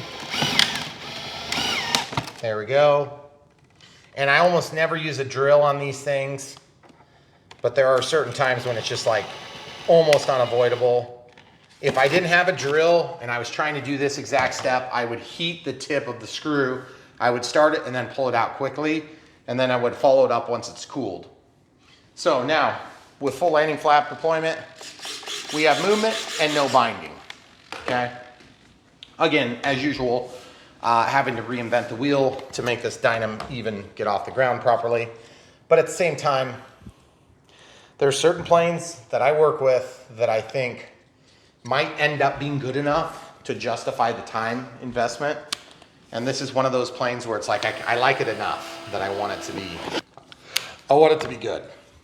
So we'll have to wait and see if it turns out that way. So now this one's a little bit challenging because I have to guess where this hole goes, and then I have to guess where this hole goes. It's actually quite simple. And then once you move that forward, then I can just drop the first screw in, and then I just kind of have to ballpark it on where this hole needs to be. But you guys kind of get the idea here. We're just basically making a hole for the screw to pass through so it doesn't split the plastic. And then we'll use the drill to go ahead and get this back in where it belongs. Now that we've gone through the trouble of getting the drill, it would have been nice to do that a little cleaner, but it doesn't matter. As you can see, we're covering it up. The other thing is this rib could have been cut off, but again, I don't really care. It's gonna be basically covered, and this is just a really, really minor detail on an airplane. You could spend a lot of time and really get this refined nicely if you wanted to. I don't really care that much. I just want it to function exactly right. Could you just leave the covers off altogether? Yeah, but then you have to depend on the Dynam landing gear. Right. Which is not wise. Now, I'm not saying that some of you aren't gonna have good luck and it's gonna work, but you'll notice that my nose gear didn't even work the first 3 cycles. So just to give you an idea of reliability, you're gonna have a little bit of that with Dynams. So, here we go. Landing flaps. No binding, good. All right, throttle cuts on still. You remember when we were talking about doing forward programming? Mm-hmm. We have to have all the control surfaces moving in the right direction at the right time, the right amount, starting in the right position in order to start forward programming and have success. So we have accomplished that at this point. Now we can actually do the forward programming now that we have everything where it needs to be, okay? So there's a lot of steps that have to be right before you can even really bother with that. So we're gonna get stuff reset and come right back. All right, so we were just talking about the fact that we never actually glued our tailpipe on. The tailpipe has a spot where there's no molding, and then there's individual grooves here. So what you gotta do is you have to study this for a minute, and then you'll see that there really isn't a spot where it's supposed to not have a groove that's really obvious other than potentially the top maybe, I guess. So what I was gonna say is when you get ready to glue this, don't use hot glue because we already learned that hot glue is too hot for the plastic and therefore it's gonna cause a problem for you in that it's gonna melt. So you have to use the Dynam China glue here. And so here's what I would do if I was you. Like I said, there's more than one way to skin this cat. You can either leave the thrust tube off, which I would not do, because I like the way it looks and it helps hold it together. I would recommend taking China glue and just running around the edge like this and just kind of work it. You don't need to get tons on there because it already has a pretty decent pressure fit. But you do need a little bit of glue, okay? Because the glue is gonna hold. Now, gluing on the face is not gonna matter. You just need it on the outside and a little bit on the inside of the rim. And the idea is if you spread this thin enough, as you slide it on, it will help lubricate so you get a good purchase, but it's not necessarily going to be super duper easy to get on here anyway, because it was kind of hard to do dry. And now that we have glue, it's going to be even more challenging to try to get it to slip on there. So I just wanted to point that out to you. Okay. So then in these little grooves is the most critical part, because that's where it's actually going to be biting. Okay, so once you do this too, you're not going to be able to get the plane apart easily. So you'll have to potentially take it off, which is really fun, but it can be done. And then look at the rudder again. The rudder's already kind of back. I just don't think we're going to win that battle. It's just going to be where it is. Okay, so studying this, there's long grooves, and then they get pointy, and then they get long, and then they get pointy, and they get pointy. So there's two flat, then long. There's two flat, then long. So see how they're pointy, two flat, two pointy. So I'm just gonna assume this is the way it goes. You know what? That's the bottom. That's the way that's supposed to go, because there's a groove on the top. Okay, so that just makes it easier to slide on if you can line it up right. Okay, so you can kind of see what I'm doing from here. There's like a groove. You have to kind of get it to slip on the inside too. Okay, like I said, not like super hard, just a little bit awkward to get good purchase there, and then make it slip all the way on. Does that look right from the side now? I think we got it. Okay, so just sticking that on there, and then I'm just holding and pulling it in just to make sure we got good purchase. And we do. I think we're good there. So thrust tubes actually do change the performance of the plane a little teeny bit, because if you nozzle this down, it's going to change the performance of the aircraft. So don't think that's without consequence. It is not. It does matter. It's not a huge impact, but it is going to be of some consequence. It also helps with the size of the port gets smaller. You're going to have a little bit higher volume, a little bit higher pressure. So some EDFs have a very big opening, and then they bottleneck down to a very small opening, or they open to two small openings. Like on the F-18, it's an 80 millimeter EDF that we've reviewed, and it's got two small outlets. And same thing with the Rafale. It's got two smaller outlets on an 80 millimeter EDF, as opposed to, say, two 64 millimeter EDFs, twin EDFs. So it's a little cheaper to build it that way, with one bigger, more expensive EDF, with one bigger, more expensive ESC. So in this case, we have a single engine, single outlet. So it works pretty good on 70 millimeters. That's a pretty good size on 4S. It'd be cool to see if this thing would run on 6S. I don't know if it will, so I don't want to tell you to try anything that's going to burn up the ESC. It probably would. But for now, let's go ahead and continue. Elevator up, elevator down, not very much play. Roll left, roll right, take off flaps, landing flaps. We have a little bit of downward deflection, do we? Just barely anything. It's almost unrecognizable. I hope we have enough play here. I don't actually know what to think, if that's enough. Tons of rudder, which is good. So everything's working. Click, function list, scroll down to forward programming, connecting, gyro settings, first time setup. Make sure your plane is level for this. Make sure your model has been configured, initial wing type, reversing, all that stuff. Okay, next. Any wing type changes will require first time setup again. Set the model level, press continue. Continue, set the model on its nose and press continue. So highlight that, be ready. And I recommend setting it on the nose from the exact position where you had been and not changing the altitude, especially if you're doing a plane that has the AR637 TA or T. Continue. So it picked an orientation, shows people at home. See how the AR is like, okay, so like that's the way you would read it. So the plane would be going straight up in the air if you're reading it, and that's the way that you would look at it. Yep, looks right to me. So it reads with the plane nose up. So now we can lay that back down where it belongs. Just want to have the landing gear in a safe spot in case it would deploy them for some weird reason. They shouldn't, but just in case, okay? So now I'm going to click continue. You can change that orientation manually if you want. Gain channel select, it's going to show you the selection choices. It's currently inhibited. I want the gain to be on this knob so you can see inhibit. I'm going to change it to right knob, okay? I'm gonna apply it. It's rebooting, that's one dance, AS3X dance. Quick menu, okay, forward programming, gyro settings,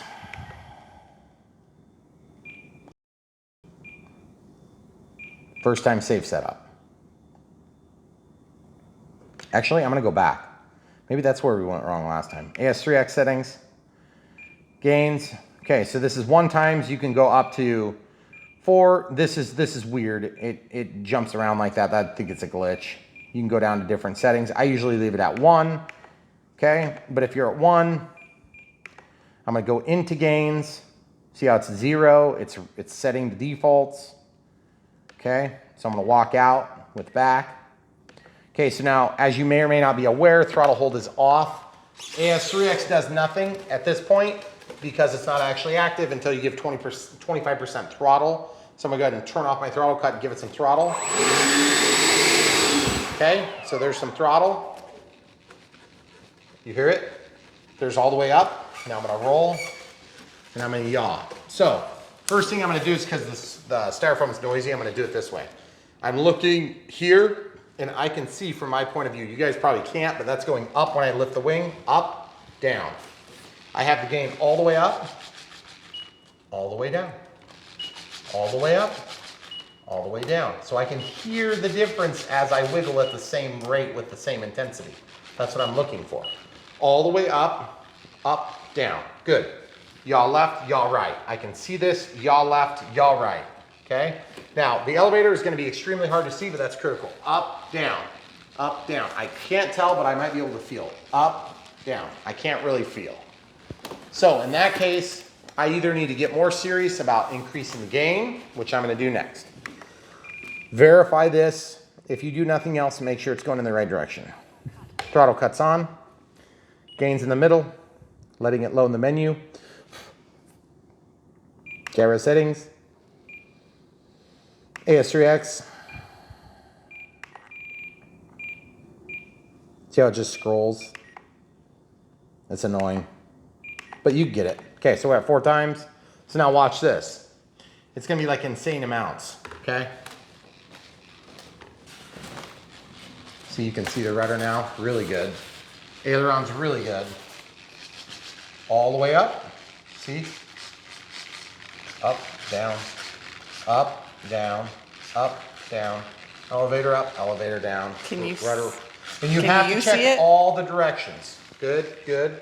Okay, now flaps, take off flaps. Still up, still down, still up, still down. You have to check both because these are separate channels now. Yep.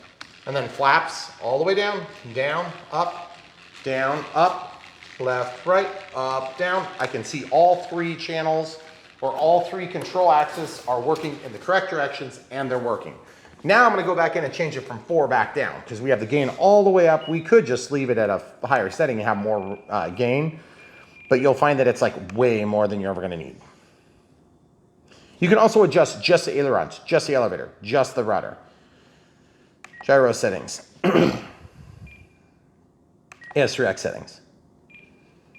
I'm gonna turn that back to 1. It's annoying, you have to get it right.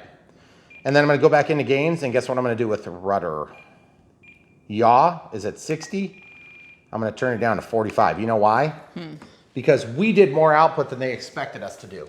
So that means it's going to try to over control the plane in that method. Oh. Okay, so I lowered that to 45 from 60. Okay, 60 is just some like absolute value. I don't exactly know what 60 means compared to 50, but you can think of it as a linear output change. So as you go from 0 to say 100 is the maximum. I think it's 160 actually, but 100 would be more than 60, and then 40 would be less than 60. That's all that really matters because the output intensity on that one control axis can be adjusted. You can also relearn your gains, and that's done later. So we won't mess with that now. And then there's priority. You can change priority. The stick priority is defaulted to whatever it is. You can change the stick priority where you actually have the gain is going to be overwhelmed by you as a pilot, or you can actually have you as a pilot overwhelmed by the gain, which is a little bit weird. I don't know why you would ever really want that. I think what happens is when you go into safe, then you give a little bit more priority as you get to the point where your limit is. Then past that limit, the stabilizer has full control. And then below that limit, you have full control. And then there's a point in time where you pass by that threshold and then the flight controller has control.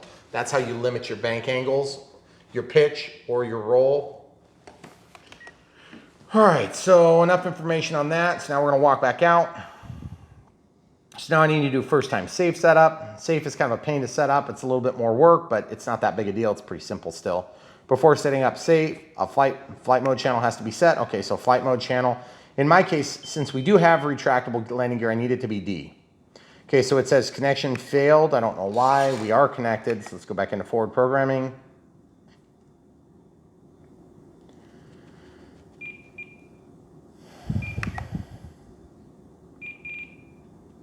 I guess I'll do F mode setup now. Okay, so I'm gonna change this. See how it says active AS3X? So I'm gonna go FM channel. I want it to be D. So I'm gonna scroll to this and I'm just gonna change it until it says D, auxiliary 2. Okay, then I'll scroll down to next. Okay, so one of these is gonna be safe. See how there's 3 modes now? So on mode 3, I want AS3X active on all 3, but we haven't set up safe, so it doesn't become an option until you set it up. Okay, so now at this point, I don't care, we're done with that setup. You have to do certain things and then it'll kick you out, and then once you're done, you can go back in. So just be aware. Gyro settings. First time safe setup. We already have it set up. Okay, select the desired flight mode position. Okay, so flight mode 3.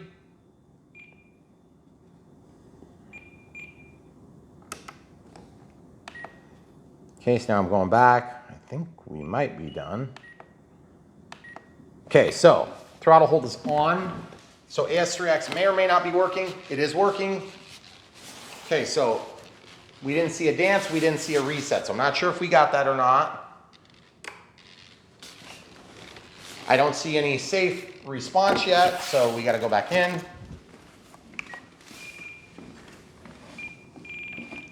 Forward programming.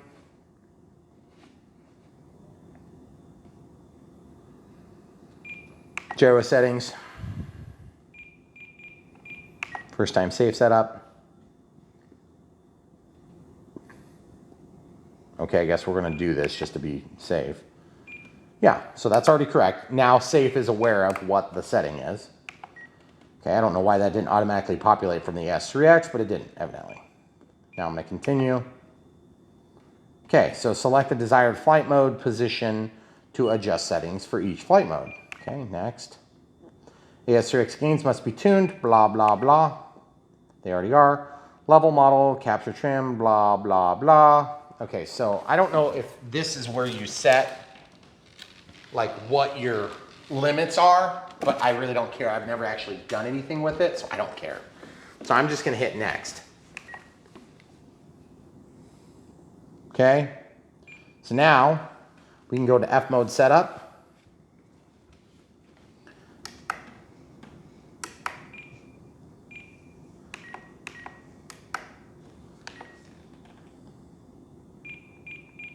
I want to see system setup.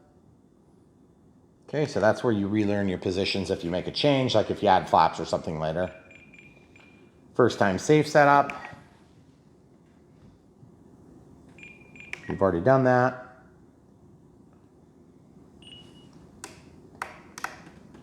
Okay, so I guess I'll try it there on F mode 1. System setup. Orientation. Gain channel select. Okay, so it's learning. So there we go. And in utilities, I just usually walk through each of the menus. Ah, dang it. So I don't know if that timed out on me or if I made a mistake. I don't think I made a mistake, but let's see real quick if we can go from safe. Okay, so I'm gonna give it some throttle.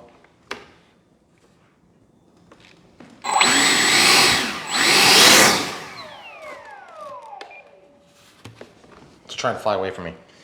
Okay, so all the control surfaces are working. Everything's going as expected. AS3X is working. Safe is not. Okay, so safe is not. There's no change in state, so we have to have the flight mode interacting properly before we can actually turn safe on. Now, we don't need to do safe like a bind and fly where we hold the sticks down and move the selectable switch 5 times up and down. So there's still something not quite right yet. We'll get there. The last time we did one of these, we had to set up was it a flight mode? Yeah. Okay, so gyro settings. And isn't that an F mode setup?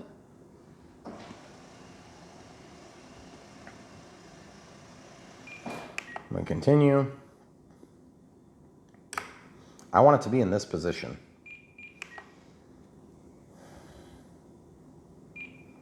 Next. I'm gonna click here.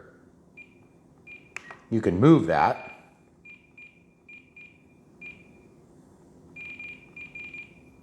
Just gonna hit next. So now it's finally learning it. Okay, good, it's making the assignments right now. See how it says angle limits? I want safe mode on in this with angle, or you can do envelope, which is just the limits. I want this, that's auto leveling. Okay, now in this, I want safe off and I want safe off. See, you can actually do different values as well each time. So this is working this time. Okay, now this is where if you have a prop driven plane, be careful, your throttle cut will no longer have any impact. So make sure you hold the plane because it's gonna reboot everything. 2, that's how you know we did it. Now, what did we do different? I'm not sure. I've had to do that 3 or 4 times, all the times we've done this. I'm not sure why that is. Maybe it's a glitch, I'm not sure. I really don't care, it's set up now. So now at this point, we can, this rebooted the receiver, so I don't think AS3X will be working. It's not, but safe, not, because we're not in the safe mode. Now we're in safe mode. Irrespective of the 25% throttle, you can see the elevator is trying to correct to level attitude. Yaw doesn't have any impact, that's normal. That's finding the quickest route to level. This is not, okay? So now, if I were to give some throttle, now AS3X, working, working, working, and then safe. And AS3X, still working. So now, what's really nice about this setup, when you have it switched onto switch D, for instance, it's 3-position switch, you can throttle cut again, scroll down to forward programming, jump into forward programming. You can set the middle setting to whatever you want as well. This is in AS3X though. Gyro settings, AS3X settings, flight mode setup. That's what you were talking about, camera crew. So now it says, it has to learn, it has to update the menus so that you know what it actually is set to. See, AS3X is active there. AS3X is active there. So like if you wanted, you could go in here and you can make that inactive. Okay. See now, AS3X is active here with self-leveling. You can also add panic if you want. See, AS3X is off. And then AS3X is on. But you can also put like high throttle to pitch, low throttle to pitch. So like if you give full throttle, you can make it give a little bit of up elevator. That's something that they use in the Sport Cub SUMX, for instance. When you give full throttle, it just takes off. Because full throttle also pulls back a little bit on the elevator, okay? So you can do all sorts of crazy things. I don't think that type of flight aid is helpful to teach somebody to fly. I think it is helpful to get somebody flying. And I kind of disagree with that direction. I'd rather see people have the help of just when you let go of the sticks, it levels the plane. That's it. Anything beyond that, I feel like it muddies the waters a lot for a new pilot. Now, there's disagreement within that in the RC field. Some people think that every flight aid is absolutely critical and you must have it. And then I am of the mindset of just keep it as simple as you can to still keep the plane in the air and give them an ample opportunity to figure out what direction they're going and get it on the ground. Everything beyond that, like the landing aid sensor, I don't agree with that step. It's just not my thing, so I'm not gonna talk about it a lot. Same thing with GPS, geofencing. I disagree with that. Principally, I think it's way too complicated for a brand new pilot. It's hard for me, and I'm not a brand new pilot. So I don't want to encourage others to do what I disagree with. So just a couple of thoughts there. In terms of this plane, I now have safe, I have AS3X, so let's look at AS3X. Kind of noisy. It's working. Here, we'll do it this way. Off, and then self-leveling, and AS3X. Okay, so we have a middle setting where everything is off, which is pretty cool. So we'll be able to show you what it looks like in that setting as well. Now, throttle holds on. What we're gonna do is we're gonna go ahead and get the canopy pulled, and we are going to take out the small battery. We're gonna get our new battery loaded and just check the CG, and then we'll be flying. So it's a very exciting time when you get a plane done. The only thing we're not sure about is decals. You wanna do some decals quick before we go? Why don't we just throw those on just so we can say we did it? I'm not even sure. You're not even sure where they go? The decals are different than the decal layout, so. Yeah, I'm not sure. I'm just gonna like stick them on there and be done with it. Because We I need don't more really, stripes on the bottom or something to help it. I felt like the bottom had some big stripes and stuff, didn't it? Oh yeah, so it's got those Let's things. just do that. Okay, so there's one. So that's done. And then we're gonna put this one over here. And it's gonna be nice and simple. And you know, I don't think it's really necessarily going to be super customary to do it this way, but this is the way I'm doing it. So if you guys don't like it, you can do yours different. This way I'm doing mine. Maybe put the name on the tail. Yeah. Because that helps us remember. What the names of each plane are? Planes. Yeah. Okay, so I'm gonna put Navy here. So I guess this is Navy evidently. And I'm not really sure if that's the way it would be because this is, as far as I can tell, fake. Not a real plane. Not a real plane. Well, it's a real plane, it's just small. So we'll put Navy here. I'd like that to be straight though, preferably. Does that look pretty straight? Nope. Okay. What? No, you made it worse. I did? Yes. Oh, dang it. I did. It's pointed downhill big time. Need safe select. So guys, I hope that all made sense for setting up safe and AS3X. To be perfectly frank, we're still learning a lot of it too. So we're just trying to bring you along in a way that's hopefully helpful and not difficult. Too difficult. I mean, it does take some time to learn this stuff. So if you're not willing to learn this stuff, it's going to be really challenging. And here's the other thing too. I can't implore you enough. The best thing you can do as a new pilot is buy a ready-to-fly plane that works. Yes. And we have reviewed many ready-to-fly planes that are quite easy to do. Get in the air, get flying, get used to the controls, crash a million times, glue the thing back together every time you have a problem, okay? But don't make a habit of trying to turn, you know, like get the cheapest plane you can get and then do all your own receiver and your own flight control and your own this and your own that. Nope. Keep it as simple as you can so that you can get the job done. A plane that requires that much effort is going to discourage you as a new pilot because you're not going to get it set up right, and then you're going to be like asking me a million questions. I'm going to have a hard time helping you. And that's not what I don't want you guys to be in a situation where you can't take care of it, you know? So I guess the Navy's going here too. Where are you putting the Meteor? I don't know. The logo. It's will it fit here? It's supposed to go where you put the little Navy stickers. If we were following. I didn't know that we knew where the things went. Well, that's the only sticker. I That's probably on the should have put box. the Navy sticker on the sides. I kind of didn't realize that. It's great. Huh? Looks great. Yeah. It is what it is. I don't even know what these are, where I they're don't supposed either. to go, but I guess somebody probably knows.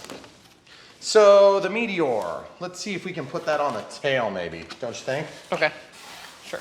I really actually like this plane a lot, guys. It sucked to put together. It's not a surprise. I'm not surprised at all that it was terrible to put together. I assumed it was going to be terrible to put together. What about here? Yeah, that works. Okay, so Meteor goes up there. Dynams generally leave a lot to be desired in the assembly area. And that's just the way it is. Does it mean they're terrible planes? No. But there are a few planes that you put together and they're so terrible you just don't want to, you don't even want to continue. And Okay, so I don't even understand, like what? no, I wouldn't even worry about What are those. you even supposed to do with those? I don't know.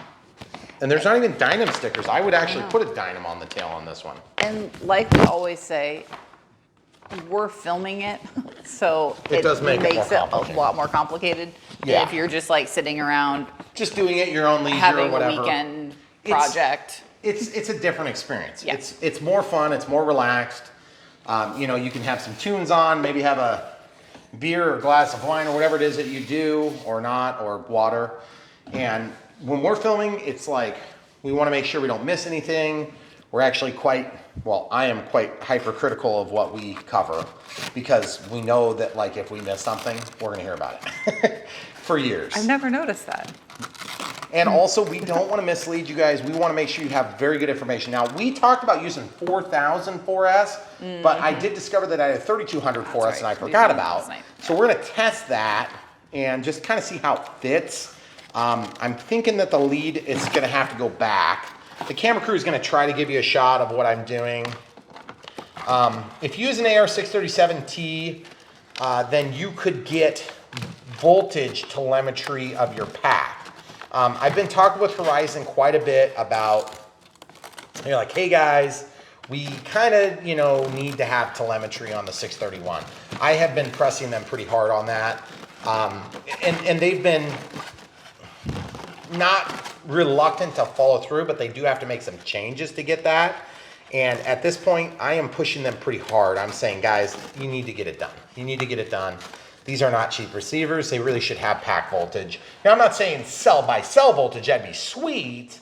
But, you know, if you want that, you can put an Avian ESC in here and you can do thrust reverse, which is pretty sweet. But just overall. But just overall, I yeah. think you should always have pack voltage if you have telemetry. It's the most critical point of data, in my opinion. If we can do all the forward programming stuff, we should be able to get pack voltage. So batteries in there, perfect fit. Throttle holds on, timer set to 4 minutes. Let's see what we've got here. Plug in the pack, let everything initiate.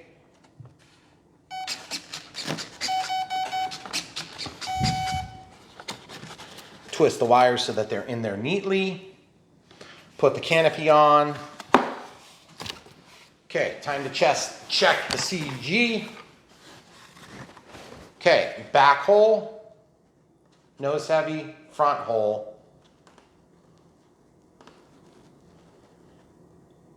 Good. I'm going to favor toward nose heavy on the maiden flight because typically when you fly for the first time, you want the plane to be inherently stable. A nose heavy plane will be inherently stable to the extent that you may be overstable. You may not have enough elevator. There's not much elevator on this plane. Does make me quite nervous. Look at that. Well, there's more there than I feel like we were seeing before. So I think we're going to be okay. Let's throw the gear. Show the people here. Okay. So everything so far is working. We'll probably go ahead and do a flight with this. We'll bring the XBC battery checker and we will have that ready to test the smart pack at the end of our 4 minutes, plus or minus a few minutes, excuse me, a few seconds for landing, because we don't have full telemetry on the pack. And what we're gonna do is we are gonna make sure to link to this plane down below. If this, honestly, the build went terrible. If the plane flies good, all is well that ends well. This plane is actually pretty nice looking. It feels like it's got good stiff wing. The retracts have actually worked after the second or third time. And all the stabilization and everything with the AR631 really makes this potentially a great plane. I love the shape. The Habu from Horizon, while it is a great trainer, I'm not crazy about the looks. It's also quite expensive. So if you're in the market for something, you don't quite have the stomach for that, here's the problem. You gotta buy a nice transmitter to do it. So my take is, if you're 2 or 3 planes in Stop wasting your time on ready to fly transmitters and get a good transmitter. Don't mess around. Get the NX8 at minimum. If you get the NX6, you're gonna get 7 channels, but you're not gonna necessarily have 100% of what you wanna do. My recommendation is to get the NX8. It's only a few bucks more. It's like 40 bucks more than the NX6. You get the lanyard. I use a lanyard 100% of the time when I'm flying. And I would recommend that you do the same, because then you can let go of the transmitter, pick up your plane, do what you need to do. But you have to be careful it doesn't spin around and like hit your belly and then turn off your throttle cup, for instance. So just a couple of thoughts. We'll link to this plane. We'll link to the battery used, whether it's the 3200 or the 4000, depending on which one does better. Or if we find out that like, hey, we actually need a smaller pack, we're gonna go to 2200 4S if that happens. I don't think we're gonna see that though. And we will let you know flight times within the flights. You probably have already seen that, and we recognize this, but the order that we film things are always putting everything that we know people wanna see at the beginning, and then we do the end for people that wanna stick around and really get serious about what's going on with this build. Also, with Dynam, we really do give them a hard time, but at the end of the day, if this is what you end up with and you had to struggle with it for 2.5 hours or 2 hours to put it together, you know, readjust the controls, the protectors on the aileron servos, center all the servos, fix the wiring, do all these annoying things that you really don't think you should have to do. At the end of the day, if the plane flies good, looks good, it gives you an enjoyable time, it's really not that big a deal. I would prefer to spend another $100 and have something that comes out of the box perfect, or maybe spend another $30 to $50 and have something that comes out of the box with a little bit less struggle. But at the end of the day, it's Dynam's decision to do that. It's your decision to buy it or not. So I think if you like it, you're willing to have a little bit of a project, Dynams are always an all right place to be. It's just that you will have to spend some effort getting from box to air. That being said, guys, check the link, buy from the links, help support the people that support us. BitGo Hobby sent us this plane. We really appreciate BitGo. They've been super good to us, even when we do reviews on Dynams and they're selling the Dynams and they're not necessarily the most favorable. They have been super good to us. They let us tell you the truth, and you want to deal with people that are willing to let us show you the full truth and not just some cushy, great, best plane under $100 that's ever existed, because we all know that's a bunch of BS. You come here for the truth, and that's what we give you, even if it's not great for the people sending the planes. But let's be honest, guys, they sell different planes. If this one sucks, the big one, you can buy one that doesn't suck, the big one, and you'll be happy with that. And we're gonna help you make the best decision with your hobby dollars, because despite everybody that watches this channel, we all have a budget. Even I have a budget for my hobbies, and it is limited at best. So maybe someday that will change a little bit, but for now, you know, we only have so much money to spend on the things we want.